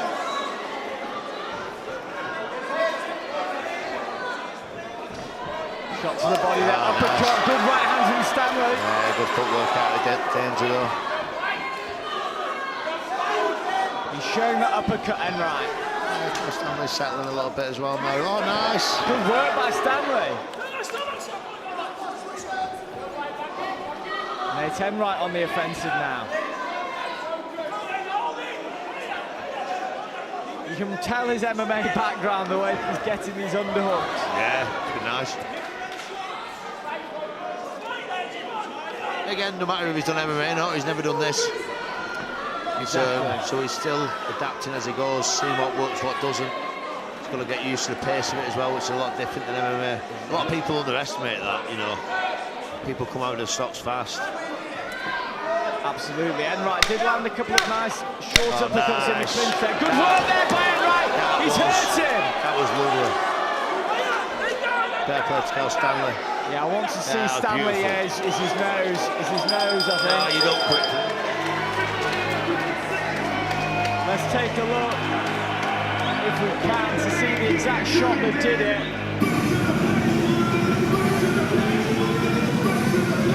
But in a round that looks as though it's fairly even, Enright got a big reaction at the end there.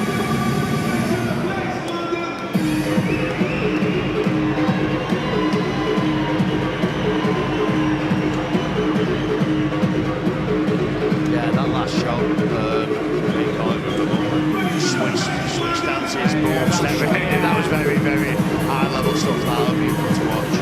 Right hand, pivot, right uppercut. Yeah, I think he's another one that I think, again, giving him a bit of time in this game, mate. I think you'll see a very, very serious level fighter. I think it is worth reminding people it is his bare knuckle debut.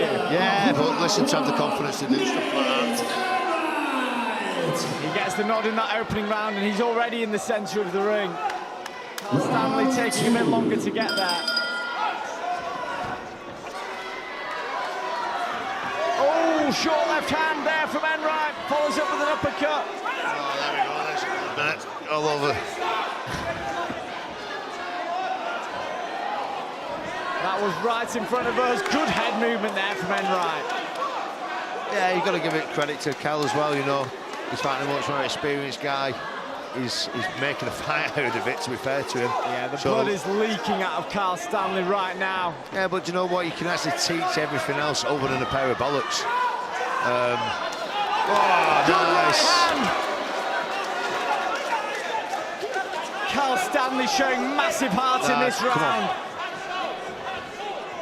Enright putting his hands together really well here. Nice. Jab and two uppercuts. Enright letting him off the hook a bit there. Using his feet to get out the way there, which is what you always say, Andrew. Stealing your lines.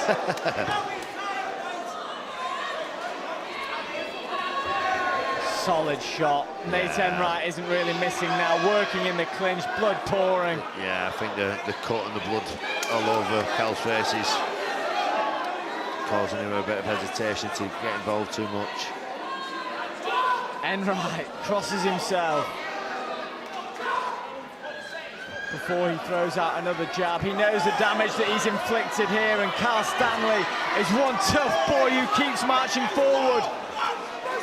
But being tough won't be enough to win you this fight, as Nate Enright puts him on the canvas yet again. No, you can't knock Cal. He's been hurt for a bit, him. He's still tried soldiering on. Nate Enright gets the job done in the second round. Yeah, good performance from Nate Enright. A great debut, the first round finding his feet. Once he found his range and he actually made things a bit more simple in the second. The shot started to come together really nicely. Agreed. I think, again, trying to deal with that pace originally, it's difficult, you know.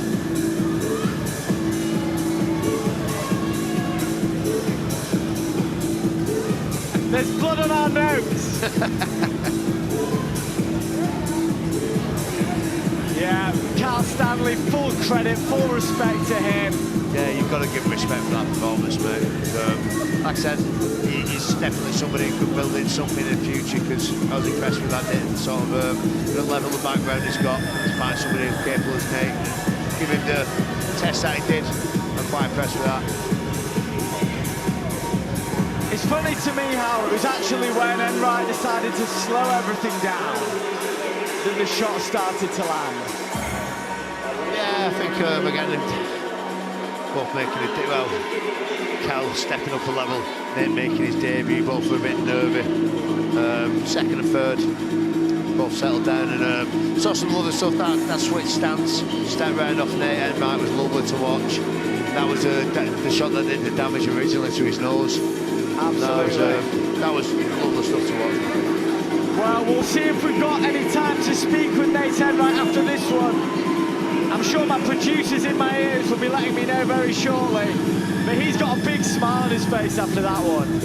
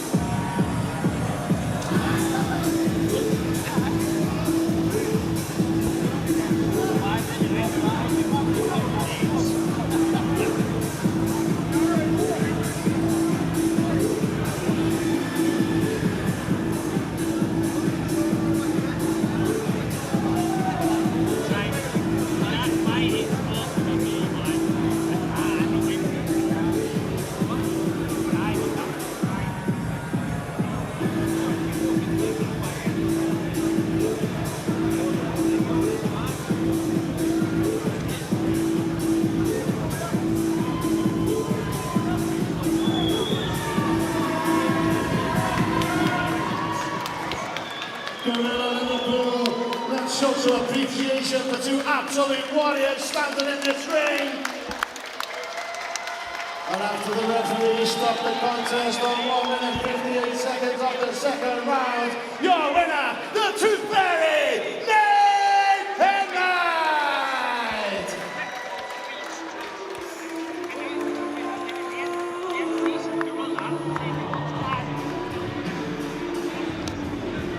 Well, that was a very impressive performance from Nate Enright. We'll see if we can grab him for a quick word after that one. For a debut, really good to see, as Mikey Henderson is about to join me for the next contest as he gets his headset on. Mikey, did you enjoy that one? That was brilliant, wasn't it? Proper good performance from Nate. Made up with him there. Proper good performance, wasn't it? Clinch work as well. We haven't seen good clinch work, have we, like that tonight? No, we've not really. I think with an extensive MMA background, we've seen MMA fighters crossing over so well, but really impressive from Nate. I'll see if I can get him over for a quick chat. He's getting too many pictures done. He's like you, Mikey Henderson, he loves the camera. Yeah, attention seeker, loves the attention. Don't we all? When I saw 19 fights at the start, you think it's going to be a long night of action, but it just goes like that. It's totally different, isn't it? The bare knuckle and the hybrids. It's these cuts and these injuries these lads get. Rapid as well, in it. Over rapid, boss. Proper violence in it all. Which fight have you enjoyed the most so far that you've seen? The best performance I've seen was that, or the lad before it, Harry Winard or Nate, by far. Yeah, I thought Harry Winard looked really good in the 4 rounds. I was saying to Andrew before, when you go from the 4 rounds to the bare knuckle, Things just seem to change in the room. The atmosphere gets a bit more on edge. Everyone sort of scoots forward. We saw it with the, what was he called? One Crack Jack. Jack Dugdale and Nathan Dawson fight. Over like that. Yeah, and that comes with the game, doesn't it? The risk of the territory.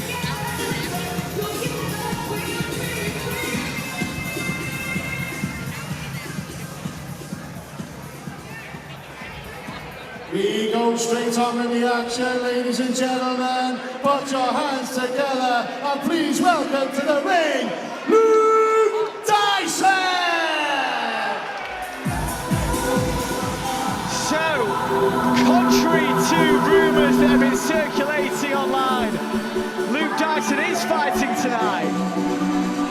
And I can tell you that because I can see him.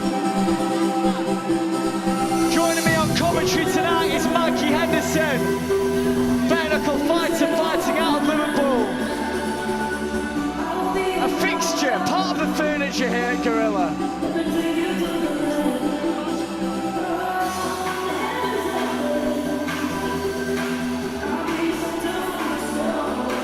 That's all right, we don't mind gloves, do we? We don't mind any fights, we just want to see these fucking fight. Mikey, you know me.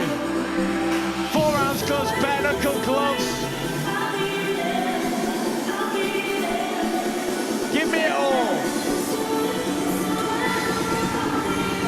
Luke Dyson makes his way to the ring.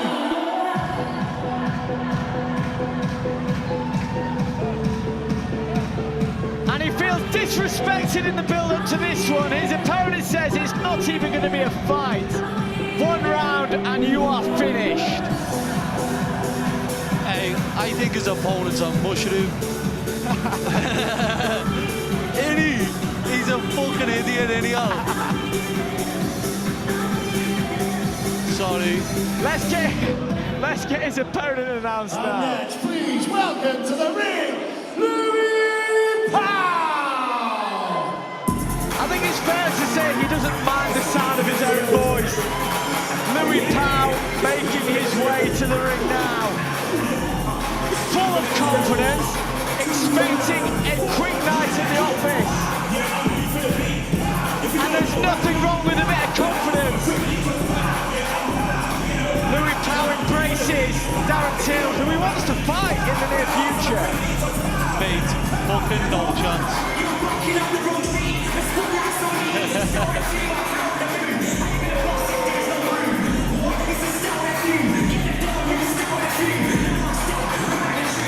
The tail of the tape. The tail of the tape here with Luke Dyson and Louis Powell. Luke Dyson, 33 years old, 6 foot tall, fighting out of Halifax. Louis Powell, the older, 37, from Bournemouth, north versus south here.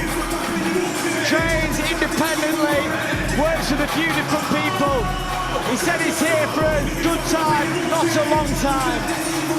And he's got his sights set on the Gorilla Darren Till. If he wants to get there, he's going to have to get through Luke Dyson tonight. Let's let the Scouts buffer get this one underway. And following is scheduled for 3 rounds, introducing first, fighting out of the Applied Nutrition Corner. He wears black shorts with red, representing Team Dyson from Halifax, Luke Dyson! And introducing his opponent across the ring, fighting out of the Prize Guy Corner. He wears white shorts from Bournemouth, Louis Powell!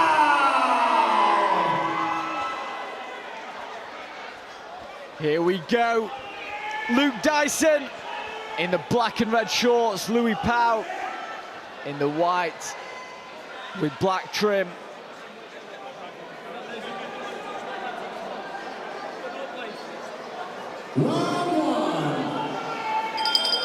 Here we go.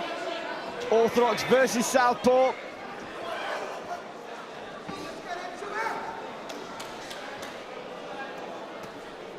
I can smell windmills coming. Right hand lands though from Luke Dyson. Pow just trying to get his range with that jab. Two big men in there. Head movement. That was a big right hand attempt from Dyson. Good left hand to the body from Pow. Dyson doesn't want to be in these corners. Almost off balances himself with that shot.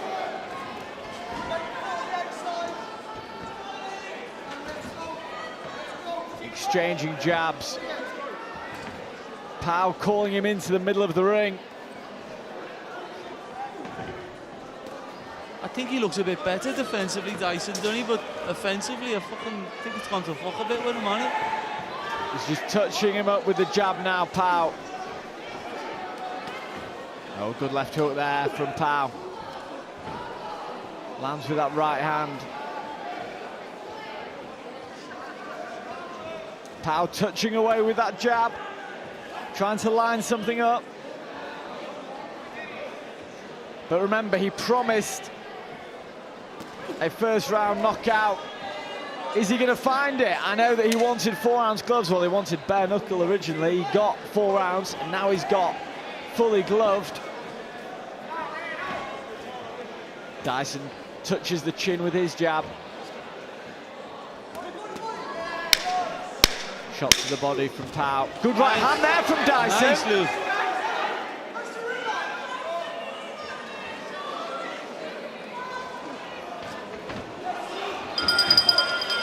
At the end of that first round, Mikey, tell me, what did you see there?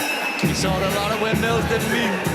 But you know what, when a big lad like that's in front of you, I think Luke's doing the right thing. He just needs to sort his head out. He's falling in a little bit. He's throwing big shots and they're going nowhere. He needs to compose himself a bit, as you said. Work himself with the jab a bit. Tell me about these replays here. I think he's covering up well, Luke. But you see there when he's falling over his feet, he needs to relax. He's doing well with the defence. He's not terribly defensively. It's now when he's falling, all this falling in, he's going to get himself knocked out. He needs to calm down a little bit. That right hand got through a couple of times for Dyson. Pow wasn't circling out, he was moving back in straight lines. And if Dyson's just going to be on the front foot, he will find the target. Let's find out who won that one. First round goes to Louis Pow. But it was a competitive one. It definitely was, yeah. Pow working to the body of Dyson at the start of this second round. I think people forget about Luke. He can punch, can't he? Like when he's hitting you, he's a big lad, isn't he? Hey. They've both got big shoulders. They've got shoulders like me. Both big. What are you laughing at? Shut up, mushroom. Nice hands coming together for Pow. He's working that body. Nice oh, big shot there, lads, from Pow. Is Dyson going to beat the count? He has done. No, the referee waves that one off. Louis Pow gets the job done. Well done, lad. Inside of 2 rounds.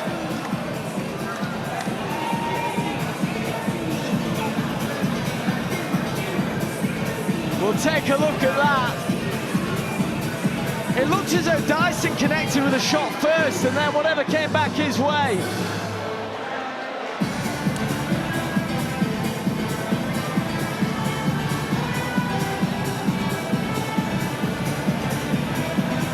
He promised a stoppage and he delivered. Whatever the people have made of his bravado at the start, let's take a look at this.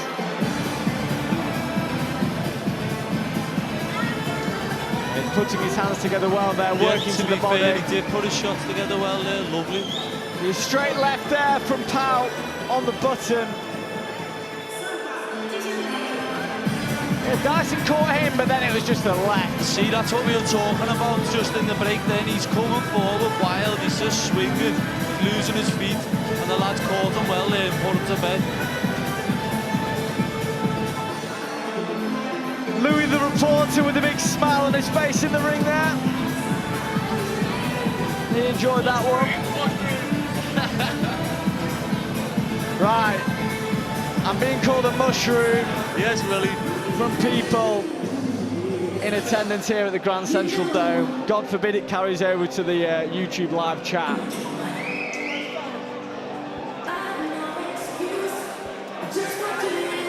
The thumbs up from Darren Till, he enjoyed that one. Are we looking at a future opponent for Darren Till? Not a chance, in my opinion, but anything can happen, can't it? Mikey, we've got you on here because you don't mince your words, you tell it how it is. What's happened here? Fuck this, hang on.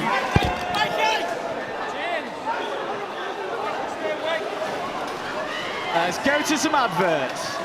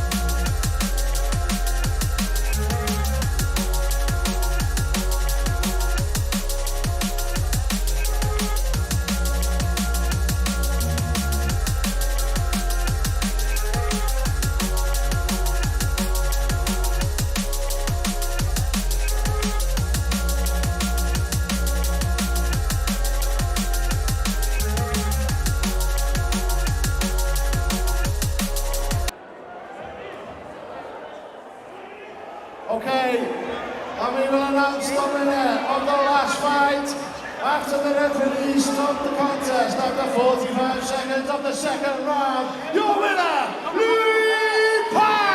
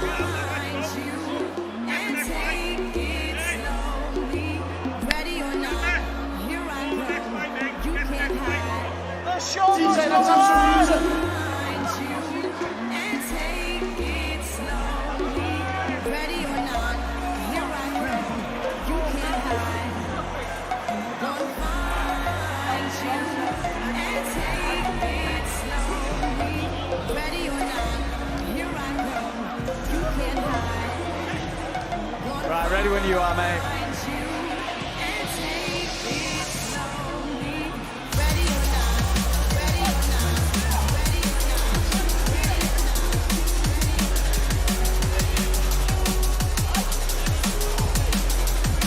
Ready when you guys are.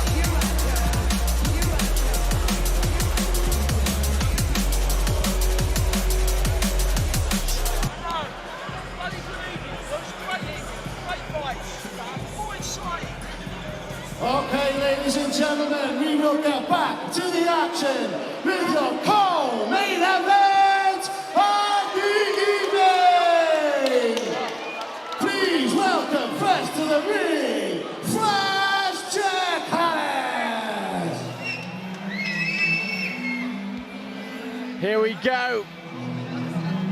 A fight that has really entertained us on social media in the build-up to this one. Jack Flash Harris making his way to the ring.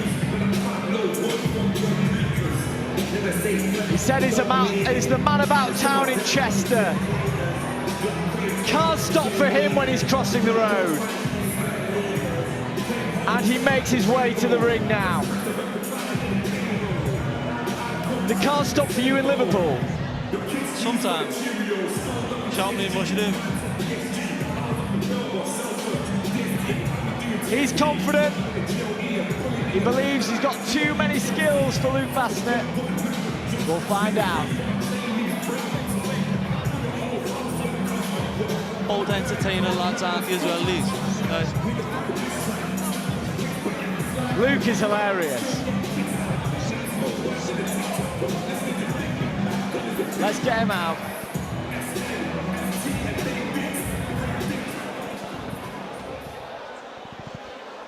And next, to be accompanied to the ring by the vocal talent of Anthony Russell, please welcome Luke Bassnett. Now Luke Bassnett, he's promising a stoppage. He was offended when Flash said he was going to stop him, going to finish him. He says the Flash couldn't finish a dinner. But now he's got to put his money where his mouth is.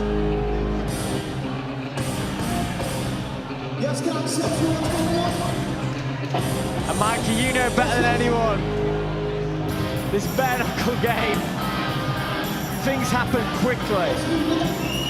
Do you know what a game it is as well, honestly. Until you have a go yourself, you don't realise. It is a bit barbaric, it is savage, but you know what, it's great fun.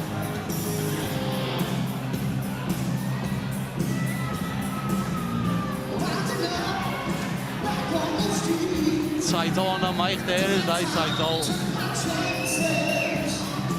Great voice.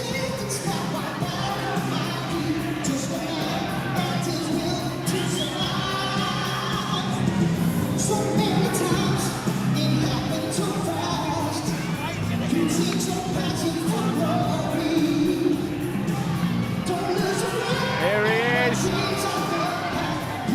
He looks zoned in, laser focused.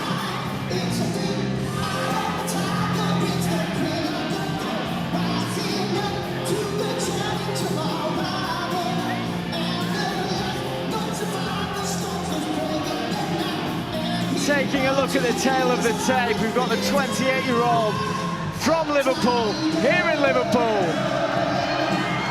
Luke Bassnett, against the 24-year-old from Chester, with a slight height advantage. These two are ready to go.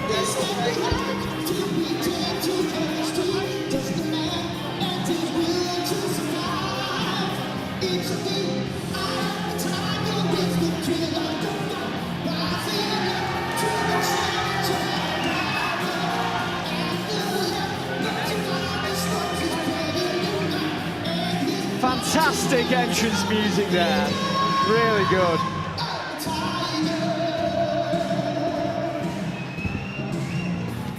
And joining me for this one is none other than the gorilla himself, Darren Till. Darren, we're having 19 fights tonight. Feels like it's gone by like that.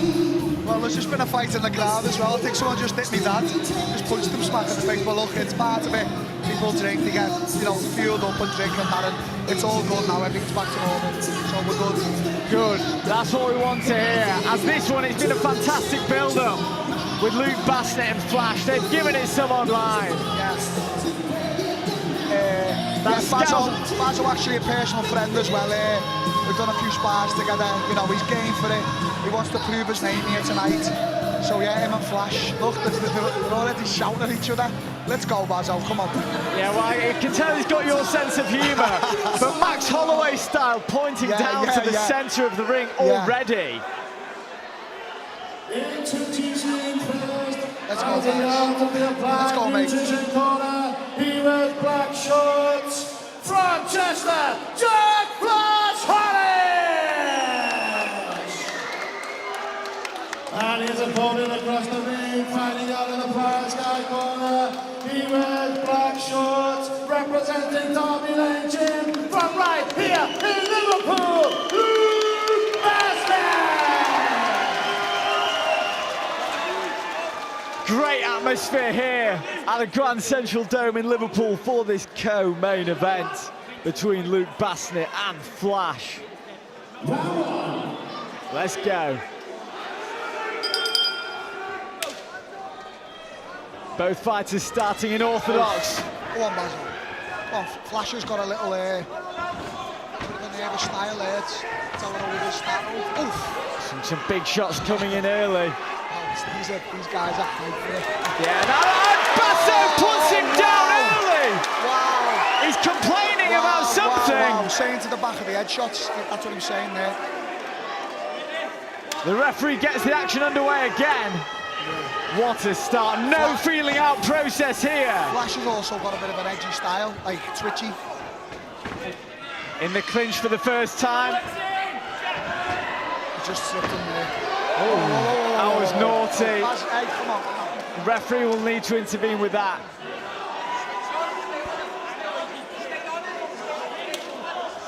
No need for that in a great fight so far.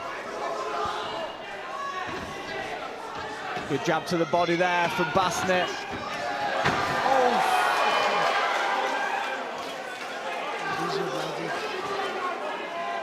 Both guys need to settle into this one, I think. Yeah, my voice has gone through all the shouting today.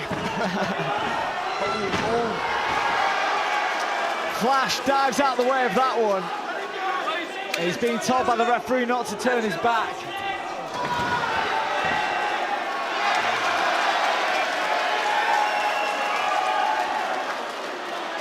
Flash seems to not quite have found his footing yet. Some big shots coming in from both guys if these do connect. But I think power is being favoured over accuracy at the moment. Yeah.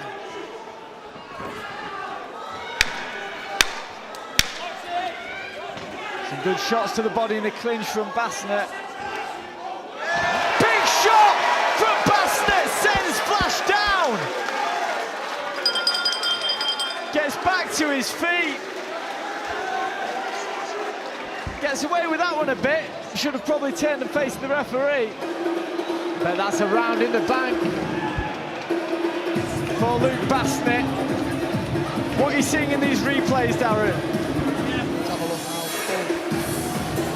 I like the way Bazo's going to the body, then coming up top, because obviously he's the smaller guy. I mean, he just tried to sit on there. That's not etiquette, but Flash just needs to find his feet first now. I think he's a little bit nervous in the first round.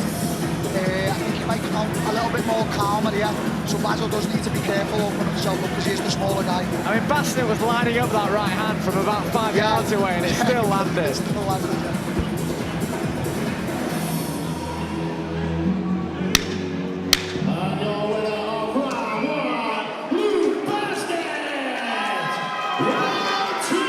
People in the chat saying Bassett is too powerful for him. Well, let's see what happens in this round.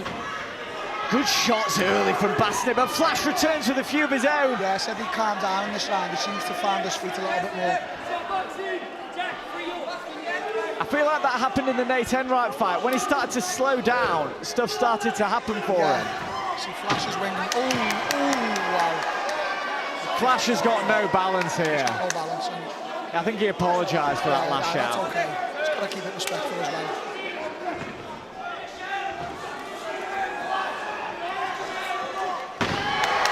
Good shots to the body, that's got to be another count. I'm not sure Bassett's going to make this one. No, I think he's had enough. I think he's felt the power of Luke Bassett and said enough is enough. There he is, Liverpool's own Luke Bassett on the ropes. Right, I'll need to buy a new gum shield after that one. He's happy with that, delighted with himself.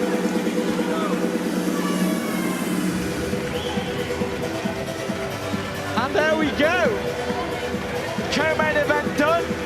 Second round stoppage. Darren Till's getting into the ring now to congratulate him.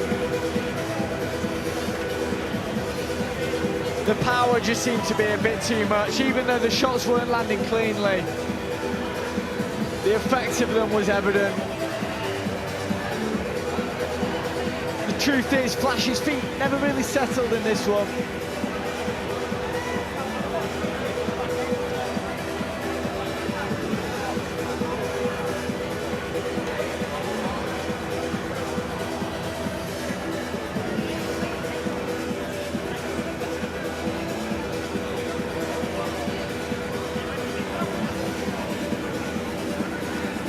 One of the ring girls there shaking their head because they've got a bit of blood on them. Wonder what had been in the job description for that one. Right, let's make this one official.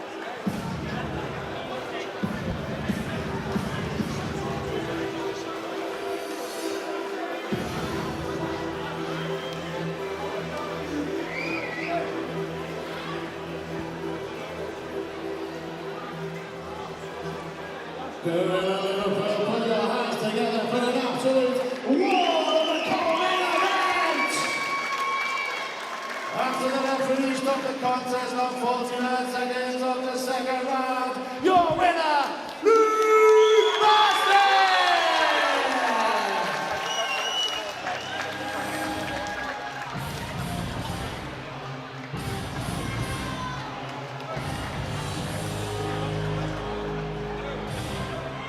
Luke Bassett, he did say that he was going to stop Flash, and he's done that. A real character. Yeah, I will do. I'll announce if you want the main event now.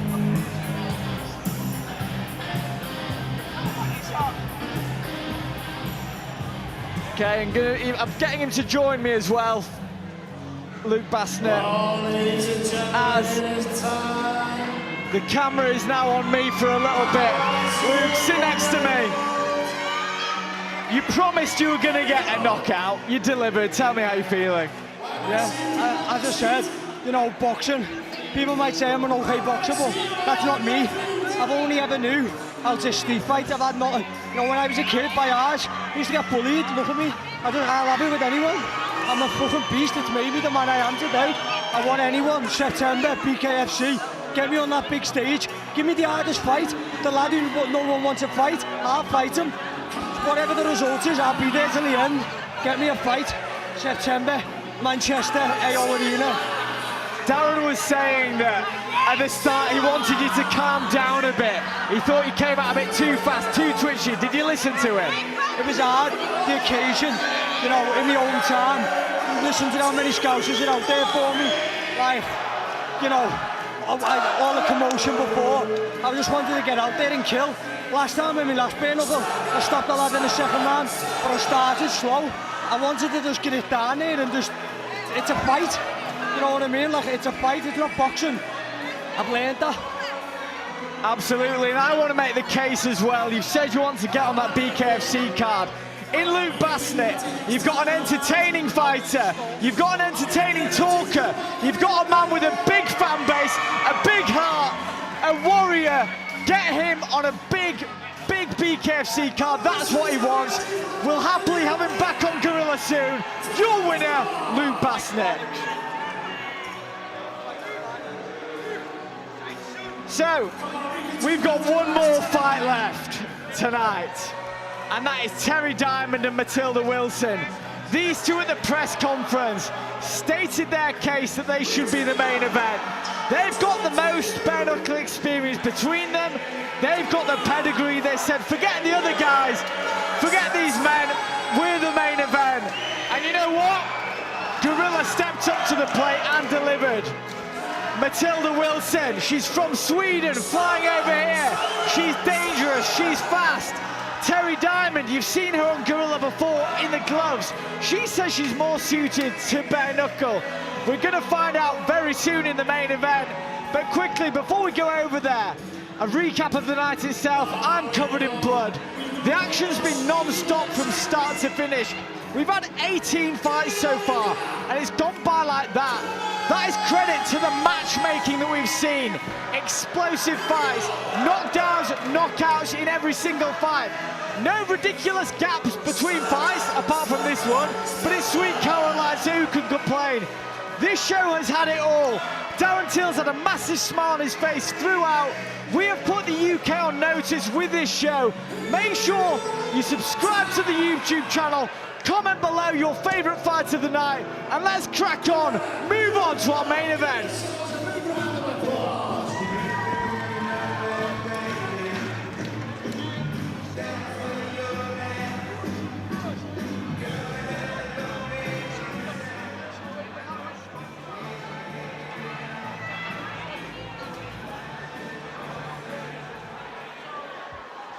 Ladies and gentlemen, before we announce the final contest of the evening, I would just like to personally thank each and everyone for coming down and supporting the hottest promotion on the scene, Darren Till's Gorilla Promotions!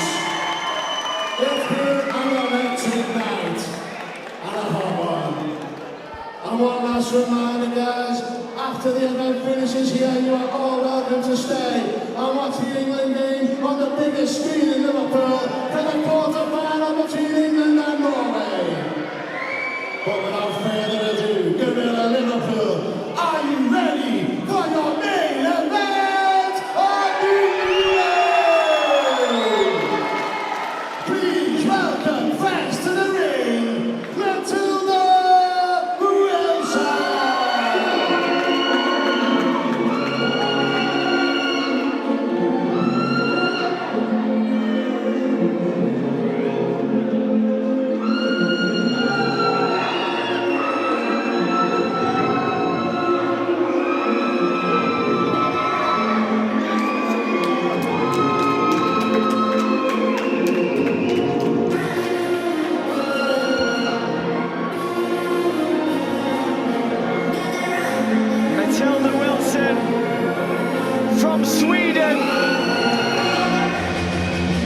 second half of our main event this evening.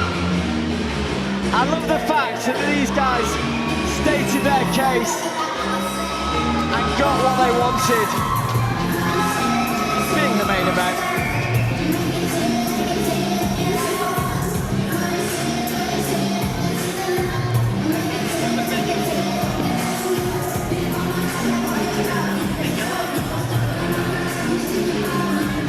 And she's here fighting in the UK. Let's go, our main event.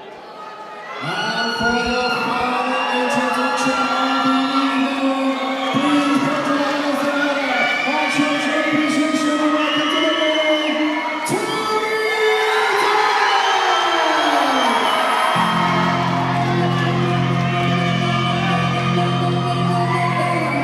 The second half of our main event about to make the walk. I'm hyped for this one, mate, honestly. This is... As you should be, because Terry Diamond, she stated her case to be the main event, and we clearly listened. She said that they've got the best pedigree on this card. You don't ask, you don't get as well, mate. Like, you made the campaign, and obviously, here she comes out now. She's looking good, she's happy. Smiling. She's getting a chance to come. She said, the crowd are absolutely loving this. Let's go. If she gets a stoppage, the roof is going to come off this place.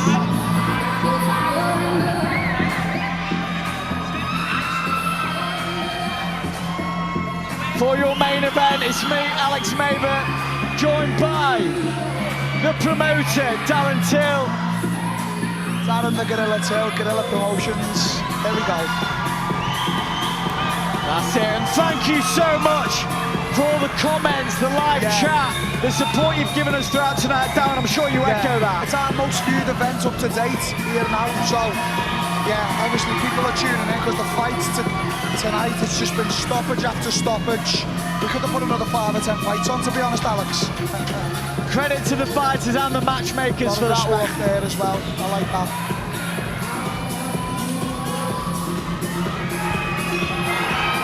Taking a look at this tale of the tape, the 42-year-old Terry Diamond fighting out of Liverpool, her home city, and you can just hear the fans, hear the excitement for her. Facing Matilda Wilson out of Sweden. Let's pass over to the Scouse Buffer for the final time tonight.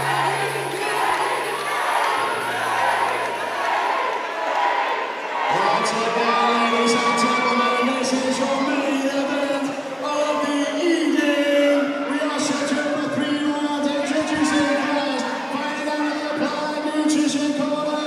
She wears black with orange, representing 752 from Stockholm, Sweden.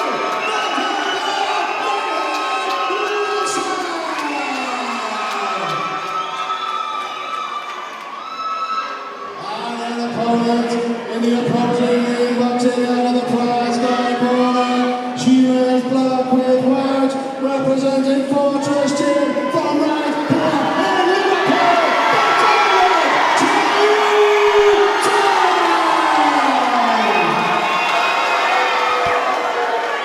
Wow, the atmosphere here at the Grand Central Dome in Liverpool. What an atmosphere this is, mate, honestly. In your hometown, this must be some buzz. Chance of Terry around the building. These two are ready, you can see it in their faces. They're gonna come out swinging, I can just see it already. Terry Diamond in the black, Matilda Wilson in the black and orange. As I said, with this bare knuckle as well, you have to find your feet. You can't, they all come out nervous and twitchy, but once they get hit in there, Good shots landed early from Wilson. Wow. Has Diamond on her heels, but she smiles. She's hitting her. No, that's not allowed. That's not allowed. Yeah, she was on 2 knees there and she was still punching. Referee's having a word. Great officiating tonight by our referees. And Matilda Wilson, she's looking confident in there right now. Terry Diamond will want to land something soon and goes for a looping left hook. Oh, Terry caught her there. She did, she clinches up. Yeah, Matilda's very active in the clinch as well, which I think is good. Oh.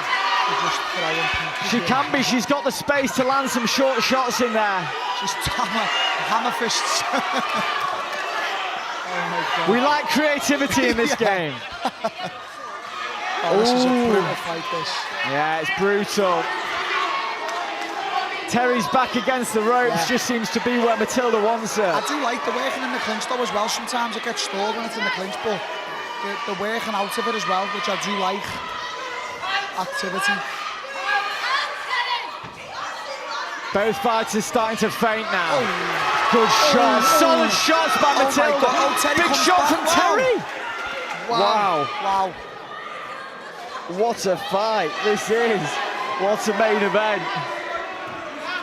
Matilda just looks so confident.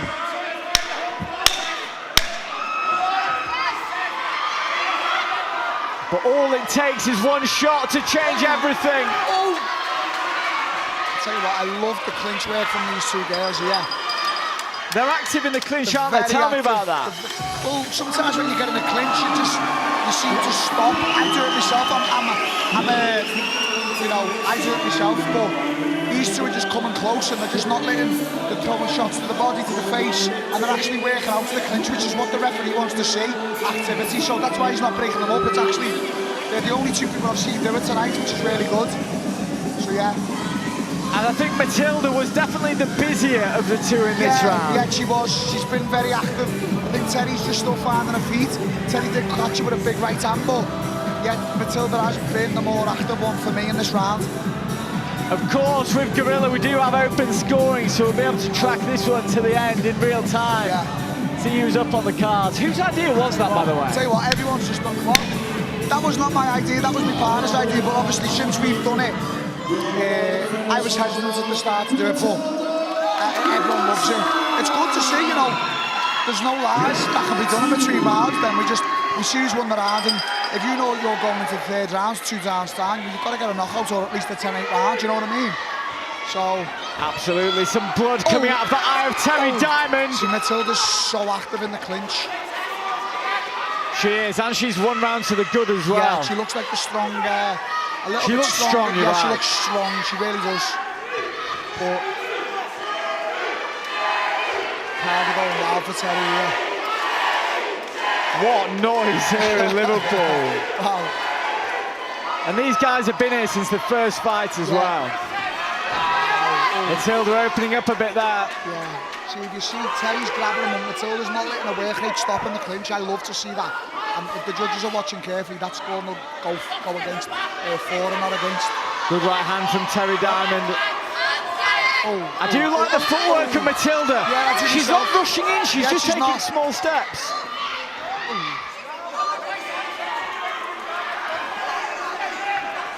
Oh, left hand gets through for Terry Diamond. Matilda's just took that on the chin now. Yeah, ate it well. Yeah, she did. The card going mental. See, you see what's to get a clinch. Matilda just does not let her work rate stop. And for me, that'll pay dividends with the judges. 35 seconds left in this second round. It's a close one. Good left hand again from Matilda. Diamond's going to need to find something here. So I think it's just the activity of Wilson's going to start pulling the fight away. Oh! Nice right hand back from Terry. Oh, she just caught her on the way in. Oh! The referee said it wasn't a knockdown there. Is he going to count it out? No. Well, her legs look steady. Yeah. Good round, good round. A lot of respect as well, which we like to see here at Gorilla.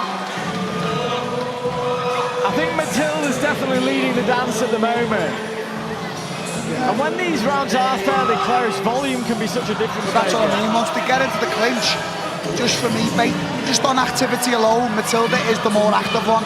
Terry found the feet a little bit more in the second round here now, but yeah, I'd say Matilda's been more active for me. And I love seeing the love that you guys are giving to this fight in the chat as well. Yeah. Giving the respect to these two warriors who staked their claim to be the main event. Yeah. And they were rewarded with it. It's lived up to the hype, as you want to say, yeah. So And this crowd, you know, they all know they've got the World Cup after this and the UFC, but they're all just on the feet, they haven't sat down. Oh, a lot of respect there, I like that.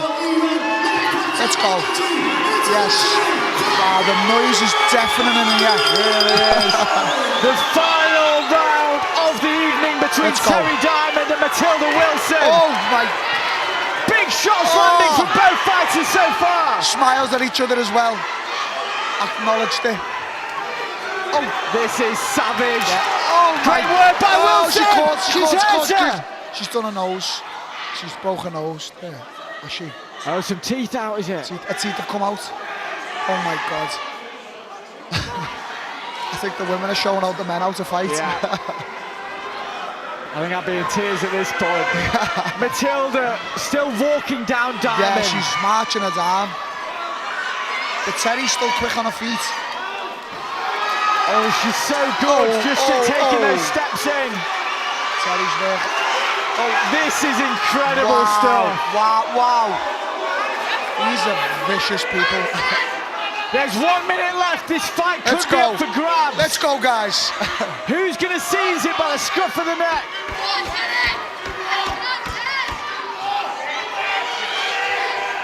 What noise here. I can barely hear you, Darren. Yeah, I know. Terry Diamond's fans are calling they're screaming for it. Matilda's just marching her down. She wants to ruin the party. Yeah, she does. She's come to ruin the party for everyone. And I'll tell you what, she's been brilliant, Matilda Wilson. Yeah, she really has. Very impressive. Safe to say we'll have these back. Yeah. I'd like to see this one again. Yes, most definitely. Can Terry find a big shot now? Almost with that right hand. And another one. Yeah, she's 10 seconds left. She got caught at the end there. Wow. Both girls got caught. Oh my goodness. They both took it there. Yeah, Terry's walking away. There's about 5 seconds left. Wow. What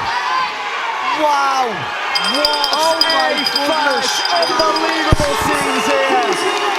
Massive applause for both fighters there. We're gonna have to go in the ring, guys, and congratulate them. Unbelievable. It's got a unbelievable end to the fight.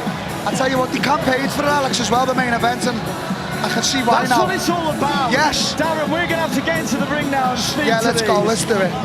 Close the show. It's been a brilliant show. Everyone has been watching. Thank you so much for getting so involved. It's been an absolute cracker.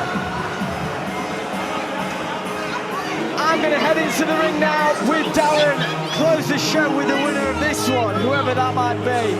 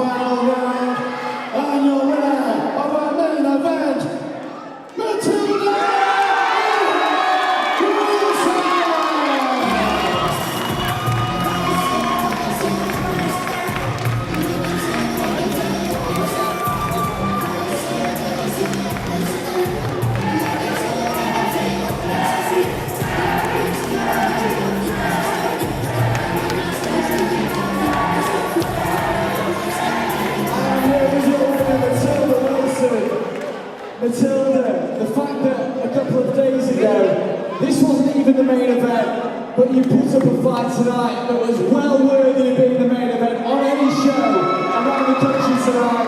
Just how happy are you with that performance? 11 out of 10. Very good. This is the best feeling ever. I knew it was going to be a long time. This is all about warning. I'm having a proper fight. So you're all off like in my heart. We're both winners, man.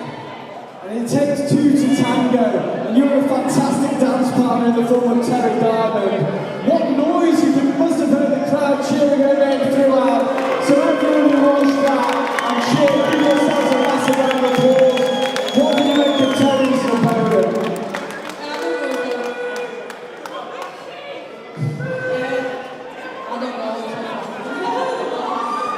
And Darren, I'm going to come over to you now, because you were saying you were loving that fight.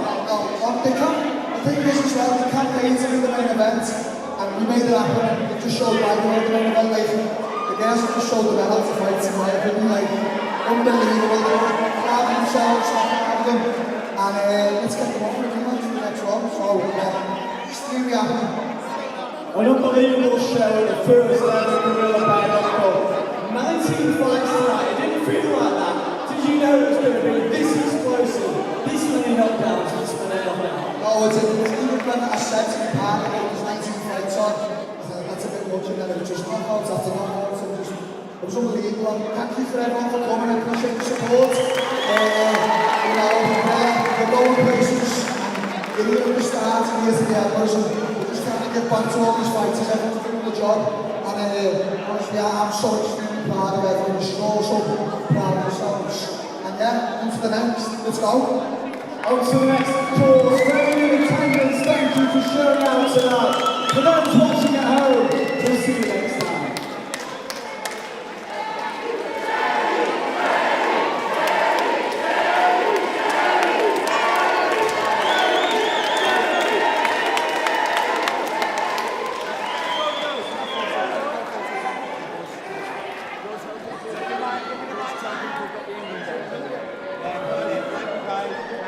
Ladies and gentlemen, as you can see on the big screen, the beginning of the game is about to kick off. You on Gorilla.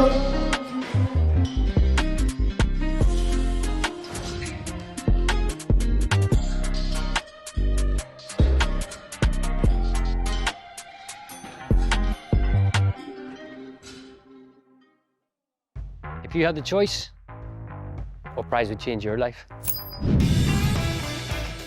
Yes!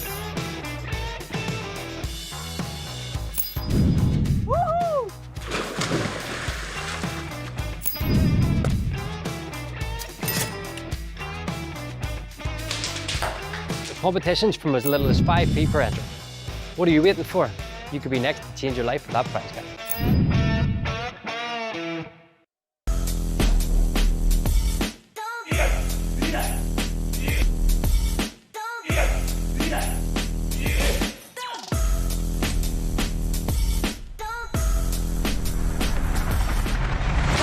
Let's get ready to rumble!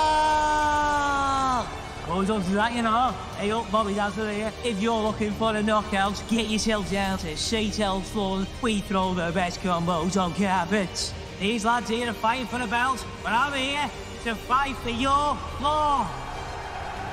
So your floor has been through a few rounds, eh? Get yourself down to Seytel's floor. The undisputed world champion of floor of the channel.